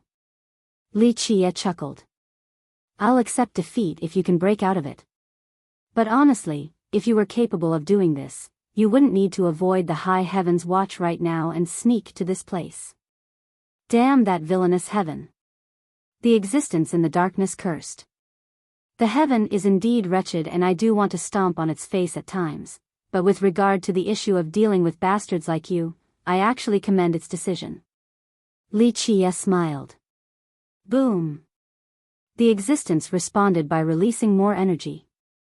The holy world trembled a bit, but this still wasn't enough. The primordial will rendered escaping an impossibility, not to mention the power of light canceling out the darkness. Don't you want to have a talk? Cooperate and the world might even erect a meritorious tablet in your honor in the future. Li Qia said. Worry about yourself first, you will die a terrible death in due time. If you think you're unbeatable just because you can seal me, then you are sorely mistaken. There are those up there stronger than me. The existence laughed. I'm aware. I've had a deal with that eye back in Moneyfall, so I know quite a bit about your group situation. Li Qia wasn't worried. They're living a borrowed life, so they want nothing more than an unyielding Dao heart like yours. You'll be the finest delicacy. The existence said. That's only if they can actually handle me. But forget about that, let's focus on you first. I'm not asking for much, just go ahead and talk. I'm a great listener. Li Qia said. Give up on this foolish notion. I've lived longer and experienced far more things than you. The existence replied. To be expected. You really won't yield, but that's just fine. I will slowly annihilate you until only one divine intent is left. That's when I'll pry everything out of you.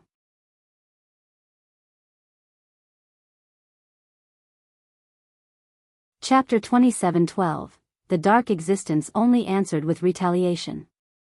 The darkness became ferocious and wanted to flip the holy world over with even more monstrous tsunamis. The waves of onslaught resulted in disappointment and failure, unable to corrode Li Qi's Tao heart. As long as his Tao heart stood strong, this dark existence would never be able to escape to the outside, forever subjected to being withered down. This seemingly swift process was extremely dangerous. The existence was of a level far beyond progenitors, standing at the very apex of history. In fact, it alone could take on multiple progenitors at the same time. This meant that emperors and eternals were nothing more than ants in its eyes. If it were to invade a progenitor's Tao heart, even the most gifted one, this progenitor wouldn't be able to handle the dark corrosion. The progenitor's Tao heart would fall and his body would be stolen.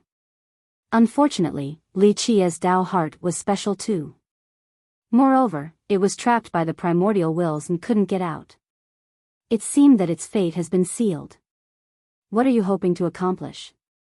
The dark being asked. What about you all? Li Qi chuckled. Wait, let me guess, I have seen your actions before from the eye.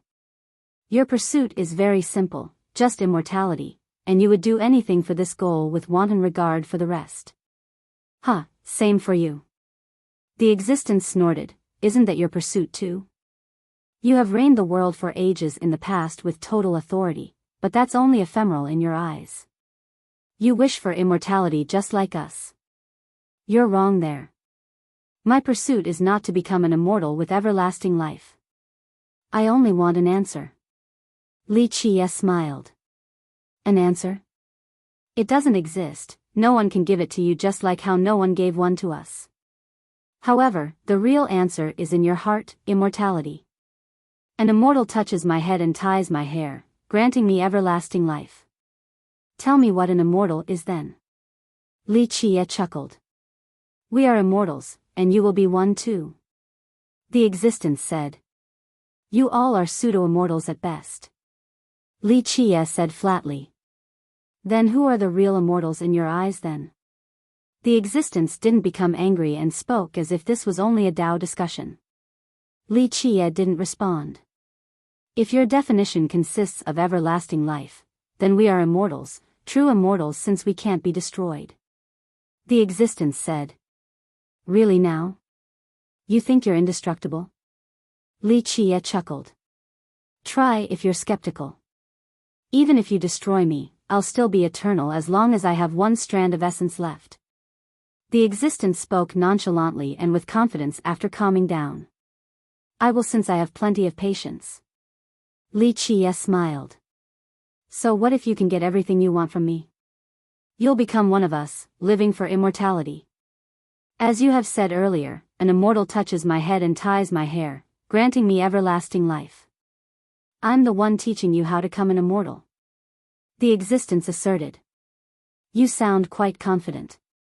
Li Qi said. Though we are outside, we are also existing with the heaven and earth for an eternity. We have seen and experienced far more things than you. I have witnessed those even more gifted with greater determination than you. All of them still joined us in the end. Darkness and light are just mere concepts, watch. The existence calmly spoke. Buzz. All of its ink-like darkness suddenly turned into a holy brilliance. Inside the glorious waves of light stood this existence, still shrouded by the blinding light. It no longer chose to attack Li Qi's light but tried to meld into one with him. Li Qi's holy light didn't hold back and still suppressed its brethren, not allowing a fusion to take place. It still considered this holy expanse from the dark existence to be darkness. You're right, light and darkness can change with a single thought. They are mere forms, just another type of method. That's why even if you turn into a true saint, I will still suppress and destroy you. Li Qi said. I know, but this is my answer to you. We are the same and you will join us after becoming a true immortal. The myriad ages are ephemeral, the reincarnation cycles are just part of an order. The existence said. Stop boasting, if you're a true immortal, then there's no immortal in this world. Li Qi smiled. This line had several layers of meaning, not as obvious as it seemed. Doubt all you want. You won't be able to escape your fate in the future. You already have your answer. The existence laughed. Will about that, but there's one thing I'm certain of right now, your demise. Li Qie threatened. Humph, you got lucky. Who can actually stop me from devouring your world during my prime? Humph, I'm reduced to this from being stuck in the gap, or your Tao heart wouldn't be able to trap me. The existence said with arrogance and pride, fully deserving of so. Blame your fortune then. Li Qie retorted. Boom. The existence turned its holy light back into darkness for more explosive rounds of assault against Li Qie's holy world and Tao heart. This being could use both light and darkness with a single thought. It could turn into a saint if it wanted to. However, it chose darkness since that's its most skillful aspect. At their level, becoming a devil or a saint didn't really matter. They remained themselves with the same personality and intrinsic nature. This group of terrifying beings' truest nature was being everlasting. In this sense, they could be considered immortals.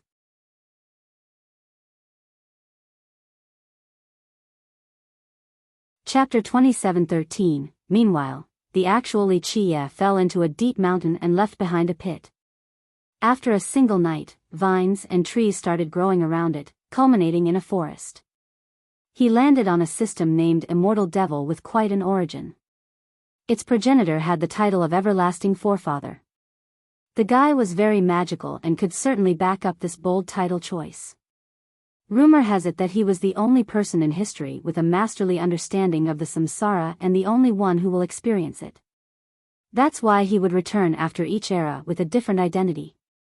Numerous emperors and progenitors became interested in him, also wanting to learn the mysteries of the samsara. However, this person resembled an unreachable dragon. Though people knew that he has reincarnated, few could actually find him. He continued to shroud himself in fog, not letting others know his identity and background. Who knows how strong this progenitor was? That's why he was considered the most mysterious progenitor. He eventually stopped appearing a very long time later. Some guessed that he had finally failed on the cycle and became ashes. Future generations slowly forgot about this magical progenitor. However, the system he created continued to exist despite numerous ups and downs after many generations. However, the world didn't know that Everlasting Forefather also has another identity, Everlasting Shao of Immortal Demon Grotto in the 9 worlds. Old man, why does fate bring us together again? That's why Li Qie said this after the landing. After being sent flying by the explosion of his own holy light, a powerful force from this system pulled him here. The relationship between him and Everlasting Shao was too deep, spanning for eras. In fact, one could say that Li Qie came from the Immortal Demon Grotto. Thus, the techniques and resources left behind by Everlasting Shao in this system drew Li Qie here during his freefall. Li Qie was actually going home, in a sense. His divine intents were in his Tao heart, completely focused on taking down the terrifying existence. Thus, he looked to be unconscious, almost like being in a vegetative state. Of course, it was easy for him to wake up. He just needed to remove one strand of intent from his Tao heart, then he would be back and not much different from now. Alas, his biggest goal was refining the dark existence right now, so he didn't care about his actual body. The weather and bugs didn't bother him at all. His constitution has reached an insane level. An ant couldn't dig its teeth in his skin. After a few days, the forest around him continuously expanded. The area directly below him fared even better. Some spirit grasses and alchemy materials flourished around him. This was to be expected. His blood stained the area from the previous wound. Even if it wasn't his true blood or imperial blood, just his regular blood was extremely precious, capable of making the soil fertile. Days passed by, then years in this wilderness rarely visited by others, so no one found him. Eventually, a group of young disciples from Mount Guard School came here to pick herbs. Hey, there's a cluster of spirit materials over here. They spent half a day for little gains until they found his location and saw a plethora of herbs and grasses. The various types were precious on top of growing very well, resulting in an alchemy garden of sorts. The youths became excited and hurriedly gathered the items. We finally found a good area. They happily filled their baskets. Thank God first brother noticed this, or most of us would have returned empty-handed. We're rich now. Well, I guess this will be considered a meritorious contribution for the sect. The elders will be very pleased. Some of them started celebrating and continued the harvest. First brother, there's a corpse here. One of them finally saw Wuxia. A corpse? Some were startled and stumbled backward. They exchanged glances of astonishment. The more timid members became frightened. Dig it out so we can have a better look. Their first brother named Li Jinquan remained cool and ordered. The group worked together to clear the vegetation and finally exposed the corpse. It hasn't decomposed. Their first brother pulled up the muddy corpse and took a look. Not someone from our school. They heaved a sigh of relief after seeing the corpse's face. Well, this person technically shouldn't have died that long ago judging from the state of his corpse, but why was it buried so deep? A murder, maybe? Speculation arose. This naturally scared some members. Did someone kill then bury him in this remote region? Maybe a robbery escalating into a murder, or just something else altogether. Does anyone recognize him? Their first brother asked. This was the territory of their school, so it could be someone from there. The group took a look before shaking their head. I think he's a mortal, not a cultivator, and definitely not an expert. One said quietly. The majority agreed and nodded, thinking that this guy looks way too ordinary to be an expert or a cultivator. No wound on him, maybe he got sick while plucking herb and died. Another disciple said. Wait, he's still alive. One disciple turned pale and shouted. Wuxia opened his eyes for a split second before closing them again, returning his one intent back to his Tao heart. The refinement was still happening in his Tao heart, but this group disturbed him, so he took a quick look. He lost interest after seeing them. A corpse suddenly opening its eyes naturally scared the youths. Many have just joined the sect and have yet to see the world. He's alive. They carefully observed him again after the momentary shock and calmed down. This wasn't a reanimated corpse. Yes, I think he fell down hard and became crippled from top to bottom. It's a miracle that he's still alive. Their first brother squatted down and confirmed. Oh.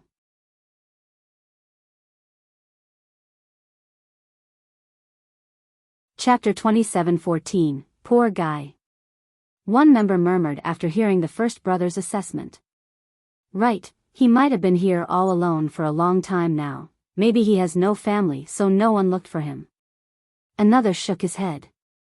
This is a miracle already. I think he's in this vegetative state thanks to the spirit medicines around him. The dew and pill energy are keeping him alive. One more added. The majority agreed with this statement. After all, a mortal shouldn't stay alive for this long in this state. It had to the abundant precious medicines and their spirit energy keeping him alive. Otherwise, this mortal sticking around here for this long? Even if the beasts were to spare him, he would have died from starvation anyway. What should we do with him? One disciple asked. The youths didn't know what to do since they were inexperienced. How about we bring him back to the sect and let the masters decide? His friend suggested. Who is carrying him back? And what if there's no resolution afterward, who's responsible for taking care of him? A different disciple immediately responded. The group became quiet. Though their sect wasn't a big one or anything, they were still cultivators. Whether strong or weak, they still considered themselves superior compared to a mortal. Who would be willing to take up this task? After bringing him back and he still has some family members nearby, then it would be easy. But conversely, their masters might make the one who brought him back responsible for taking care of him. That would be very troublesome since it might last for decades. Why not just leave him here and ignore him? He's not a disciple from our school, a complete stranger. He's the one who fell, it's not like we did this to him. One member said. The last line was meant to make them feel better about doing so. The group started pondering. This wasn't actually a bad idea. After all, this mortal had no ties with them. I don't agree, he'll be eaten by wild beasts right away if we leave him here. One of them stared at Wuxia and couldn't do it. Who is responsible when it comes down to it after we take him back? A slightly older disciple deepened his tone. Once again, no one was up for the task. They needed to focus on cultivation and finding the Tao. How could they waste their precious time on a stranger? Kill him. Finally, their first brother offered a suggestion. Kill him? We shouldn't, someone in the frightened crowd disagreed. They have killed before but only enemies. It seemed unsuitable for them to kill someone in a vegetative state. If we don't kill and just leave him here, he'll only suffer even more. It's only a matter of time too, so a sword is a better outcome than being bitten by insects and eaten by beasts. Make it easier on him. Li Jinquan had weathered more storms than the rest, so he revealed his hardened perspective. Though the disciples didn't vocally agree, they found logic in his suggestion. Perhaps killing someone in this state was actually doing him a favor, delivering him from this horrible fate. If no one objects, then let's do it. Jinquan looked around and declared. The group answered with silence since no one wanted this trouble. Jinquan slowly unsheathed his sword, revealing a bright glint. Senior brother, I'll do it, I'll carry him back to the sect and see if he's savable. A feeble and uncertain voice stopped Jinquan from carrying out the task. All eyes darted towards her. This was a delicate and pretty girl. Her expression looked nervous outside of the unyielding flash in her pure and spirited eyes. Junior sister, an older female disciple, pulled on her sleeve after hearing this. She couldn't handle the spotlight and hastily lowered her head. Junior sister Gua, you shouldn't. You don't even know him. Another senior brother disagreed. The girl's name was Gua Jiahui, who has only joined Mount Guard for a year or so. Her talents were average. She didn't stand out that much compared to the rest and lacked meritorious achievements. All in all, a very forgettable disciple. Are you sure? If you bring him back, you will take care of him, since if you throw him out later, it will be bad for both you and the reputation of our sect. Do not do this if you lack the determination. Jinquan turned towards her and advised. The seniors all stared at her, thinking that she was making a bad choice. Junior sister, don't do it. Others might gossip if you bring him back, and it'll only be a waste of your time too. Spend it on cultivation, not immortal. A sister next to her said. She's right, why add unnecessary trouble? If you can't bear to watch, then leave first. Senior brother will do it afterward. Another brother added. Junior sister, rethink this, because this might waste several decades of yours if he actually stays alive for that long. The group started chiming in. Jiahui hesitated after being bombarded. She knew they were right too, and plus, this man was a stranger. She looked over at him. His face was still dirty and covered in mud. Alas, his features actually made her think of someone and felt a sense of familiarity. I've made up my mind, I will be responsible for him. She gritted her teeth and said before heaving a sigh of relief after making a big decision. You're too kind, junior sister. Her seniors shook their head and stopped. They have said enough already. Everyone knew that bringing this person back would only slow her down, hindering her future. I won't say anything else if you wish to do this good deed. However, from now on, he is your responsibility. Jinquan sheathed his sword and nodded. Yes. Jiahui didn't regret her decision and came to prop Wuxia up. Her close friends offered their assistance. Our mission is complete, time to return. Jinquan looked at the group and ordered. The rest followed behind him, with Jiahui carrying Wuxia all the way in the back. Fellow sect members occasionally helped her. Though many disagreed and found her decision strange, she didn't say a word back and quietly carried Li Qie back to the sect.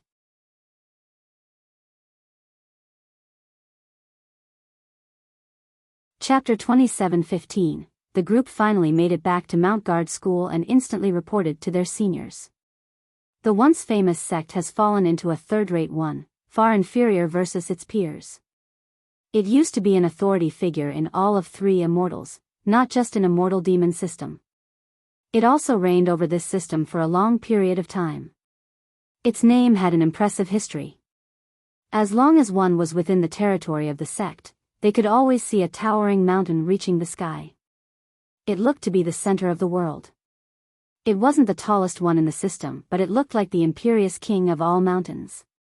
The mountain didn't have a name, but according to the legends, there was a cave at the very top with the name Immortal Demon. Everyone knew about this particular cave since it represented Everlasting Forefather. The sect got its name from protecting this mountain. Its progenitor was a disciple of Everlasting Forefather. The progenitor usually cultivated here back during his era. Thus, this disciple decided to create his own sect here in order to protect his master. But why would an incredible progenitor need protection from his disciple?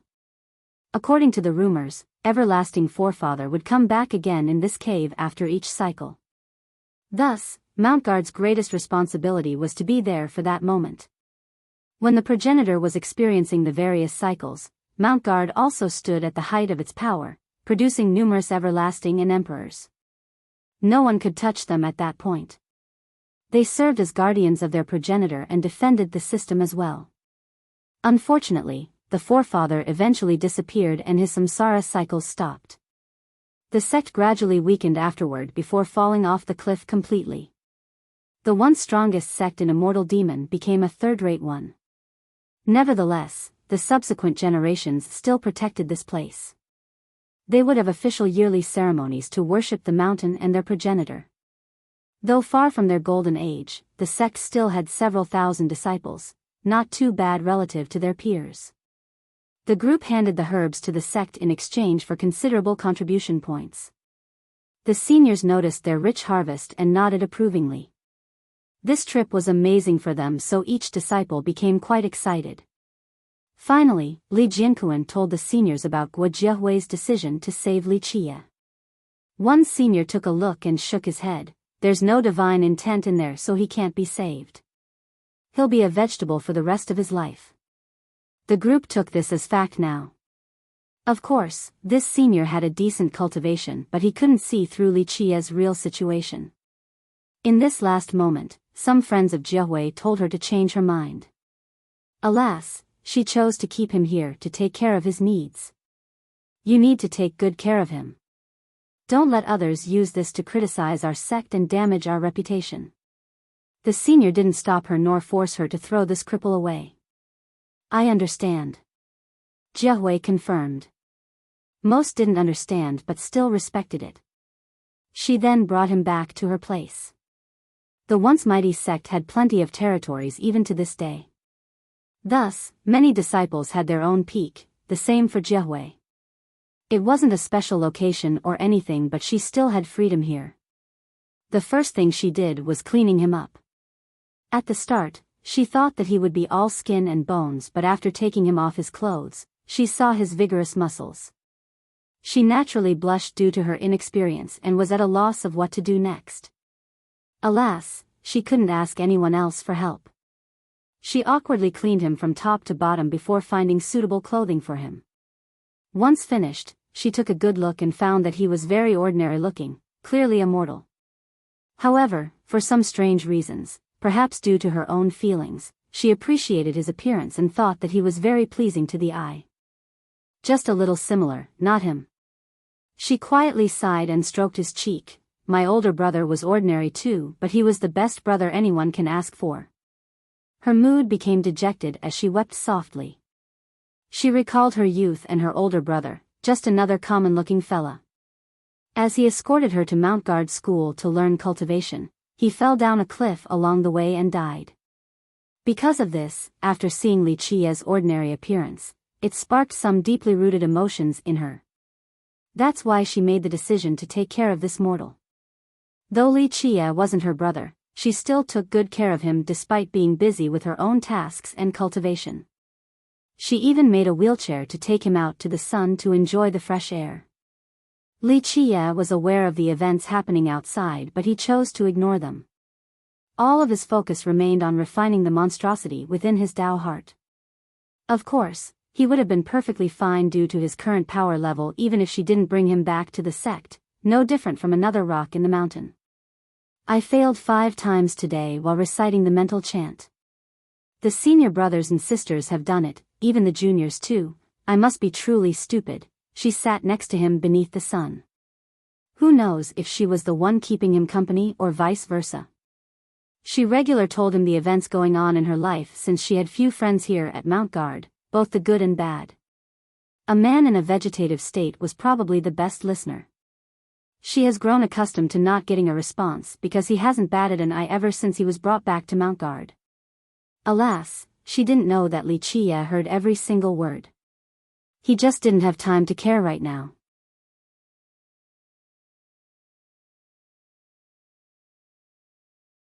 Chapter 27:16. Guo Jiahui's decision to take care of a cripple like Li Chia truly perplexed her fellow sect members. A few gossiped and criticized her while most thought that she was too kind-hearted, throwing her precious time away in the process. Cultivators truly valued their time. None would want to waste a single second, let alone on a crippled mortal like Li Chia. Her innate talents weren't exceptional either, so she should put in more effort and time for cultivation. Otherwise, her peers would surpass her, even the juniors who joined the sect after her too. At that point, she would be abandoned by the sect. Some have convinced her to forget about Li Chia and take him down the mountain, then pay a regular household to take care of him. Alas, she continued on her stubborn way. In the beginning, he looked similar to her late brother. But now, after spending some time together, the resemblance ended long ago. Nevertheless, she still didn't want to abandon him, for she slowly started considering him as a family member. Her mood and state of mind improved when he was around. She had few close friends in the sect and even fewer confidants. Li Chia was the only person she opened her heart without needing to hide anything. Though Li Chia never answered back or even opened his eyes to look at her, she was still more than willing to chat with him about her daily life. She thought about curing his ailment. Though Mount Guard was no longer the same as before, it still had plenty of capable medical masters and alchemists. It might be possible for a powerful alchemist to cure a crippled mortal, so she tried asking them. Impossible, his 6 veins are done for. He'll be bedridden forever. Alas, one alchemist took a look and shook his head. Is there no other way? She held on to hope. Try using true energy to massage him each day to open his energy channels. There might be hope later down the line. The senior said with uncertainty before adding, but don't waste time on a mortal. The right thing for you to do is focus on your own cultivation. The senior left after saying this, thinking that it wasn't worth it to do this over a mortal. From then on, Jiahui had a new task. She would massage him every day and pour her true energy into him. Unfortunately, this proved to be futile because her energy couldn't move through his hardened veins. How could her weak energy actually activate the veins of such a monster? Simply impossible. This didn't stop her, since she continued onward while hoping for a miracle. This sheer determination showed that she viewed him as a family member. All of this still didn't warrant a response from Li Chia. As time passed, his suppression successfully weakened the monstrous being. Sigh. She lamented during a sunbathing session one day, I can't finish my mental law, even Master scolded me for being stupid. Maybe it's really true. I'm not suitable for cultivation. You're not the only stupid one, your master is stupid beyond help too. A faint voice interrupted her reflection. Ah. She jumped from being startled and started looking around, thinking that there was a ghost. However, only Li Chia was with her in this courtyard. Who is it? She shouted after not finding anyone. Fear loomed in her mind. Next to you. Li Chia finally opened his eyes to look at her. You're up. She was astounded since this was his first time reacting outside of moving his eyes when they found him the first time. She looked into his eyes and saw a look of disdain as if he found himself superior to her and everyone else. However, why would a mortal have this type of glare? Li Qie said his part, then closed his eyes again, seemingly asleep. She calmed down and realized that she had told him everything in the past, so she became embarrassed, wanting to dig a hole and jump down on it to hide. I'll make you something to eat. She came up with an excuse to run. No, your cooking is terrible, find someone better. Li Qie said flatly. Jie Wei didn't know how to react and moved her arms around awkwardly. This person woke up and didn't bother thanking her, only criticizing her cooking. You trained the desolate mind scripture incorrectly and were silly enough to take your master's teachings as facts instead of learning on your own. Then again, your idiotic master made the simple scripture so complex. If the old man were alive, he would go crazy after witnessing this level of stupidity. Li Qie spoke again while she stood there in a daze. How can you be so rude? She became angry after hearing this criticism of her master. Her master didn't mistreat or punish her despite her mediocrity. She wasn't angry when he called her stupid, but insulting her master was a different story. Buzz. Li Qie pointed at her forehead with a speed too fast for her to react. A tiny law entered her brain. Boom.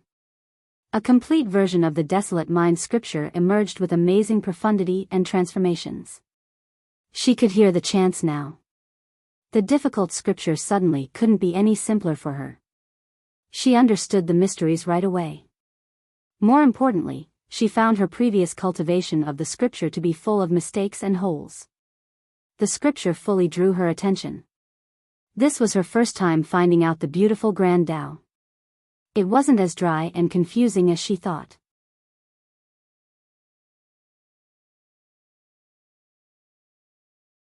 Chapter 27:17, Desolate Mind Scripture was her merit law, a foundational block of immortal demon system passed down by everlasting forefather. Jie Wei has been training with this law ever since joining Mount Guard. Alas, she showed no signs of improvement and limited accomplishments. Thus, she couldn't move on to a more powerful merit law. On the contrary, this merit law was too simple for Li Qie. He just needed to listen to a couple of chants before gaining a full grasp of its mysteries. He knew everlasting forefather the best in this world. They have existed together for millions of years. Moreover, he could easily figure out a law from a system on his own at his current level. Unfortunately, this proved to be an arduous task for Jie Wei, something that could affect her future. In this second, she felt a door opening inside her mind, allowing her to see a whole new world. The light from there illuminated her path. She found hope for the future, and this increased her determination and courage to tread onward. It took a while before she regained her wits from this beautiful immersion. Thank you for your guidance, Senior. She bowed deeply towards him and didn't know how to address the guy. She eventually chose to go with Senior. Though Li Qie looked quite young, she didn't want to be wrong. A slow girl like her could still tell that he was a hidden master despite his current state. Otherwise, he wouldn't understand this scripture so well. Li Qie, sitting in his wheelchair, didn't respond at all to her bowing. She had no idea what was going on with Li Qie and the reason for his pitiful state. Alas, she restrained her curiosity since the guy might ignore her anyway. She accompanied him for a while longer under the sun before pushing him back home. In the next several days, he continued to be sleeping just like before. She realized that he might not be in a vegetative state but couldn't come up with another answer. Thus, she resumed her normal duty in taking care of him. However, she stopped talking as much after finding out, no longer confiding in him about her days. His imprinted law benefited her greatly and allowed her to understand the scripture. Her cultivation started becoming smooth with great improvements, almost like a fish returning to the water. She quickly surpassed many peers in a short time. Her master praised her many times, thinking that it was a little miracle and that it was thanks to his teachings. With this, her state of mind naturally improved, and this also played a positive role in her cultivation. On this night, she and Li Qie observed the stars. Normally, she would be talking non-stop to him right now. Alas, she became afraid of him after the previous awakening. "Why aren't you talking anymore?" Li Qie suddenly asked with his eyes open. "Say senior." She was still startled but fared much better than last time. "You're awake now?" She thought that he was alternating between consciousness and otherwise. "It has been peaceful without your yabbering," Li Qie said. I'm afraid of disturbing you, senior." She became awkward and lowered her head. "I'm only 18, so don't call me senior. You may call me young noble instead." Li Qie closed his eyes.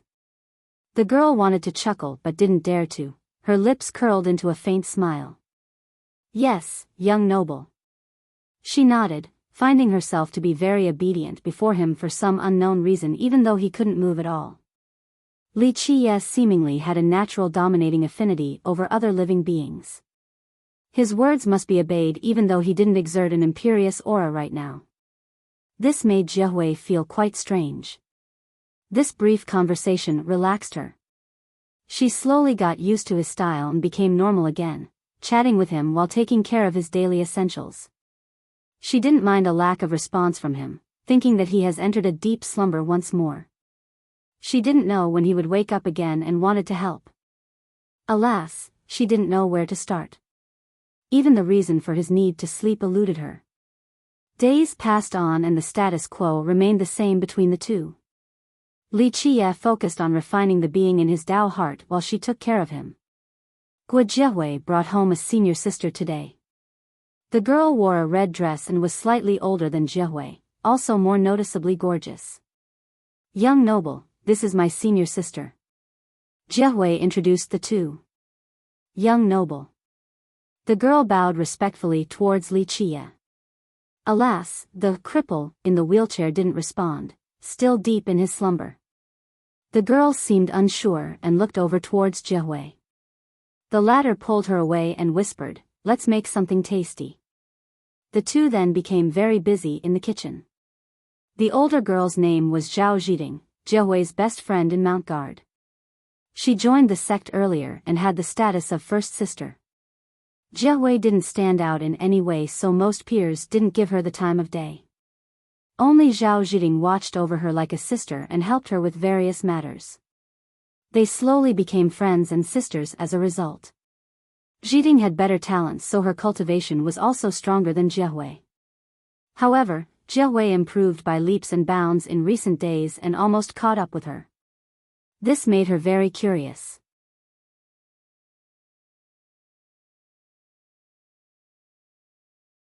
Chapter 27:18, Guo Jiehui's improvement surprised Zhao Zhiding.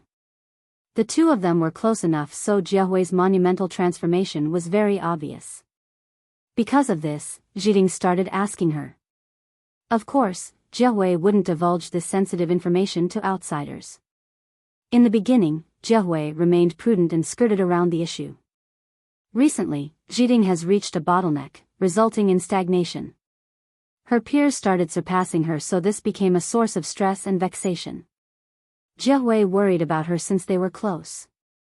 She finally chose to tell Zhiding her secrets because the latter used to be so kind to her. It was her turn now to help. Zhiding didn't believe it at all after listening to Jiehui's secrets. She was also there during the herb plucking expedition, so she knew about Li Qie's situation. In fact, she even helped Jiehui carry the guy back. So now, the sudden reversal of a crippled mortal turning into a hidden master was too much for her to accept. If it didn't come from Jiehui herself, Zhiding would never believe it, thinking that it was only a cruel joke. However, Zhiding chose to believe due to their intimate relationship. Jiehui wouldn't trick her, and plus, her improvements were as clear as day. Their master praised her non-stop, saying that it was a miracle and that she had learned everything from him. Finally, Jiehui came up with a plan for Zhiding to ask Li Qie for help. The focus was on making a good meal for Li Qie. When he woke up the last time, he instantly berated her lack of skills in the kitchen. On the other hand, Zhiding was famous as a cook in the sect. Zhiding loved cooking from a young age. This eventually earned her a nickname in the sect, Beautiful Chef. She had no choice but to ask Li Chia for help since her own master had tried to guide her several times to no avail. All of her hope was placed on Li Chia now. Jiding visited each day to take care of Li Chia. She racked her brains coming up with her best dishes, hoping to win Li Chia's grace. Time passed and she earned nothing since Li Chia continued to be unresponsive. Jiding started wavering after a while, wondering if Li Chia actually had this ability. Maybe he wouldn't wake up again since Jiahui wasn't certain of a timeline either. Nevertheless, she pressed onward and continued to serve Li Chia with Jiahui. She treated it as a trial of determination and perseverance, no different than cultivation. The possibility of failure was present in both tasks, but one still needed to do them. The days went on. They have grown so accustomed to the task that even Jiding started chatting with Li Chia about her problems. Just like any other day, Jiding also put a lot of effort into making a table full of good meals for Li Chia. "Your food has been terrible recently." A faint voice resounded next to her. This naturally scared her, but luckily, Jiahui has warned her before or she would have dropped her tray. "Sani dash, no, young noble," she stammered and saw that his eyes were still closed. She thought that maybe she was only hearing things and watched with bated breath. "You're not imagining it." Li Chia finally opened his eyes. This scene completely won Jiding over. She truly believed Jiahui now. Why? Prior to this, she had doubts because of Li Chia's dormancy. She slowly became accustomed to this and thought that it no longer matters whether he wakes up or not. This was a test for herself, a period of reflection. Now, his gaze alone made her feel insignificant like an ant. She had no choice to look up at him despite his current state and ordinary appearance. This gaze of his encompassed all living beings and everything else. "Jiding greets you, young noble." She calmed down and respectfully bowed her head. Li Chia closed his eyes again. Jiding didn't know what to do. She opened her mouth several times but nothing came out, worrying that Li Chia has fallen asleep again. "You wish for pointers from me, right?"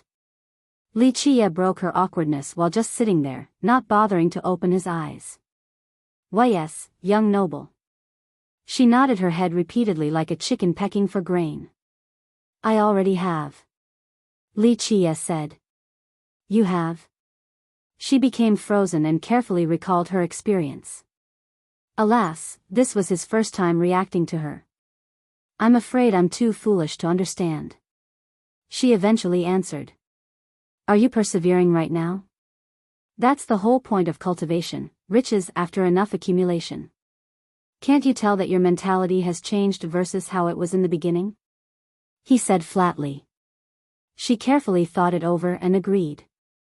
In the beginning, she came here for help with an urgent mindset wishing for success. His lack of response truly made her question the process. Alas, as time went on, the sense of urgency and need for success gradually decreased.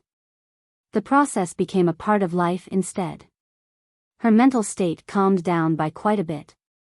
Though she still couldn't break through the cultivation bottleneck, she didn't mind it as much and had enough determination and confidence to eventually make it. "Right, but I still can't find clues about reaching the next level," she said. "Then go stir-fry some more vegetables," Li Chia said. "Stir-fry?" She didn't know what this has to do with cultivation. What's the most important thing to keep in mind while stir-frying vegetables? He opened her eyes and asked. "Fire and temperature." She answered right away. "Correct. As a cultivator, what can you use to control the fire so that the temperature is precise to the finest detail? Have you ever thought of this?" Li Chia asked. She stood there in a daze. "Use your fire mastery for cooking. Your encroaching flame scroll is exactly that. Why do you like cooking so much? It's because you feel close to the flame yet you have never thought about incorporating cultivation into cooking." She started contemplating. Encroaching flame was a great merit law of Mount Guard. Using this technique for cooking seemed to be wasting it, like appointing a talented person to a useless position. Her master might become infuriated, thinking that she was besmirching the ancestors' invincible merit law. However, she also agreed with Li Qia's logic, something she had never considered before. Go feel the fire and understand its transformation, and you will see where the bottleneck is. Li Qia said. Feel the fire. His few words truly stirred her emotions and opened a door for her.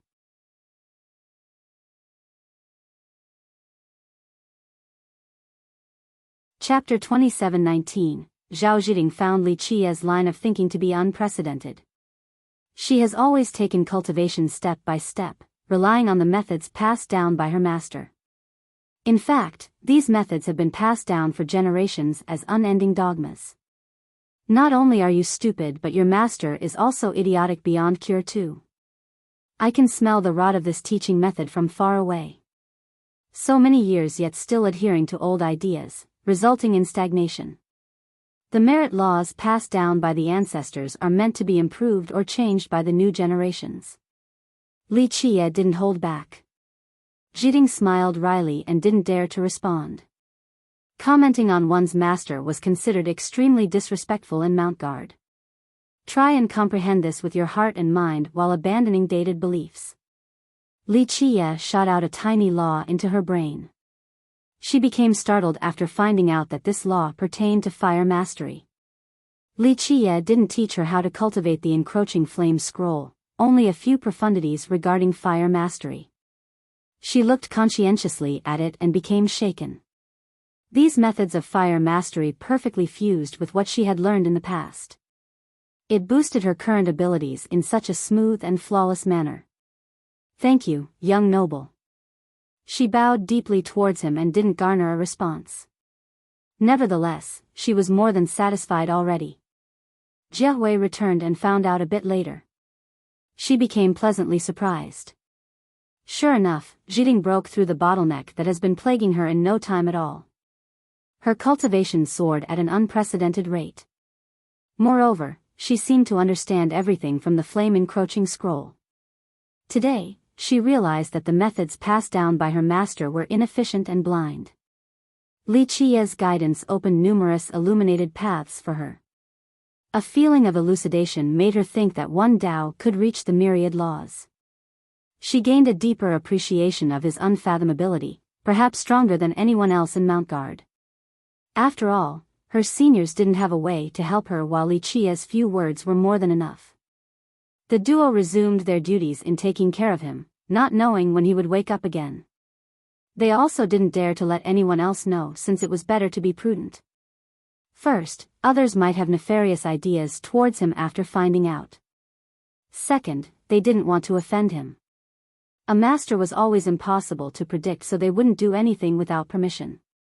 Taking care of him didn't slow their cultivation rate at all, since they trained skillfully and easily. Today, Jie Hui took Li Qia out for fresh air again.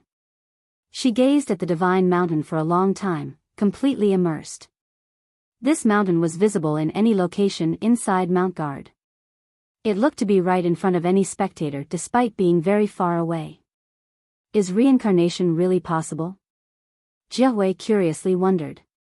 She has heard many legends about the divine mountain after joining Mount Guard.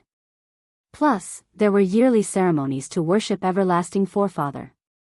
Her seniors told her that their sect's purpose is to protect the divine mountain and any reincarnated form of their forefather. Though the cycles of reincarnation stopped and the sect started to decline, they have never forgotten their purpose and the creed of their founding patriarch. Will the progenitor return in the immortal demon grotto?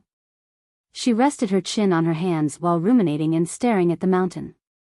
Its peak was shrouded by clouds and fogs, so she couldn't see the legendary cave at all.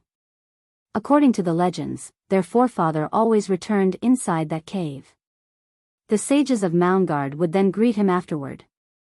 But no one can climb to the peak now in our sect. We wouldn't even know if the forefather had reincarnated. She murmured. Because of the current state of declination, not a single member of Mount Guard was capable of reaching the top of the divine mountain, let alone entering immortal demon grotto. Ascension required overcoming an immense pressure. This force gradually increased as one climbs higher, not something they could handle or resist. At a certain level, the climbers would be crushed into streams of blood. A very long time ago, they had ancestors capable of entering the cave. Alas, after the last sage passed away, not a single newcomer could accomplish this task. Of course, great masters have tried in each generation. This only resulted in failure. Later on, their descendants had no choice but to give up, realizing their lack of abilities. Reincarnation won't happen again. Li Qia's voice lingered by her ear. Young noble. She didn't expect him to wake up at this moment and became excited. Li Qia ignored her and stared at the mountain. His eyes became profound, perhaps capable of peering through the boundless realms. For some reason, she suddenly felt sad, perhaps influenced by Li Qia's mood. Old man. Li Qia gently sighed and said, "There's no doubt that you're a son of a bitch, but I can't deny your distinguished accomplishments as a pioneer." Everlasting Forefather and Li Qia had a complicated feud in the past. Alas, he was dead now, so animosity no longer existed. Few could persevere on this path. The most brilliant and the strongest have tried, but a majority usually fell into temptation, unlike you. A son of a bitch worthy of respect. Li Qia said. The death of Everlasting Shao wasn't the death of an enemy to Li Qia, only the death of another adventurer on this path. This arduous path winded forever, and the travelers could die at any moment, or worse, sinking into depravity. Pain and agonies tormented his eras, but Everlasting Shao still didn't give up even when everything else has turned to ashes. He searched for possibilities and methods. For example, this system was one of his experiments. He tested with the samsara cycle in order to accomplish the impossible. That's why he came to 3 immortals, hoping for both an answer and finding the things he wanted. Unfortunately, 3 immortals didn't have them, so he had to leave for his own world. That's why the reincarnation cycles stopped in the Divine Mountain. Finally, Everlasting Shao went all out just once. The result was obvious, absolute failure and destruction. Luckily, this system in 3 immortals could still be considered as his legacy.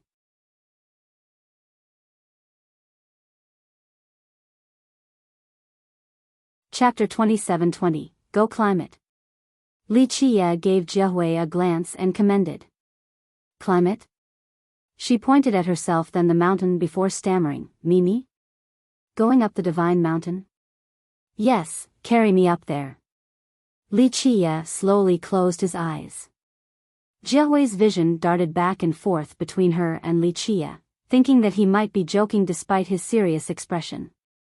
No one has been able to do so for millions of years now. Even the strongest member of Mount Guard couldn't do so, let alone an ordinary disciple like her. Moreover, she needed to carry Li Qia too. I can't do it. I think I'll be turned into a mist of blood before reaching the halfway ridge," she said without confidence.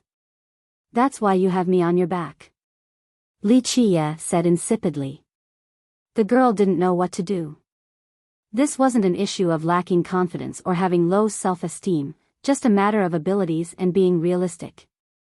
"My insignificant cultivation can't withstand the suppression from the mountain," she added, knowing that even their sex Eternals, powerful Eternals, couldn't do it.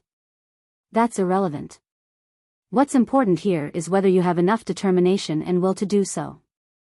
The suppression won't fall upon you," Li Qia said. She had no response due to lacking enough information about the Divine Mountain. This lack of knowledge extended to the rest of the sect. "Can you do it? Do you have what it takes to pass this mental trial?" Li Qia opened his eyes and asked.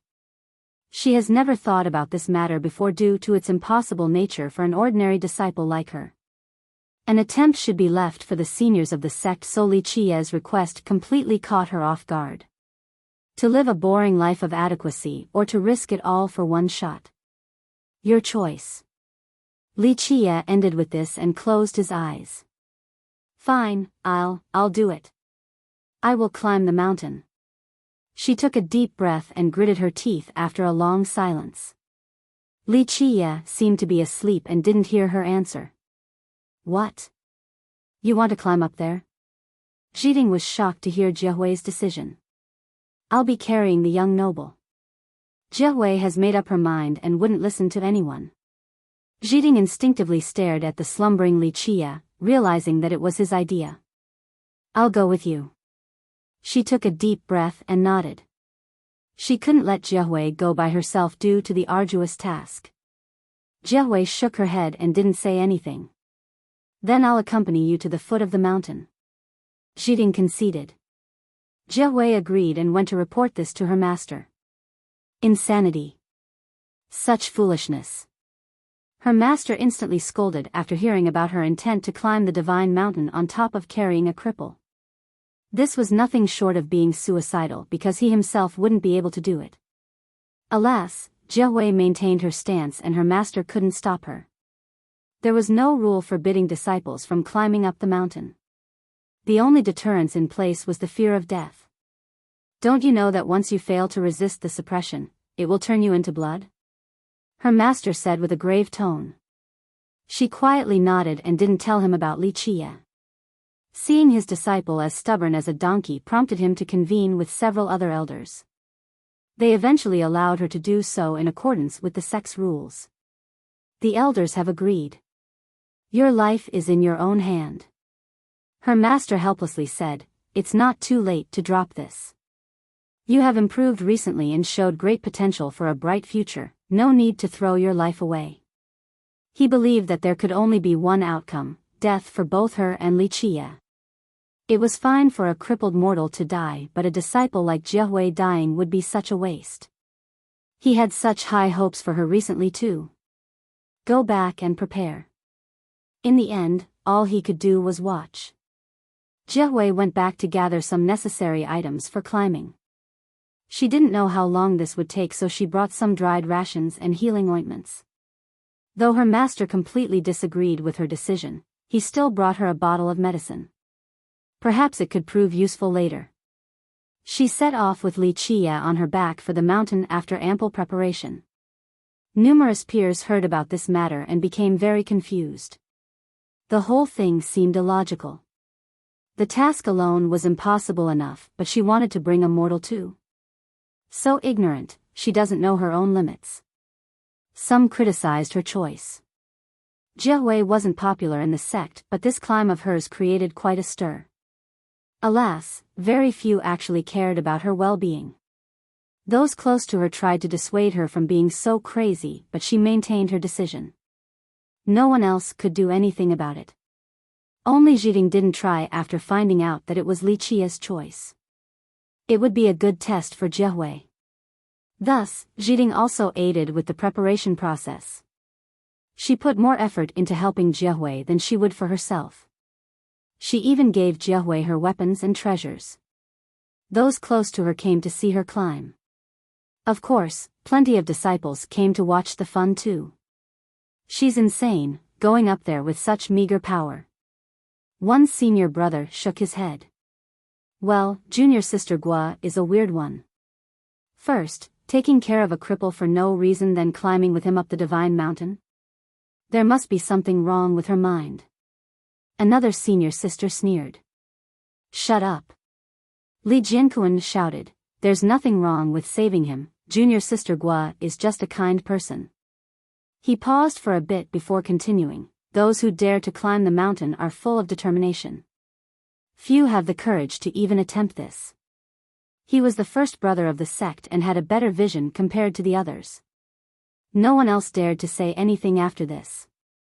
Don't force it if you can't go any higher, no one will laugh at you. In case of danger, just throw that person away and run. One close senior sister quietly told Jiehui while seeing her off.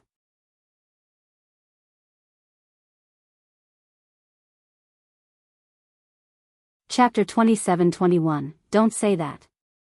Jiding immediately stopped the senior sister. Unlike the others, she knew that Li Qia wasn't actually a crippled mortal. The guy was an unfathomable master. Provoking him could result in great danger for their sect. Jiehui waved at her fellow sect members before starting the journey with Li Qia on her back. The rest followed her for a bit. Although the mountain looked like it was in front of them and that she would get there in no time, there was still quite a distance left. This first path wasn't difficult at all since she was still a cultivator that had trained for several years. Carrying a person wasn't a problem even if she wasn't an expert. It took a long time before they made it to the foot of the mountain. She looked up and finally felt its immensity. It towered in the sky with clouds floating even before the midway ridge. It seemed to be the center of the universe up there. A winding path made of rocks existed from the base and headed straight for the peak. It was narrow and dangerously steep, only meant for one person at a time. Jiding helped Jiahui check everything one last time. They then tightened Li Qia's rope. "Go now, I'll be waiting for you right here." Jiding nodded after confirming. Jiahui nodded and held Jiding's hands before waving goodbye again. Jiding continued to watch the strange duo slowly moving up the pass. She didn't look away until they have disappeared from sight. In the beginning, Jiahui was relatively fast, but this pace didn't last long. After a short distance, she felt the same as a mortal, struggling and realizing Li Qia's weight. Her power no longer worked, so carrying a man took a lot of effort. Just imagine, a regular girl carrying a full-grown man up a steep pass. This was quite arduous, but she persevered on. She had labored breathing the more she went up. Alas, she didn't want to give up. When she ran out of breath, she would take a short break before trying again. This process only became increasingly harder. It was as if her legs were tied with iron weights. This was even before considering Li Qia. Every 3 steps made her gasp for breath, nearly suffocating. A while later, just one step took everything she had. She was drenched with sweat, on the verge of collapsing from dehydration. She stopped to consume some recovery pills in order to make it through this torturous climb. Soon after, she felt as if she was carrying a mountain. Her back was being bent. Moreover, there seemed to be a flame scorching her chest. This heat would spread and boil her blood, truly a terrible feeling. The pass didn't make it any easier for her either. The steepness required her to climb while tilting forward. Just one wrong step and she could fall down to an ugly death. Several days have passed and she didn't go too far. She looked up and saw the peak still as unreachable as ever with no end in sight. Anyone would feel the urge to give up under these circumstances. Her mind started wavering after each agonizing step. Her bones were cracking all over, on the verge of collapsing. She gritted her teeth and didn't want to give up despite her mind and body telling her to do so. Only a single thought kept her going, telling her not to listen to any excuses for giving up. She started losing feelings as time went on. Though the weight on her back only increased, she no longer felt afraid. Each step was a tiny goal for her now. This ultimate focus put her in a Zen state. The weight encumbering her and the winding pass were no longer on her mind. The only thing right now was her target, one step at a time. Each successful attempt made her feel a sense of improvement. The pain and resistance gradually increased, but she had thrown these feelings away. Of course, little did she know that Li Qia was withstanding the brunt force of the suppression for her. She alone couldn't reach this point. The suppression at this level would have instantly rendered her into a bloody mist. Only a minuscule pressure got through Li Qia and landed on her. This wasn't enough to crush her to death, only perfect to stimulate her latent potential. Li Qia was controlling the amount of pressure that got through to the finest detail. It was nothing for Li Qia, but Jiahui still had a hard time with it. This torture seemed to be lasting for an eternity. However, as long as she remained unyielding, the pressure could force out her true potential and grant her a lifetime of benefits, akin to shedding one's mortal shell and bones for something far superior. The Zen state took away emotions and physical feelings. Hunger was solved with rations and recovery pills. Thirst was quenched with the springs along the way. Fatigue went away after resting by leaning against the cliff. This journey didn't end as long as she still has a sliver of physical power and consciousness left. Along the way, she wasn't aware of the pressure slowly growing and stimulating her potential at all. Her cultivation didn't increase, but her body was transforming. The pressure refined her bones and flesh on top of polishing her Tao heart. The sun rose and set repeatedly. She didn't know how many days she has been up here. All in all, her only conviction was to accomplish one minor goal in the form of one step at a time.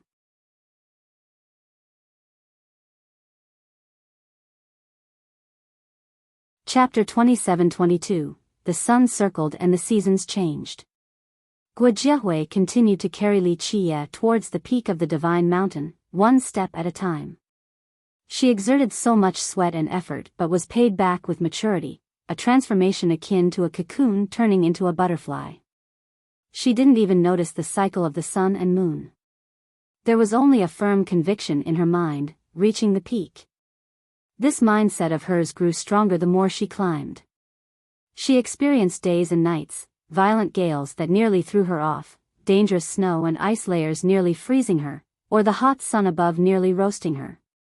The torture here exceeded her imagination. Alas, they only served to accelerate her growth. One day, she suddenly sat down and her normal state of mind returned, allowing her to notice something shocking.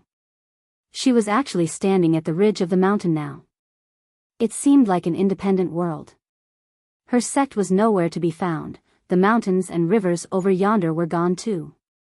This area looked like a boundless space with celestials hovering right above. She could reach up and touch them.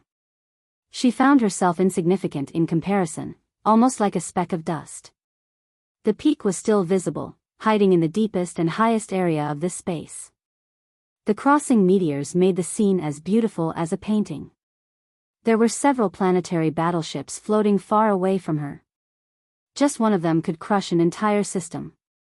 Who knows how long these ships had been abandoned? They had rust and damages all over. It seemed that they have left the battlefield and took anchor here. Jie was astounded by the magnificent scene. This was her first time seeing something of this level. If it wasn't for this ascension, she would never be able to witness it. She realized that the previous struggle was completely worth it just to see this and couldn't avert her gaze at all. She eventually glanced over at Li Qie and found him to be still asleep. She nearly died several times or fell down from the pass, but Li Qie didn't react at all, seemingly not giving a damn. He had his reasons for doing so. If she couldn't handle this little test, then she wouldn't be qualified to stand at the apex in the future and uphold the great responsibility. That's why he purposely let her suffer in order to stimulate her potential. The girl couldn't compare to other geniuses. If she wanted to surpass them, she needed to work harder and pay a bigger price. A failure here would imply that she isn't worthy of his grooming. Jie stopped looking around and carried Li Qie forward again. She was far more courageous, unyielding, and decisive at this moment. Her body, mind, and the Tao heart all evolved from this test. Under this space, a girl was carrying an adult man across the winding and narrow road. Her shadow looked quite long and lonely beneath the starlights. People would automatically think of one particular adage to describe this: the path towards the Tao is lonely. The seasons didn't stop cycling beneath the foot of the mountain. Zhao Zhiding has been patiently waiting for those two and even built a wooden hut here. In the beginning, she was anxious and impatient. As time passed, her Tao heart became calm. She continued to cultivate while waiting. This type of solitary training made her quite profound and greatly benefited her. Nothing bothered her, allowing her to have super concentration. Her cultivation soared like the wind, the same with her actual power. As time passed, the disciples of Mount Guard have forgotten about Jie. Everyone assumed that she had died up there. Poor girl. Only her master would occasionally stare at the mountain and shook his head with regrets. He couldn't go pick up her corpse even if he wanted to because the mountain would just turn him to blood. After countless changing of days, Jie finally carried Li Qie to the peak of the mountain. She was still in a state of zen. It took a while before her wits returned. She looked around and finally noticed that she was standing at the summit. "We're here, young noble, we're here." She excitedly told Li Qie, but he didn't react and share this moment of joy with her. She certainly felt happy but wasn't too crazy about it. Why? Because this was expected. She deserved this after putting in the effort and determination. She found herself to be standing at the top of the world right now. The Celestials and Grand Tao were all beneath her feet. She looked down and noticed that everything else was tiny in comparison.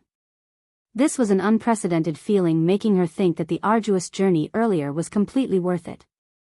The whole thing felt like a very realistic dream. In the beginning, this was something she didn't even dare to dream of.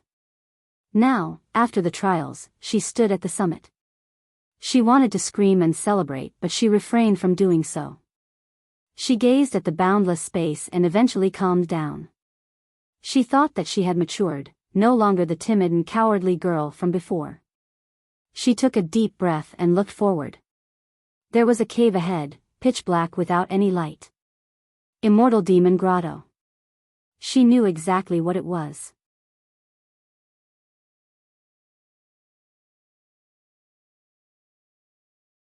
Chapter 27-23. Everyone in Mount Guard sect, no, the entire system knew of this cave, the area where their progenitor searched for the Tao and where he reincarnated after a cycle. Prior to this, Jiahui considered this place to be a legend, a place she could never visit.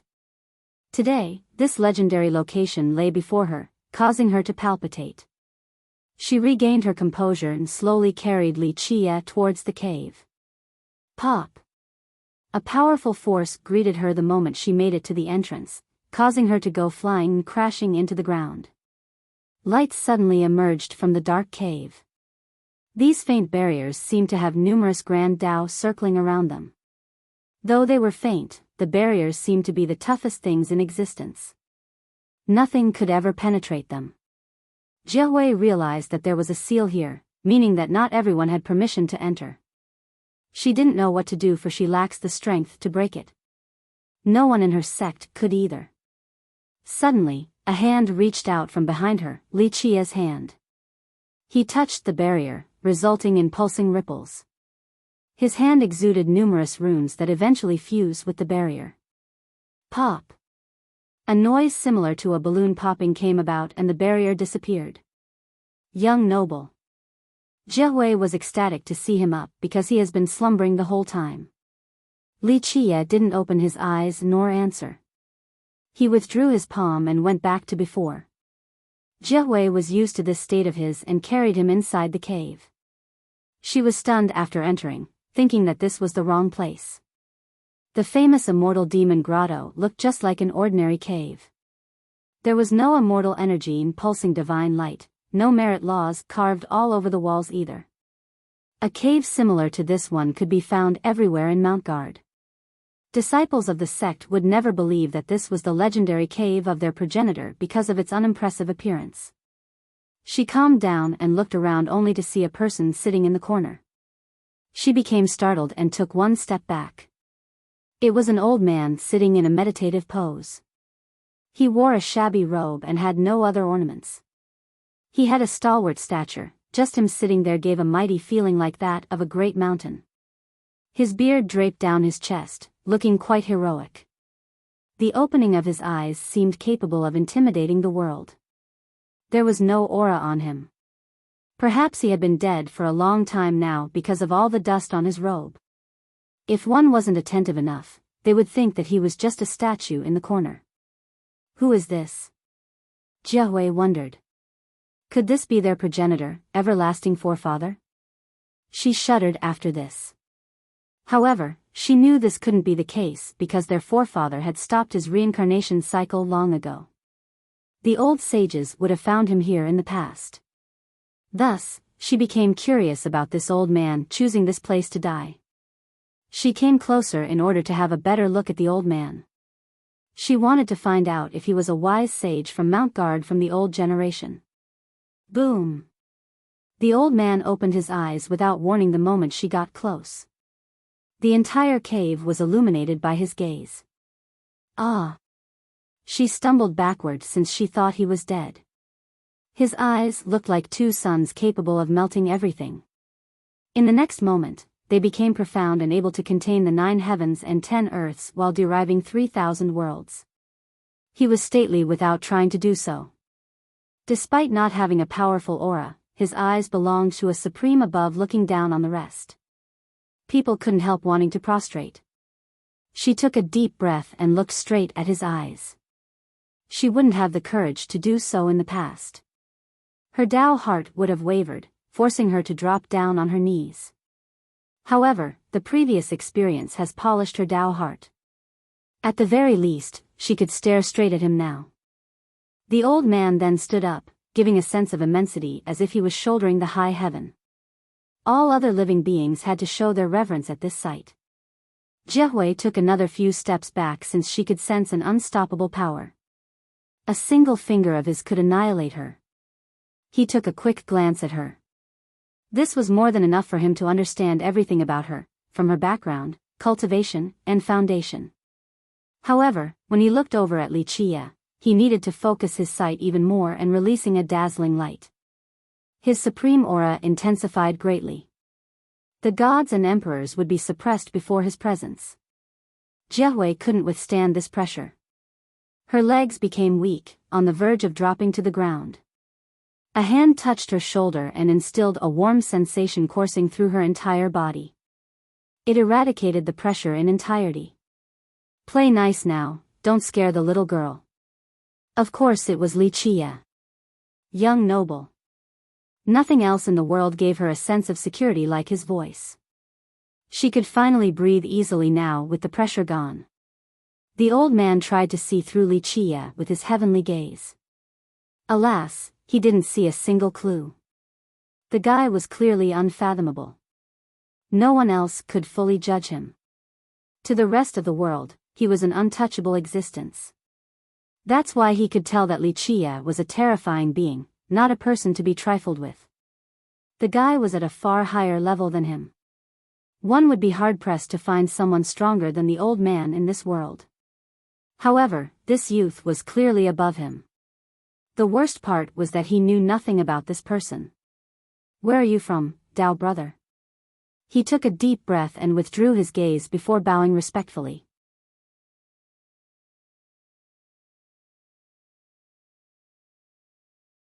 Chapter 27-24, Just Passing By. Wuxia unenthusiastically answered.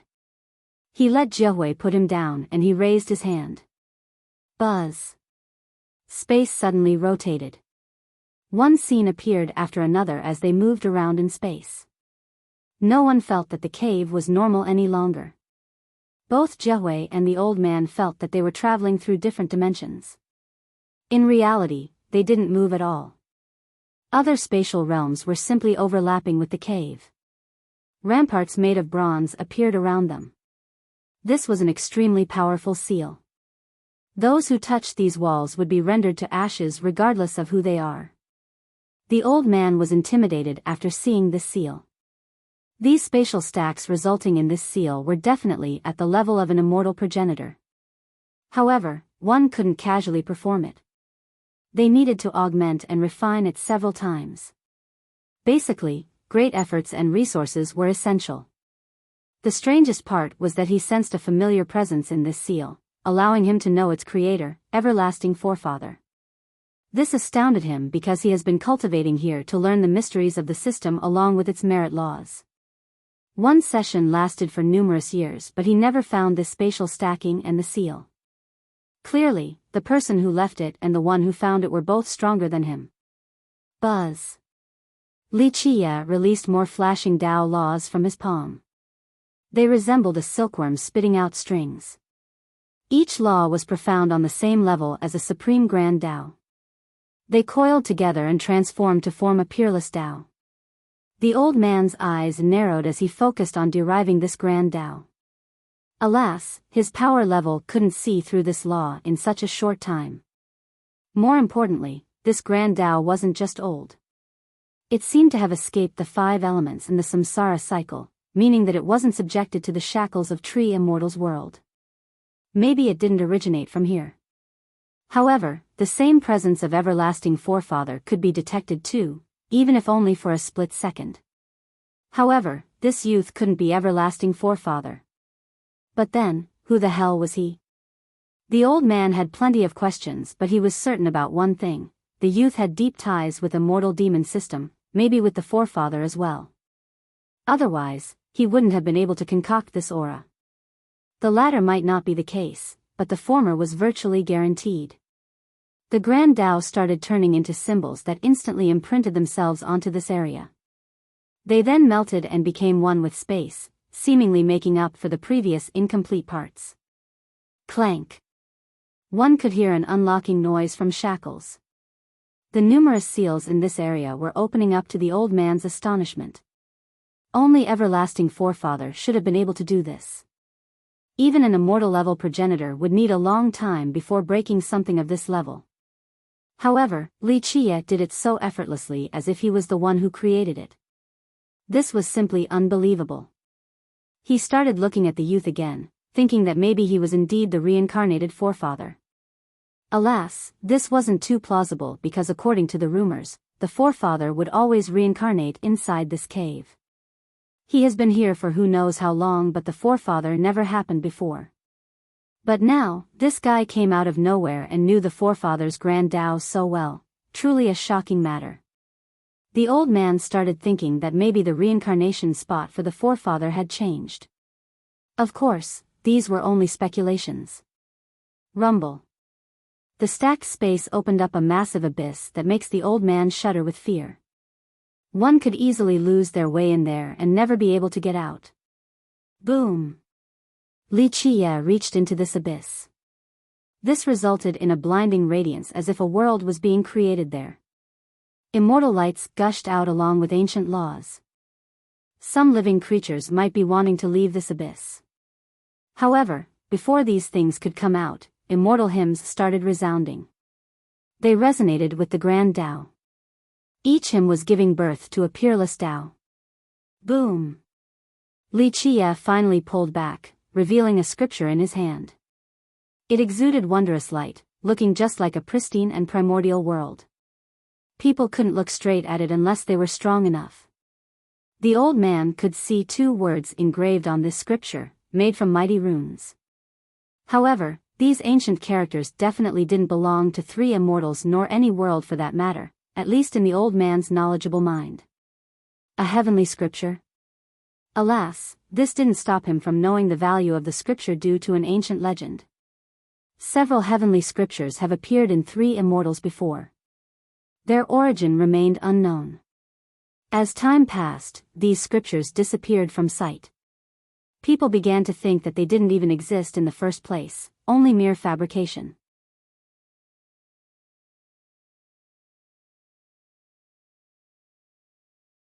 Chapter 27-25. The scriptures remained an unreachable legend in 3 immortals.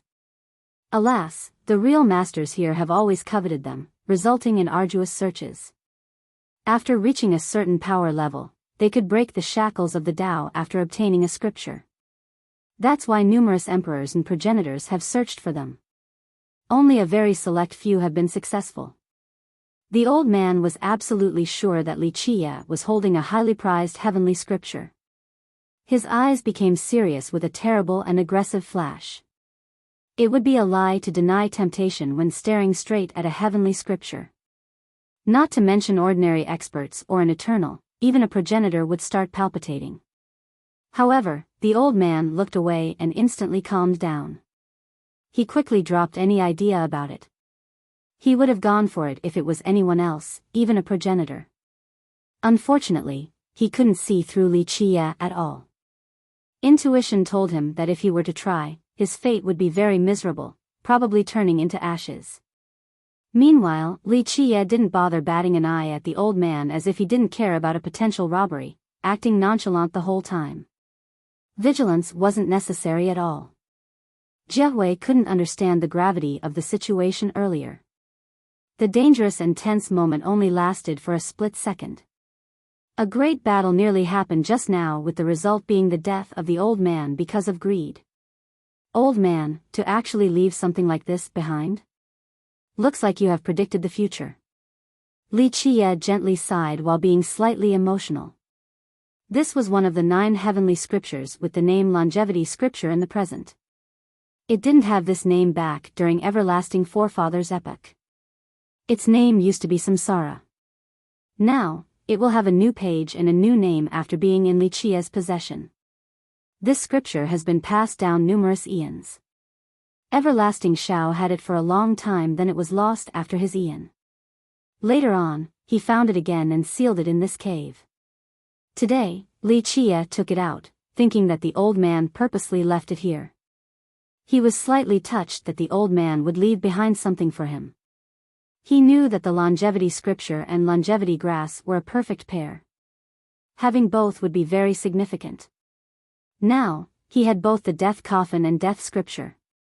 Alas, the longevity grass location remained unknown. The old man saw his expression and confirmed that this youth was an everlasting forefather. However, they were closely related. That's the extent of his knowledge. Bring that crown next to you here. Wuxia put away the scripture and ordered the old man. The old man stared at him briefly and followed his order, taking a crown by the corner and bringing it to him. People would be shocked to see this because this old man had a heaven-defying background. Even progenitors right now needed to address him as Dao brother or fellow Daoist. But now, Wuxia ordered him like a follower or a servant. The more unbelievable part was how the old man listened, not caring about his own status or take pride in it. Jiahui took a look at the crown and saw that it was a circular style, not an imperial crest with tassels. Made from unknown materials, it emitted a holy and scholarly presence. Since you have carried me here, this will be your just reward. Before she could calm down, Wuxia placed it on her head and said. Jiahui quietly accepted since she couldn't refuse a gift from him. The old man glanced at the girl with a glint in his eyes. She didn't know the actual significance of the crown and what it symbolizes, only thinking that it was a treasure. In fact, not to mention Mount Guard, this crown wielded great significance over the entire system. Those wearing it would gain incredible prestige. Not just anyone in the system was qualified to put it on. Jiahui certainly wasn't with her current strength. Only heaven-defying beings were eligible. Of course, the old man could put it on too. He just wasn't interested. He didn't oppose this decision from Wuxia, so it was a tacit recognition of her status. In his mind, someone like Wuxia wouldn't casually give this crown to a random person. It meant that she was worthy of this crown. She didn't know that her destiny has been decided the moment she wore this crown. She was no longer an ordinary disciple from Mount Guard. Let's go. Wuxia closed his eyes and fell into slumber again. Jiahui put him on her back, then bowed to the old man before walking towards the entrance. Senior. The old man couldn't hold back and decided to be humble. Jiahui stopped, waiting for Wuxia to respond. Senior, I have many unclear aspects with my grand Dao, please guide me. The old man took a deep breath and kneeled. No one in a mortal lineage could handle this grand gesture from him, but he still assumed the role of a junior before Wuxia. You have learned everlasting forefathers Samadhi Dao and reached the peak. The issue is in your head, that's all. Wuxia opened his eyes and glanced at him. Please guide me, senior. The old man bowed again. Very well, I will show you the path. Wuxia pointed at the old man. Pop. A Dao law shot into his forehead, resulting in a galactic-level explosion. He started shaking violently. He felt as if a divine bridge has been erected in his mind, allowing him to reach an entirely new realm and world.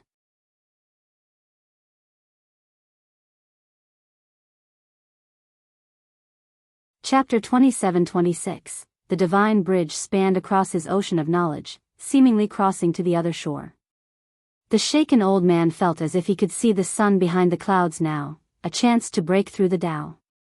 This was a shackle that has plagued him for many years, but a single action from Wuxia woke him up.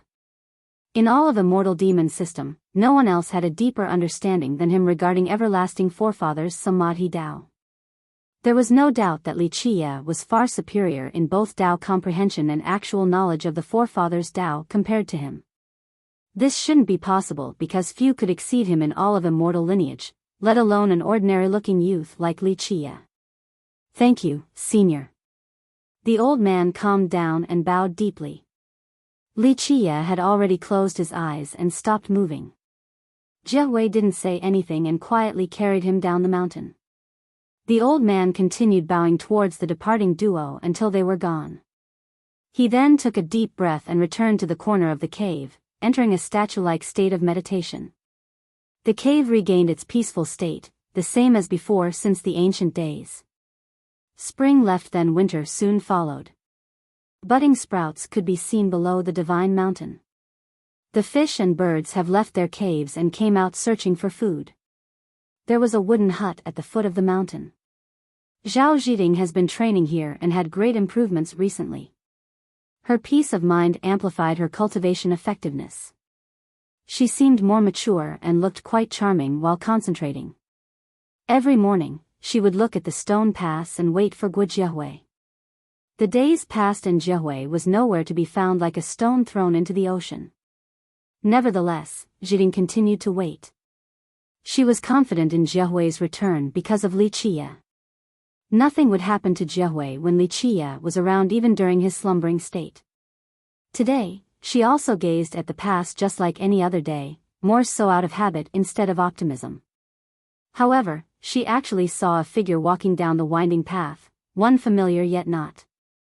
She thought she was only seeing things in the beginning and rubbed her eyes. However, the figure was approaching closer. It's them. Astonishment struck her.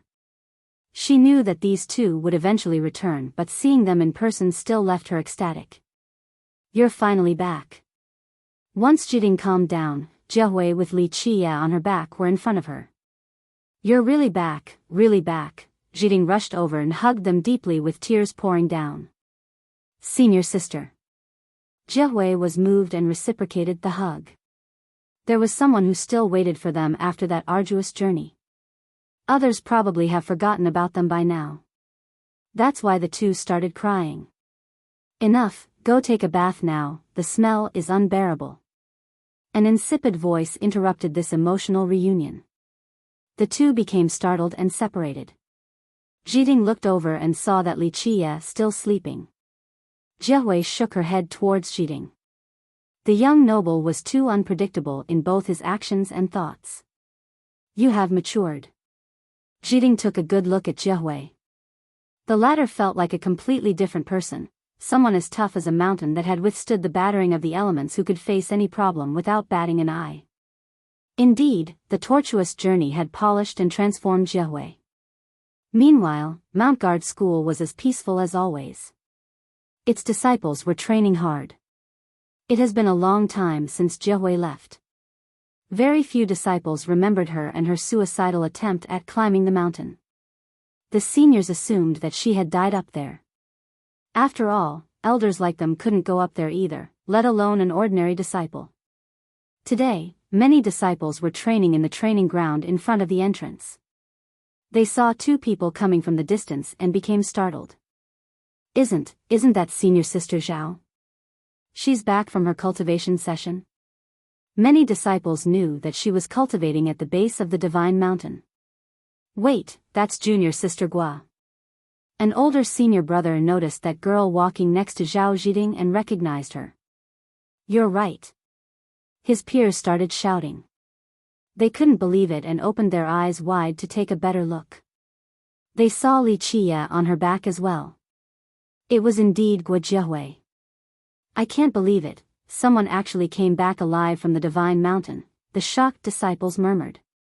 It's a miracle, did she actually go up there? Another wondered. Senior sister Gua is back. She's back from the divine mountain. It didn't take long before the news of her return swept through the sect like a storm. What did you say?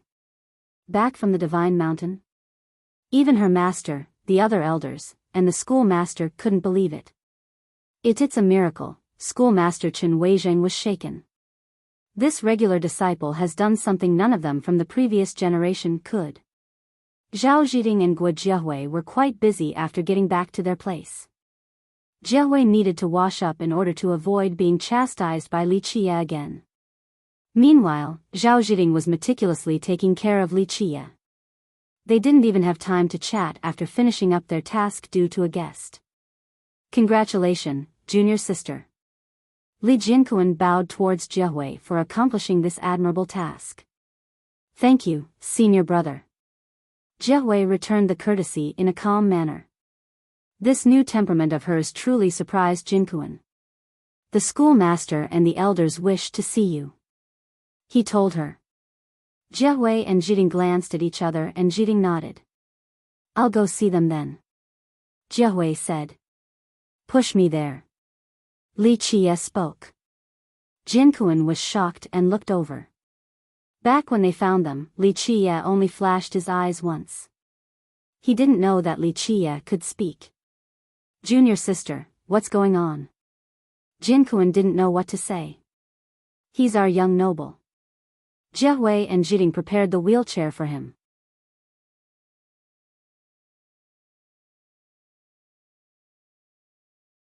Chapter 27:27, Junior sister, I'm afraid that's not proper. The meeting is a private matter of our sect, an outsider can't be there. Jinquan said. It'll be fine, senior brother. Jiehui didn't want to waste words explaining. All she needed to do was listen to Li Qie. Junior sister, the elders might become angry. He reminded again with good intention. No need to say more, senior brother. Junior sister Gui knows what she's doing. Zhiding shook her head towards Jinquan. She knew that Li Qie would always stick with his decision and not allow anyone to say otherwise. Very well, do as you please, junior sister. Jinquan gave up and gave Li Qie a strange look. He didn't understand the situation at all. Her decision in taking care of Li Qie could be construed as kindness, not wanting him to die in the wilderness. Jinquan could understand that. However, taking Li Qie up the divine mountain was perplexing, the same with her decision of bringing him to a private meeting. He knew that her return was considered a miracle. Perhaps she would be viewed highly by the upper echelon from now on. This was a good chance for her, so she should take advantage of it.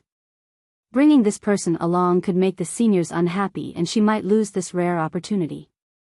The elders, hall leaders, and even the schoolmaster of Mount Guard have gathered at the conference hall. In fact, virtually all the influential figures from the last generation have shown up. This rarely occurred unless something big was happening. Today, they were here because of one disciple, something even stranger. Schoolmaster Chen Weizhang sat in the main seat with the elders to his left and right, watching Jiehui's group come in. They weren't surprised to see Zhiding tagging along. After all, Zhiding has been waiting all this time for Jiehui and even built a hut there to wait. They could sympathize with the girl's great relationship. However, to see the person in a wheelchair being pushed in was a different matter. This put a frown on their face. Schoolmaster, elders. Li Jinquan bowed and retreated to the side, aware that this wasn't his place to speak. Ridiculous. Her master said seriously, the elders and the schoolmaster summoned you for official business. How can you bring an outsider in here? Take him outside. Jiehui paused for a moment before bowing. With all due respect, master, schoolmaster, and elders, the young noble certainly has a reason for being here. In the past, she viewed these men as unreachable existences. Now, she knew that Li Qie belongs to the apex. Even that old man in the immortal demon grotto needed to be subservient towards him, let alone others. Such insanity, we can't allow a mortal to enter our sect's important ground. A different elder shouted. Jiehui wanted to respond but was afraid that no one would believe her anyway. Plus, telling the whole truth could make Li Qie unhappy and the consequences would be unimaginable. Where did you get that crown? The schoolmaster noticed the crown on her. From Immortal Demon Grotto, given to me by the young noble. She bowed towards the schoolmaster and said. What? The scene became rowdy right away. Some even got up from their chair and stared at her in disbelief. From Immortal Demon Grotto. One elder couldn't believe it. You really made it to the top. Another was skeptical. Jie continued, yes, I climbed the stone pass and made it to the cave at the top. Jinquan's jaw dropped to the ground after hearing this. The skepticism here was warranted since it has been many years since someone from Mount Guard made it to the top. In the present day, very few in the entire system could reach the cave. But now, an ordinary disciple had done it. How could anyone believe this? You really made it to the grotto? Another person asked again. Yes, elder. Jie was very calm and composed now even when facing these seniors. Impossible, just impossible, the elders and hall leaders began discussing quietly in the background. Everyone assumed that she made it to the ridge before going back down. This was already a miracle. I do not, schoolmaster. She shook her head, not knowing anything about the crown. She has been wearing it after Wuxia bestowed it to her. Its name is Virtuous Crown, do you know its origin? Chen Weijing took a deep breath and said. That's Virtuous Crown? The hall erupted with rowdiness. All the seniors couldn't believe it. The lost Virtuous Crown? One elder stared at the crown in disbelief. That should be it. Weijing said with a solemn expression, our last sage couldn't wait to see the next reincarnation from our progenitor and left the crown there for a worthy successor. From then on, the world never saw it again. The group exchanged glances. If this story was true, then Jie had indeed made it to the cave. The crown is proof that you have entered Immortal Demon Grotto. Weijing said, not expecting a normal disciple to inherit this crown. Yes, schoolmaster, I wouldn't dare to lie. Jie bowed with sincerity. But Jie is only a junior, is this suitable? For her to have the crown? An elder objected. Yes, the crown has always been the defining treasure of our sect, worn by our greatest members. Letting an ordinary member wear it will be disgraceful and shaming our sages. Plus, the treasure might be lost too, and will become sinners in that case. A different elder joined in. How about the sect takes it back first and reward Jie with another treasure? Her bringing it back from the grotto is a great contribution that deserves a big reward. A hall leader suggested. Yes, the Virtuous Crown isn't just a symbol of the sages, it is also an extremely powerful treasure that can't be lost. Other elders joined in. All eyes were on Weijing now. He was the most powerful cultivator in Mount Guard on top of being supported by all elders. The schoolmaster pondered for a bit before answering, Jie is only a junior at our sect yet she has accomplished what none of us can despite trying for a lifetime. This means that her possession of the crowd is deeply rooted in fate and that she has passed the trials of our sages and progenitor. If that's the case, then she is qualified to have the crown. Plus, it has been missing all of this time anyway until now thanks to her. It's fine if we lose it again. Her cultivation might be shallow now but who knows later on. Her future accomplishments might be worthy of it. This answer from him was logical so the group started thinking. You're not too idiot and might be one of the saving graces of your sect. A voice interrupted the silent rumination.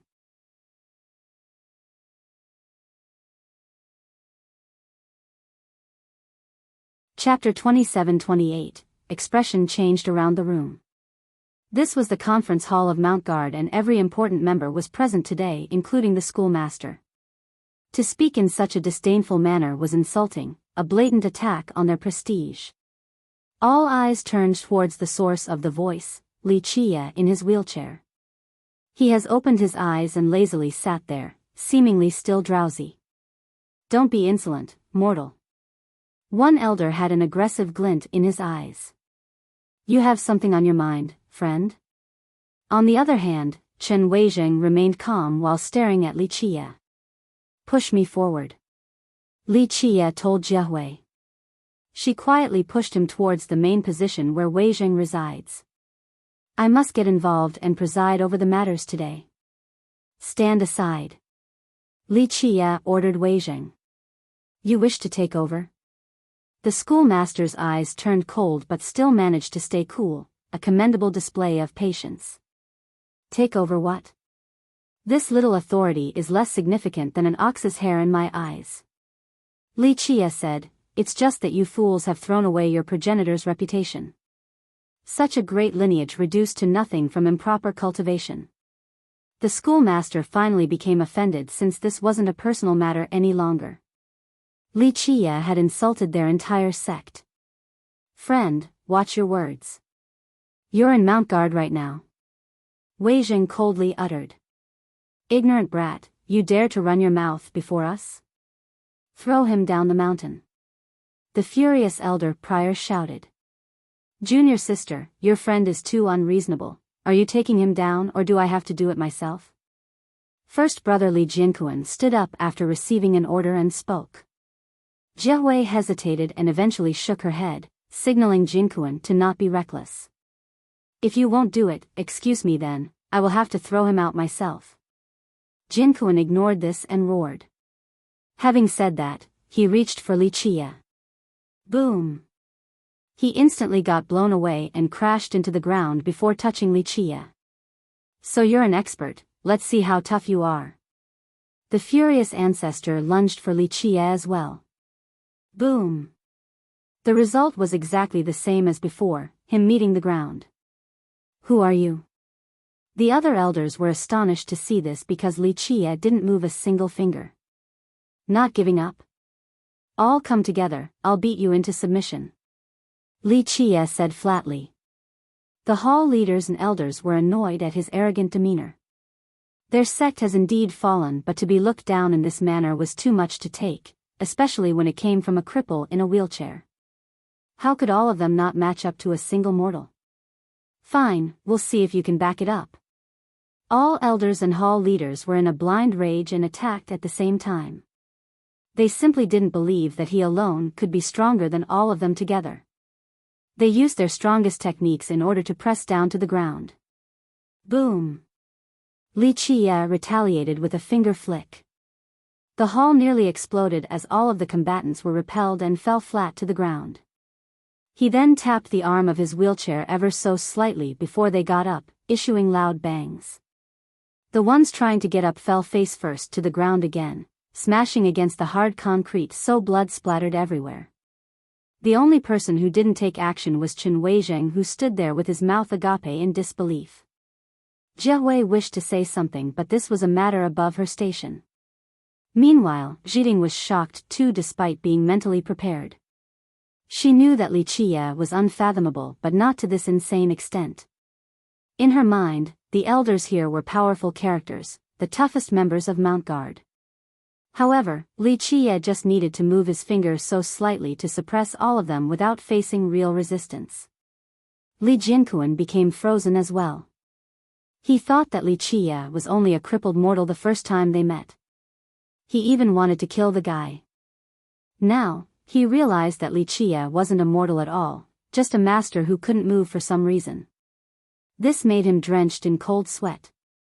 If it wasn't for the kind-hearted Jia Wei, he would be one dying back in that forest, not Li Chia. Senior. If our sect has offended you in any way, we sincerely apologize and accept any punishment. Chen Weizheng trembled in fear and bowed his head. He's very close to getting on his knees. Personal honor didn't matter to him. Protecting Mount Guard and its members was more important. He didn't mind prostrating in order to accomplish the goal. These members were the pillars of his already weakened sect. It would be helpless without them. He knew that they have met a true master whose level far exceeded them. Even a true god like him couldn't stop a single move from this man. I didn't need to wait until now to destroy your sect if I wanted to. Just a casual wave would have been more than enough. Li Chia looked at the sect master and insipidly said. Li Chia tapped with one finger again and the pressure disappeared. The elders and hall leaders could finally get up and quickly retreated to the side.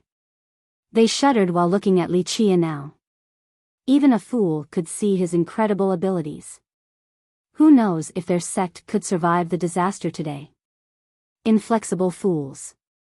Li Chia said, longevity forefathers' legacy is wasted on you all, reduced to a pile of dogs hit.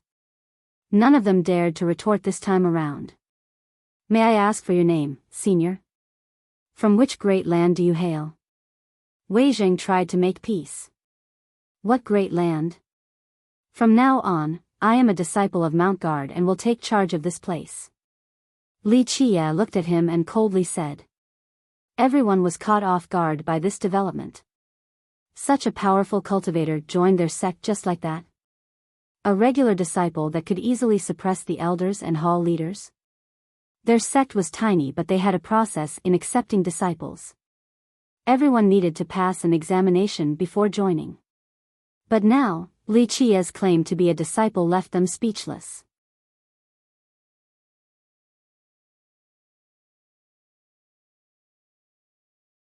Chapter 27-29. The group exchanged glances of confusion. Well, they should be happy with the addition of such a powerful member. It meant that revitalization could be possible. The problem was that Li Qie wasn't a real disciple. He came out of nowhere and they knew nothing about his identity and background. How could they rest easy when an unknown person is in charge of their sect? Chen Weizheng forced a smile and bowed towards Li Qie again. Senior, well, look, our sect is only a rundown place. Just a puddle of water not fitting for a true dragon like you, afraid of me taking over and you won't be the schoolmaster anymore? Li Qie asked. No, of course not. Wei Zheng hurriedly shook his head and put on a righteous expression. I do not care for status and power and am more willing to resign when there's a better candidate available. But, senior, with all due respect, we don't know anything about you since we have just met. Wei Zheng was indeed telling the truth. He has always wanted to revitalize the sect but couldn't because they had limited power.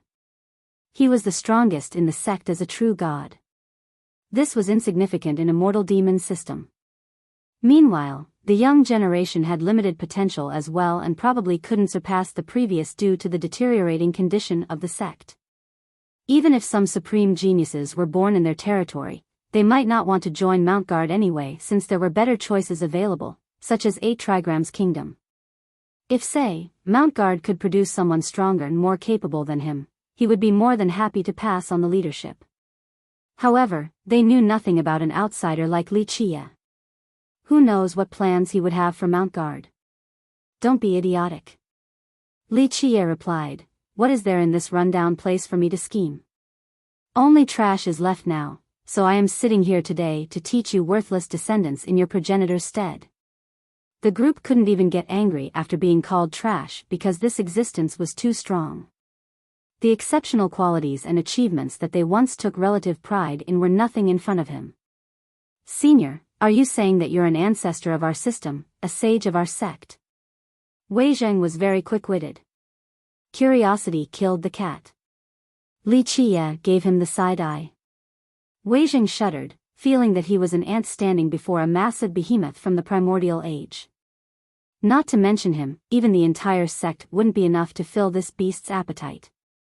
Thus, he no longer dared to speak due to fear. Li Qie stopped bothering with them and raised one hand. Boom! Space rippled with numerous barriers emerging along with wondrous auras. He activated a spatial rift to reach Mount Guard's library in order to take out 2 manuals. This astounded the hell out of the seniors here. Though their sect has fallen, the actual foundation was still there. The library was blessed and strengthened by numerous emperors and sages, even their progenitor himself. This meant that the defenses of the library were still as powerful as ever. Outsiders would find it impossible to get through.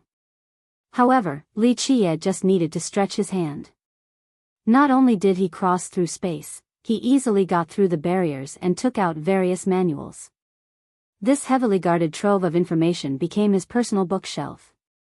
He could take whatever he wanted on a whim as if they were just ordinary books, not precious manuals. The seniors thought that if Li Qie could do this, he could also take anything from their sect, even the things hidden in the most mysterious and guarded locations. Mount Guard no longer had any secret or defense in front of this guy. The 2 of you fit these merit laws, do your best. Li Qie casually threw 1 scroll to Jiehui and Jiding each. They didn't know what to do because learning the most powerful merit laws required merit points. Now, Li Qie skipped all the necessary steps and gave them the original copies. Buzz. He raised his hand again and took control of the spatial realm in Mount Guard. Everything here was within his grasp, so he had absolute supremacy. Rumble. Majestic powers of the Grand Tao oozed out from the ground of the sect. The disciples felt much closer to the Grand Tao. The entire sect seemingly changed into a sacred ground perfect for cultivation. The Tao power permeated every inch of the land. Runes started glowing on the ancient ruins, marks left behind by their sages and emperors. These marks disappeared before with time, but now, they were returning once more. It was as if these great beings have returned to various locations around the sect. If one were to listen to their chants in these ruins, they would improve greatly. I have stimulated and squeezed out the hidden potential of Mount Guard's foundation. If the present generation still amounts to nothing, then your foundation will wither and your sect will be at the end of the line, destruction will be imminent. This is your last chance, it's best not to waste it. Li Qiye declared. With that, he told Jiehui to push him out. Meanwhile, the remaining members in the hall stood there in a daze. Extracting the foundation meant that cultivation would be much easier in this generation. They would have a greater chance of revitalizing the sect. However, the disadvantages and risks were immense as well. If they were to fail this generation, then their sect would turn to ashes. Senior. Wei Jing regained his wits and gave chase. Jiehui stopped while the sleeping Li Qiye ignored him. Senior, may I inquire what we should do with the virtuous crown? Wei Jing hesitated before asking.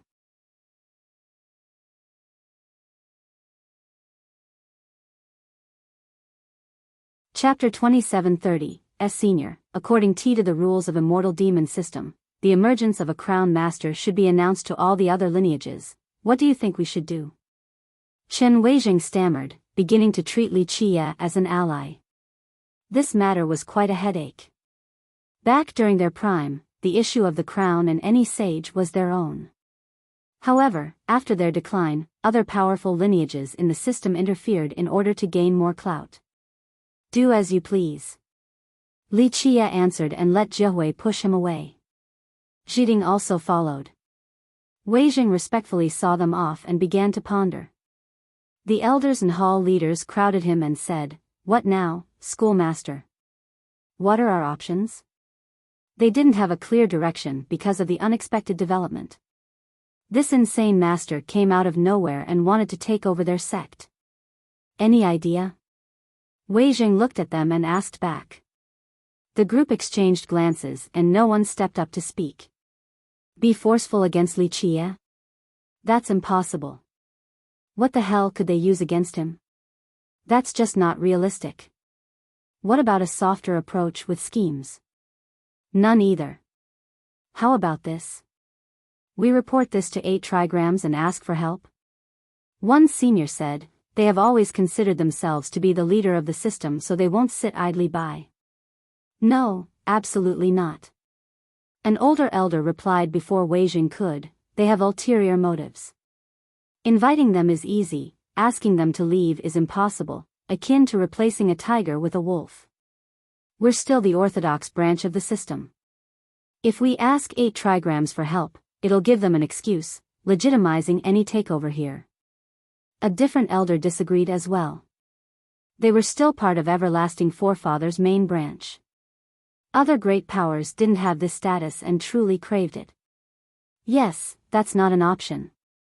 Wei Jing voiced his opinion. They won't leave after coming and our sect will fall into their grasp, will be nothing more than puppets at that point. On the other hand, this senior seems to have deep ties with our sect. I don't think he has any ill will towards us. I agree. The older elder nodded. In my opinion, this senior doesn't want anything from us because he could just take it via force. There's no need for him to stay at our sect, why bother putting in so much effort? The group agreed as well. To be frank, this guy could annihilate them with a single finger and then take whatever he wanted. I feel the same way.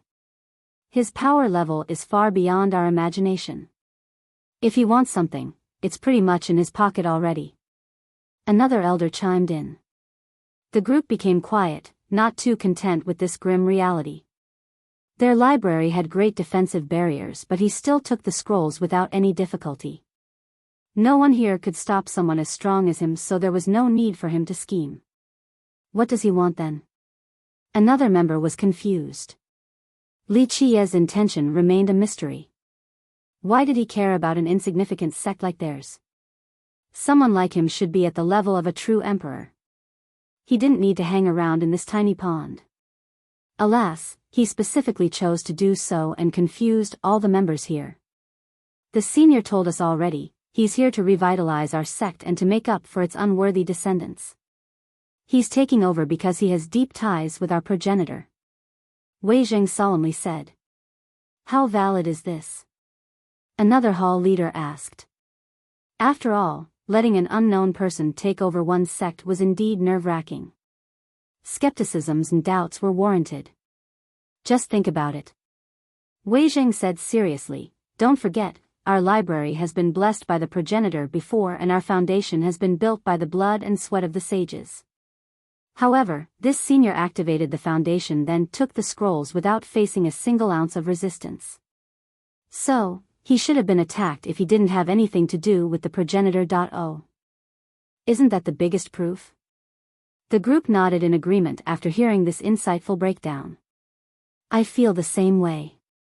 The older ancestor nodded. He can be insanely strong, but the defensive lines should still have affected him. That type of harmonization makes it seem like he's part of our line, not an outsider. That's why this is a good opportunity for us. Wei Zheng said, everyone can see that our foundation is stimulated, a great time for cultivation. Of course, the risks are obvious, but we're on a declining slope which will lead to destruction anyway. This is the crossroads for us. We have to grasp this chance and soar to the sky. Perhaps our combined effort will bring the sect back to its old glory. He became emotional at this point because he has tried so hard in the past, but his abilities betrayed him. Li Qiye's arrival showed him a glimmer of hope. There was no way he would let this chance go. Everyone, feel the grand Dao power around us. We'll train so much easier now. If we don't do our best, then the next generation will really be the end of us. We'll really become sinners then. An elder became excited. This excitement spread to the rest of the group. A feeling of hopelessness has been pervading the sect in the past as they were reduced to a third-rated power. Now, they could finally see a chance for total revitalization. Doubts and skepticisms slowly turned into hope. They began to think of Li Qiye as a young ancestor instead of a stranger. Meanwhile, Jiahui and Jiding also trained hard after returning. Li Qiye's power had done a number on them. They used to think that their elders were strong, but he only needed one finger to defeat everyone. It was a godsend opportunity to have a master of this level around helping them with their cultivation.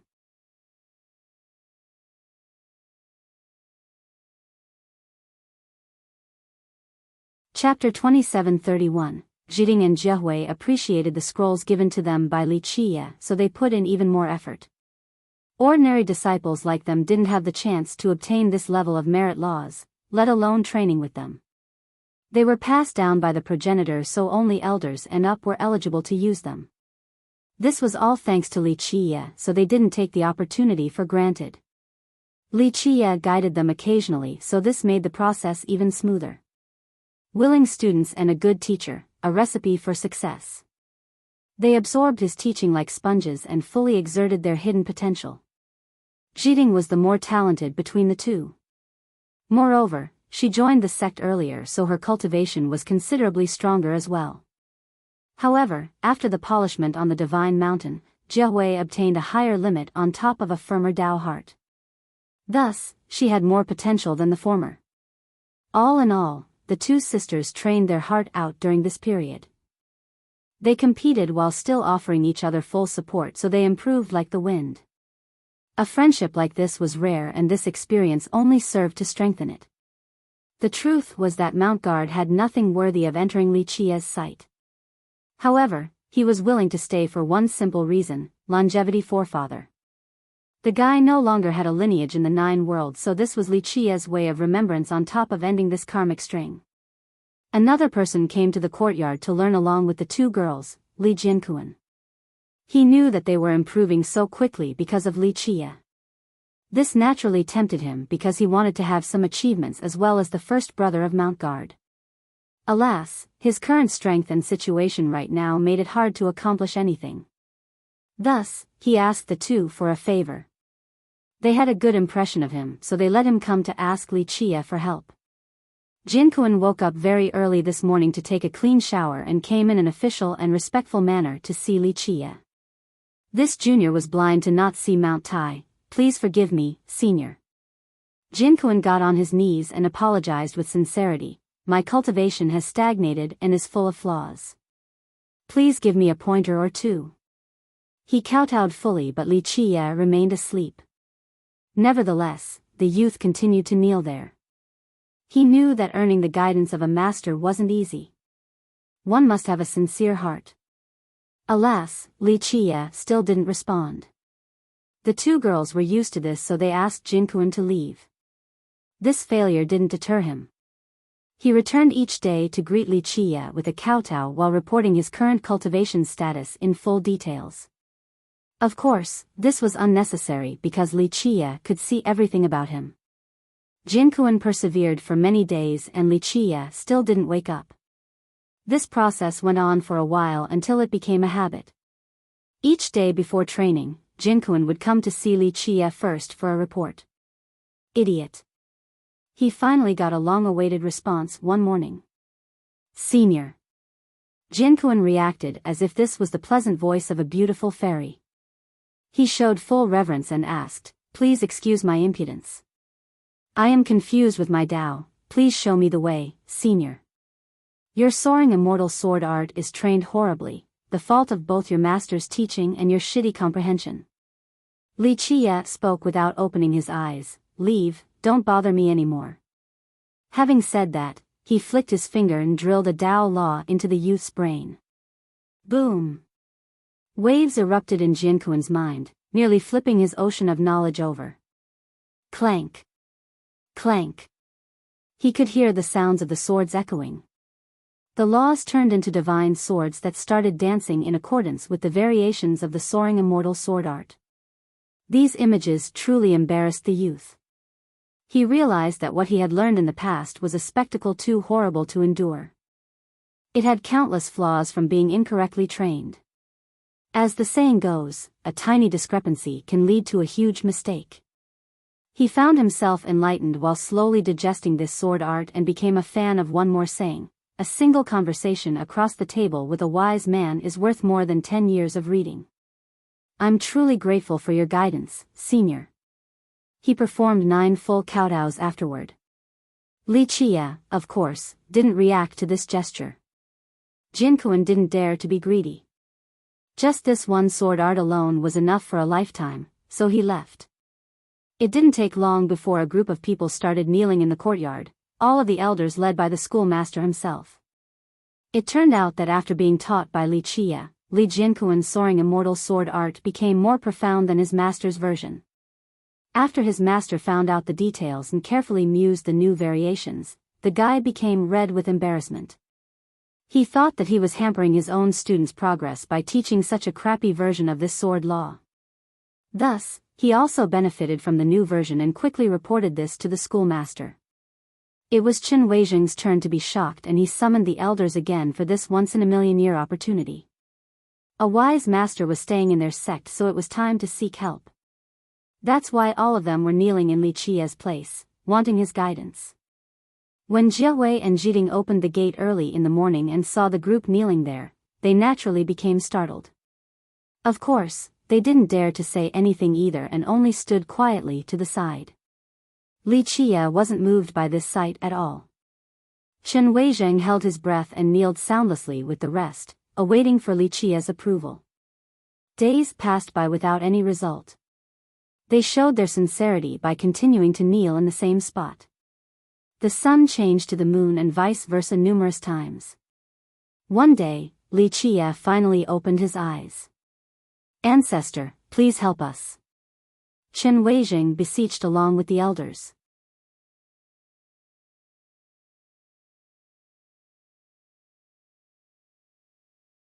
Chapter 2732, Li Qie gazed at the kneeling elders and said insipidly, short-sighted, once again, not grasping what's right in front while searching for the unreachable.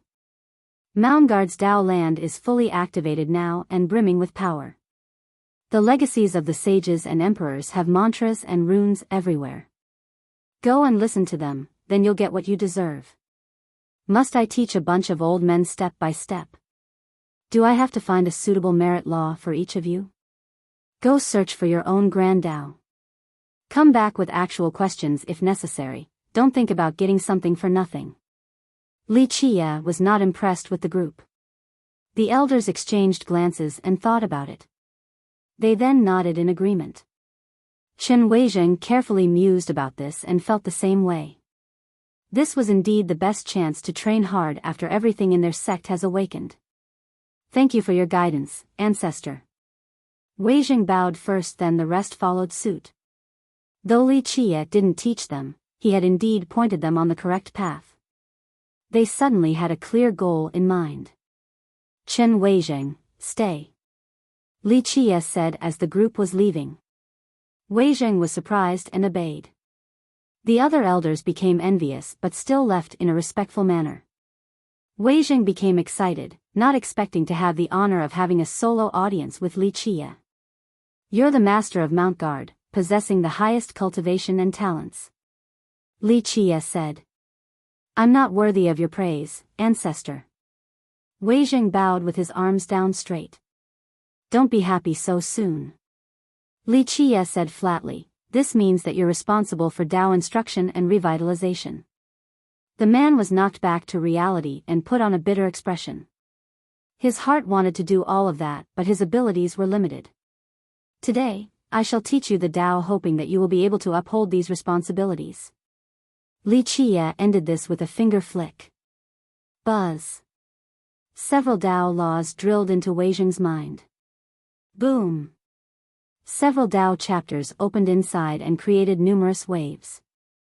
They wanted to fuse with his own grand Dao. Weizheng was ecstatic since these particular chapters were the strongest merit laws he had cultivated. Other elders in the sect have trained with them too. Happiness was soon replaced with embarrassment upon the realization of the numerous mistakes he had committed when learning them. Li Qie's guidance allowed him to have a speedy enlightenment while opening a completely new door. He attained a whole new level of Dao comprehension and his power soared to the next step as well. Previous confusions and trouble with cultivation resulting in bottleneck got annihilated right away after reading these chapters. This was better than meditating for 1,000 years straight, an unbelievable harvest. He became more certain that Li Qie was their ancestor, someone from the ancient age with deep ties with the progenitor. Otherwise, how could Li Qie know their merit laws so perfectly? Alas, he didn't know that Li Qie was the most knowledgeable in the world when it came to his forefathers' grand Dao. He didn't need to look at the merit laws of Moundguard. Just by looking at the foundation of the sect, he could derive every single merit law thanks to his own knowledge of the myriad Dao. Thank you for teaching me, ancestor, I will not let you down. He kowtowed after calming down to the sleeping man. He then respectfully performed a departure courtesy, not daring to make a sound lest he disturbs Li Qie. The sky and the earth turned upside down for Moundguard after Li Qie's arrival. The elders and disciples didn't become experts in just one night or anything, just the dense energy found from top to bottom here. Everyone suddenly fell in love with training. Normally, they put in 80% effort, but now, they didn't hold anything back. Declination left them demoralized in the past, resulting in training in a lackadaisical manner. It has been a long time since they had a real expert or a genius capable of boosting their morale. Normally, the strongest member of the sect stopped at the true God realm. Few could actually go on to become ascenders. Just think about it, how could an actual good teacher come out from a sect like this? How could anyone motivate the student body? That's why many disciples here became satisfied with just becoming a true God. This was the same for the elders too. They thought that even if they tried for a lifetime, they wouldn't be able to go beyond this point. Becoming ascenders and eternals remained a pipe dream. This permeating pessimism made the atmosphere of Moundguard stagnate compared to a real power. This all changed with Li Qia's arrival. Since they had such a powerful ancestor as their backing now, the elders, protectors, and hall leaders found hope for revitalization. The stimulated foundation allowed easier cultivation. The emergence of old relics and runes from the old sages gave everyone a good opportunity. Thus, everyone in the sect tried harder, aware that nothing like this would ever happen again. There was a sense of urgency and a need to rise up to the occasion. Moreover, they knew that if they didn't put in the effort, they wouldn't be able to potentially earn Li Qia's guidance either. The upper echelon, due to their age, trained far harder compared to the normal cultivators. They didn't want to stagnate at their current level forever without Li Qia's guidance. On the other hand, the young generation wasn't doing a bad job. Jiehui and Jiding had a positive impact on their motivation. In the past, numerous disciples were above them in terms of cultivation. Jiehui was especially worse. Alas, Jiehui's cultivation soared recently and surpassed her peers. However, she didn't become complacent at all and maintained the same work ethic. Her peers weren't willing to eat her dust forever, so they started trying harder as well.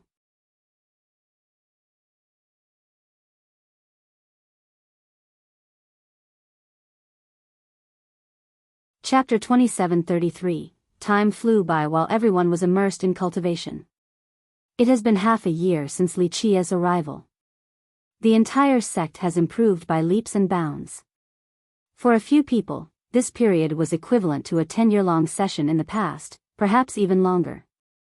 The upper echelon already had accumulation and experiences built up. They were stuck because of certain bottlenecks binding them down. Alas, with Li Qia's help and the Dao power coming from Mount Guard, they were able to reach the next level. The atmosphere and morale in Mount Guard were at an all-time high. People couldn't eat and sleep, albeit for a good cause, cultivating. Today, Schoolmaster Chen Weizheng ran in and reported, "Ancestor, a patrolling envoy from 8 trigrams, Sir Fu is here." Li Qia was in a state of dormancy as always, seemingly not listening. "Sir Fu is here for the matter relating to the virtuous crown. I believe 8 trigrams will not let us have a sage, so they want to take the crown. Please make your decision, ancestor." Weizheng was used to this and continued reporting. In the past, establishing the next sage was Mount Guard's business. Other great powers in Immortal Demon system weren't qualified to get involved. Alas, this was no longer the case. Mount Guard has fallen while the sage was responsible for greeting the next reincarnated form of everlasting forefather. Thus, this status and role were pivotal and highly regarded in the system. It represented the orthodox branch in Immortal Demon. However, as one of the strongest lineages in the system right now, 8 trigrams didn't have this role and the status of a main branch. Thus, the return of the crown tempted them. It wasn't hard for them to take it from the current Mount Guard either, hence the visit from this envoy. "It's no big deal, let him come since he's here already." Li Qia spoke without opening his eyes. "Ancestor, this envoy is a 3rd-level ascender." Weizheng rubbed his palms together awkwardly. Remember, he was still the strongest in Mount Guard as a true god. He wouldn't be able to stop this envoy from forcefully taking the crown. No one else in the sect could either. That's why he had no choice but to report this to Li Qia since it was a big event. "Push me out," Li Qia told Jiehui. Weizheng became ecstatic. Li Qia's involvement meant that they would be able to keep the crown. The conference hall of Mount Guard was normally meant for high-level deliberations within the sect.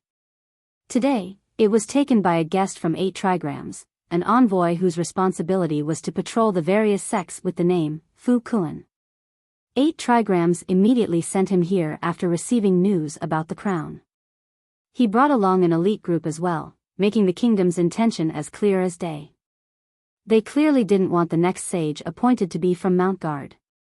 Since the crown has returned, it should be taken to their kingdom. Only they were worthy of possessing an item of this level. Fu Kuan came with absolute conviction. Nothing was out of line in order to seize the crown, including murdering everyone here.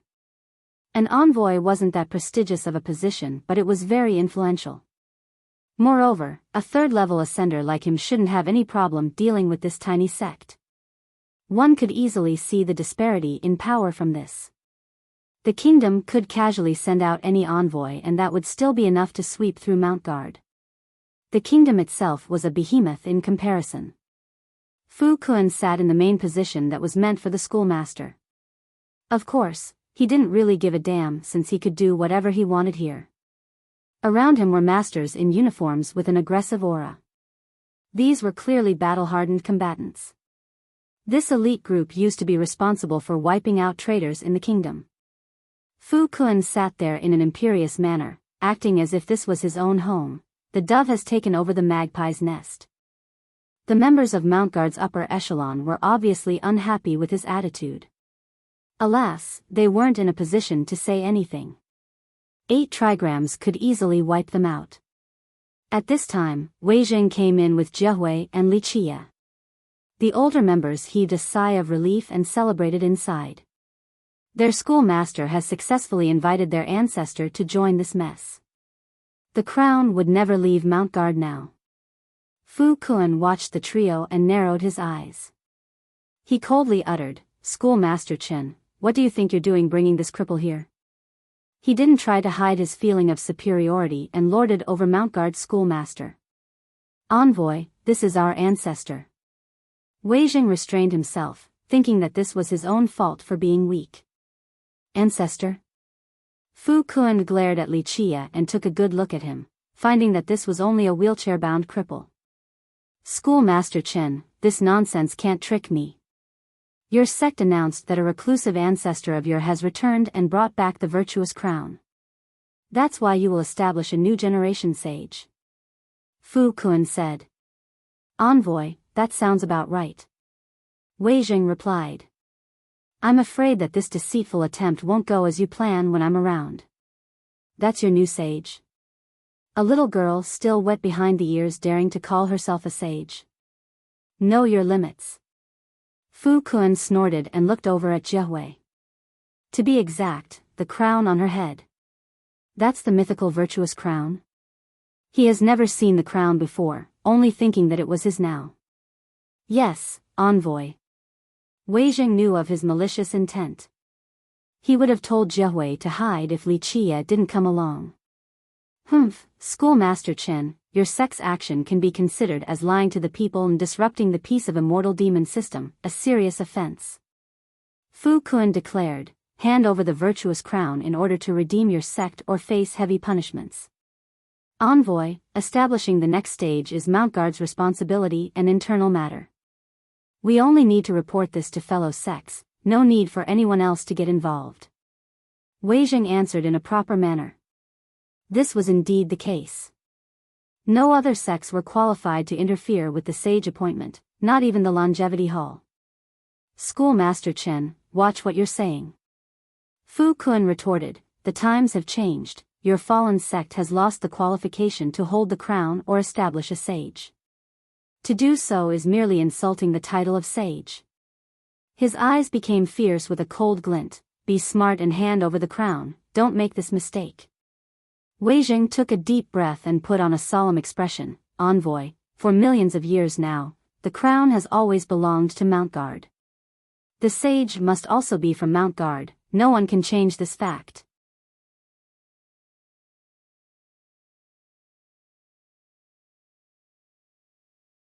Chapter 2734, Schoolmaster Chen, are you sure about your sect being able to keep this crown?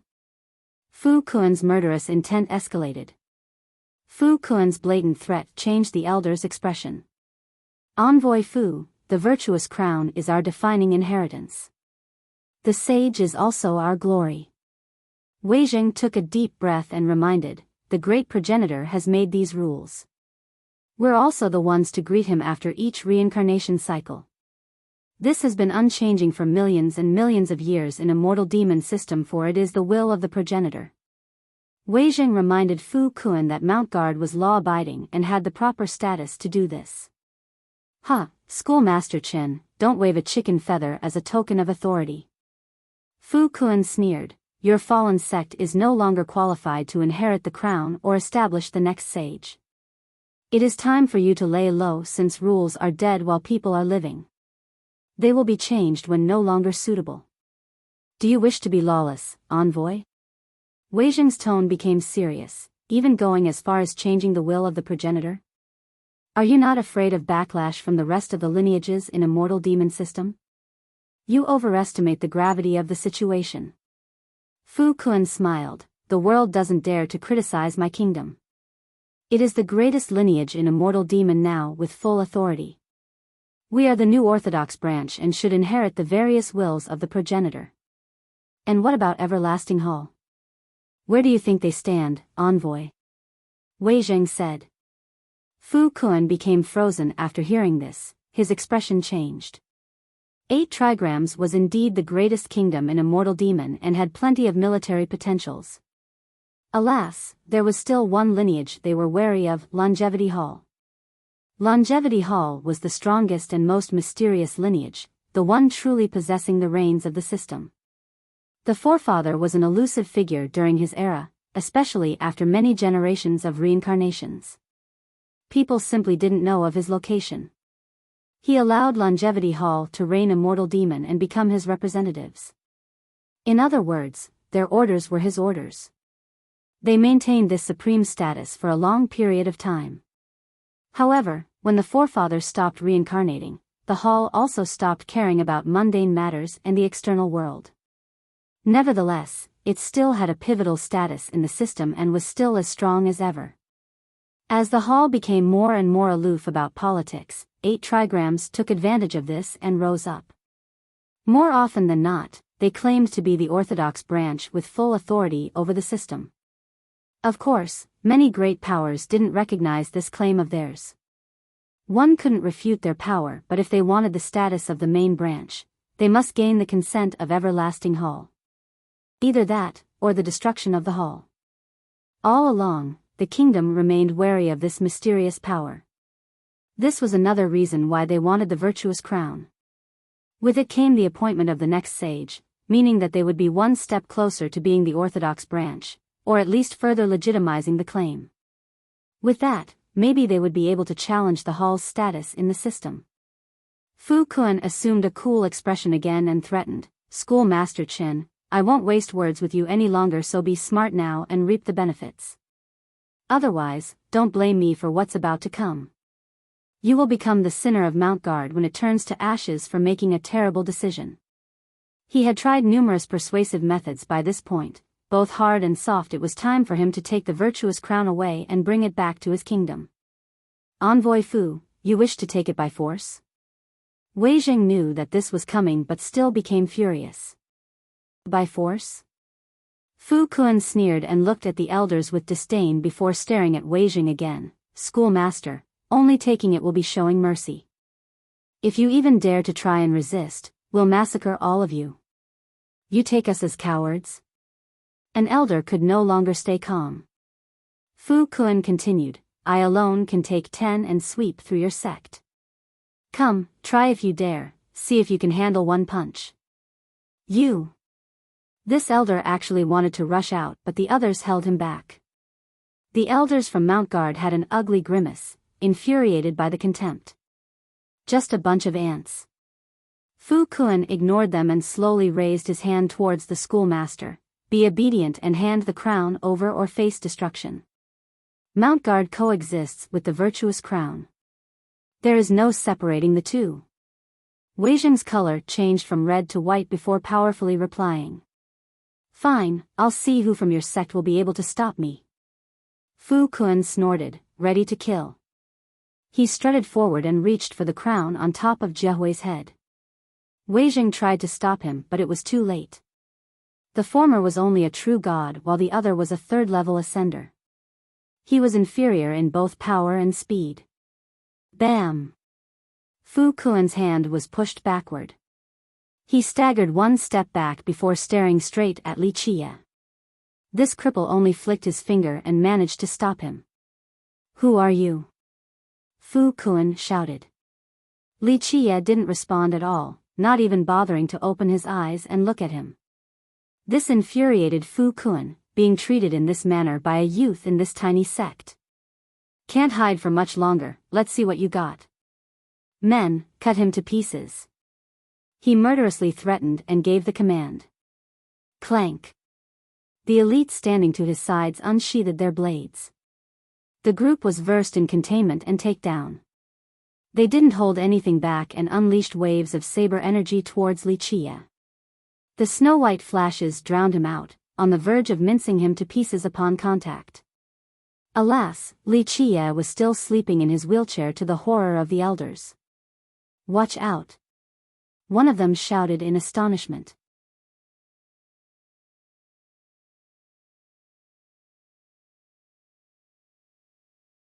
Chapter 27:35. The sharp waves of energy billowed and drowned out Li Qie.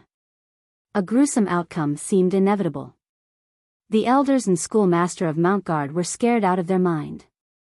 Jiehui standing nearby turned pale. She could sense the bone-chilling bite of these sabers, able to scrape the meat off the bones. In this split second, Li Qie pointed one finger at the sky and shattered the nearby space along with all laws. Pop! Space crumbled along with all the sabers slashing towards him. Next, the uniformed men were rendered to blood. The broken blades and pulverized men looked like shocking still images. The spectators became slack-jawed as a result. Just one finger strike crushed everything around him. Go to hell. Fu Kun attacked without any warning, slashing with both hands. The saber cut through space and appeared above Li Qie's head with lightning speed. Watch out. Wei Jing only reacted when the blade was mere inches away due to its immense speed. Clank. However, the spectators saw the image of the Li Qie holding it with two fingers. His eyes were still close, yet he didn't have any difficulty stopping it. The blade seemingly presented itself to him and wanted to be stopped. Activate. The alarmed Fu Kun exerted his true energy in order to pull his blade back. Alas, Li Qie's fingers remained steady like two rocks pressing together. He turned red from trying so hard to move it. He knew right away that the situation has gone sour and instantly retreated. Unfortunately, it was already too late. Clank. The saber shattered. He couldn't even make it out of the conference hall before a palm flies straight at him. Fu Kun roared and threw out all of his treasures at the same time while utilizing his strongest merit laws. Alas, these laws and treasures also crumbled, so he got captured by Li Qie's hand.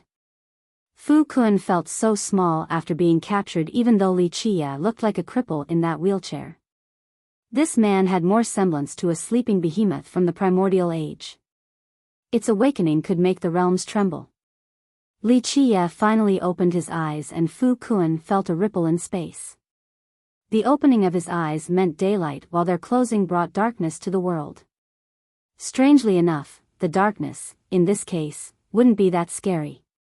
The day was when the beast was at work to terrorize all inhabitants. Don't do anything crazy. The pale Fu Kun shouted, I am an envoy of 8 trigrams, you can't kill me, we have millions of true gods and 100,000 eternals, oh yeah? Li Qie insipidly remarked. This leisure tone of his scared the hell out of Fu Kun. He started begging, no, venerable ancestor, this lowly one was blind for offending you. I'm also a member of Immortal Demon System and also a descendant of yours, please spare my life. Fu Kun no longer gave a damn about face and reputation, only thinking about how to keep his life. Dying meant losing everything, so he conceded right away. Sorry, I don't have a descendant like you. Li Qie threw Fu Kun down on the ground and crippled his grand Dao and cultivation with one finger. No. Fu Kun screamed and became paralyzed, seemingly turning into a 100-year-old mortal. Losing his cultivation was more painful than dying. Scram. If I see you or anyone else from 8 trigrams around this part, no mercy will be shown. Li Qie declared before closing his eyes again. Fu Kun shuddered and crawled outside. Future prospects were grim, but at least he kept his life. He ran like a dog without a master out of Mount Guard. It wasn't easy for him to move around now after losing his cultivation, looking just like a mortal on his deathbed. No one in Mount Guard tried to stop him during the escape. Meanwhile, the elders in the conference hall still couldn't believe it.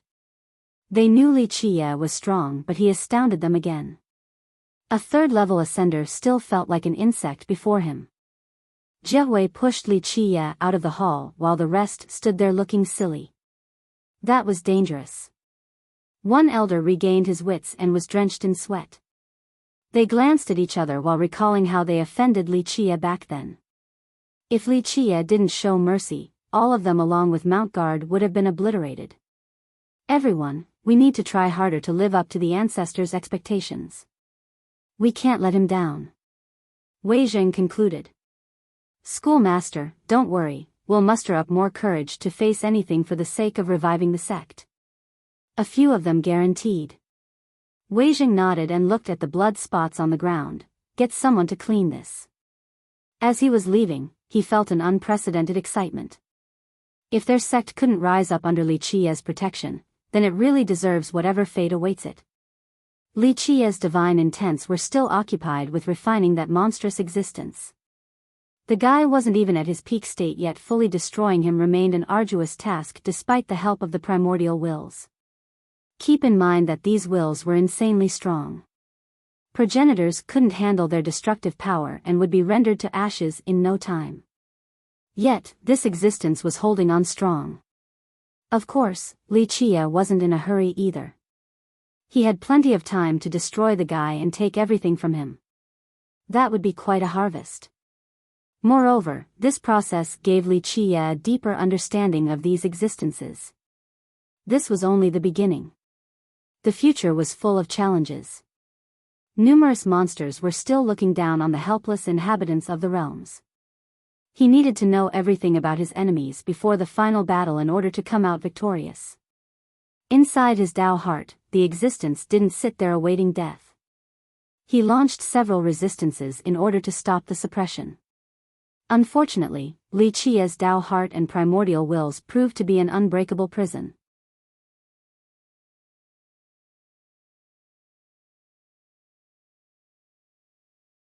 Chapter 2736. Today, the slumbering Li Qie suddenly woke up and summoned Shen Weizheng. The sudden call surprised the unaware Weizheng. He immediately dropped all matters and ran over. Ancestor, I'm ready for your command. Weizheng kneeled before Li Qie. We're taking a trip to Reincarnation Mountain City. Li Qie looked at him and ordered. To Reincarnation Mountain? Weizheng didn't expect this at all. Though Reincarnation Mountain was still an immortal demon system, it was very far away from Mount Guard. May I ask, why do you need to go there? Perhaps I can be of assistance. Weizheng hurriedly said. Li Qie hasn't moved or got up from his wheelchair after all this time. Weizheng actually thought that Li Qie's physical body was done for and he couldn't walk again. The journey to Reincarnation Mountain was far and it would be very inconvenient. If possible, he would like to make the trip himself in Li Qie's stead. Just for a look. Li Qie stared at the distant with a strange expression, seemingly in remembrance. Perhaps something far away was summoning him. After a while, he withdrew his gaze and said, not just me, pick 7 disciples to take along. The warmth in the house can't groom exceptional flowers. In order to become a sky-blotting tree, one needs to experience the rains and winds. It's time for them to see the immensity of the world and train. Of course, it would be faster for Li Qie to go alone. However, he wanted to take advantage of this leisure time to train these disciples. He wouldn't have the chance and the time after crushing the existence in his mind to help them train. I understand, I will carry it out right away. Weizheng became excited and bowed. He knew that his ancestor was a supreme master. To be escorted by a being like this was the best thing possible, the best opportunity for training. These disciples were lucky to have this chance. Ancestor, I'm afraid this will take some time because we don't have the abilities to go there nor the means to enter the ancient battlefield for training. He calmed down and thought about something else. Mount Guard no longer had the true stones to support the long journey to Reincarnation Mountain through their Dao portal. Traveling through this vast world is also training. The Tao heart will be polished as well. Li Qie said. I understand, I will make preparations. Wei Jing bowed. He went to pick the right disciples and figure out the logistics for the trip. After finding out about this potential trip, not to mention the youths, even the elders and protectors became excited. Everyone knew that those heading out will become the future pillars of Mount Guard. Most importantly, they would be lucky enough to learn from the ancestor himself. Just one word of advice from him was better than a century of hard training. Just like that, these elders and protectors rushed to the schoolmaster to give him their recommendations, hoping that their most excellent disciple would be able to follow the ancestor. However, Wei Jing deliberately tried to be as partial as possible and only based his selections on certain criteria. Eventually, he picked 7 after many rounds. Of course, Guo Jiehui was the first to be selected. She climbed up the divine mountain on top of being chosen as the sage by Li Qie. No one was more qualified than her. Plus, he would have picked her either way because she has always been serving Li Qie. Most importantly, she was the one who brought him back. This act was a great contribution to the sect. Next was Zhao Zhiding.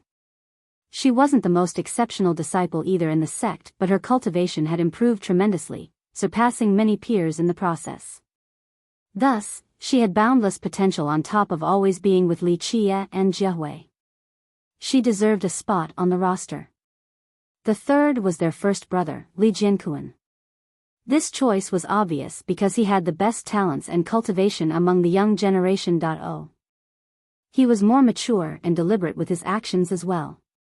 Of course, he was extremely happy and grateful after being selected. He had wanted to kill Li Qie in the past and offended him in the conference hall once. However, the ancestor didn't hold a grudge, having taught him a merit law in the past and now selecting him for this. He felt that this was a truly benevolent act. 4 more excellent disciples were chosen. Among them was the sect's youngest junior sister. All were more than happy because they have seen Jiehui's improvements after being taught by the ancestor. They were aware of the potential lifelong benefits. Wei Jing then reported to Li Qie after preparing everything. The group then left Mount Guard for Reincarnation Mountain. Wei Jing personally led the way at a normal pace. The juniors were as excited as possible because this was their first long trip away from home. Moreover, with their ancestor around, they felt that everything was possible, the sky's the limit, and that they were heroes going on a journey. Unfortunately, this excitement didn't last long. It was the second day and Li Qie stopped near a valley. Go, kill your way in. Don't bother coming back out if you can't make it to the snake lair. Li Qie gave the valley a quick glance before closing his eyes. The valley was quite large with an ominous aura. Hisses could be heard from the poisonous serpents of varying sizes. Bones scattered in this place too. Who knows if they belonged to humans or wild beasts? The group felt their scalp tingling at this scene, for it was their first facing such a dangerous location. Ancestor, this snake valley is relatively notorious. I don't think the 7 of them can handle it. Wei Jing's heart skipped a beat. It wouldn't be a problem for him at all, but these 7 couldn't handle it. Alas, Li Qie seemed to be asleep in his wheelchair already. Li Jianquan's group exchanged glances and shuddered. In the end, Jiehui's Tao heart was the firmest and she wasn't afraid at all. Let's go, maintain a good formation, not too far but not too close either. She was the first to come in. Come, don't lose each other. Jianquan didn't want to falter behind and commanded. SSS. A serpent naturally lunged towards the invaders. Jiehui was fearless, unlike the rest of the group. Kill them. Her sword cut through this snake with lightning speed. SSS. More snakes came from all directions. Take them down. Li Jianquan roared and joined his junior sister. Blood started gushing everywhere. Though these snakes were relatively tough, they weren't a match for powerful cultivators like the group. The team heaved a sigh of relief after killing all the snakes. Boom! This feeling didn't last long. A snake as big as a dragon slithered out from the valley's depth. It crushed the trees in its path and made rocks fly everywhere. It towered before the group just like a mountain. You're tuning into the Biyao's Wuxia Chronicles YouTube channel. Don't forget to subscribe and join us on this journey to catch the most captivating stories.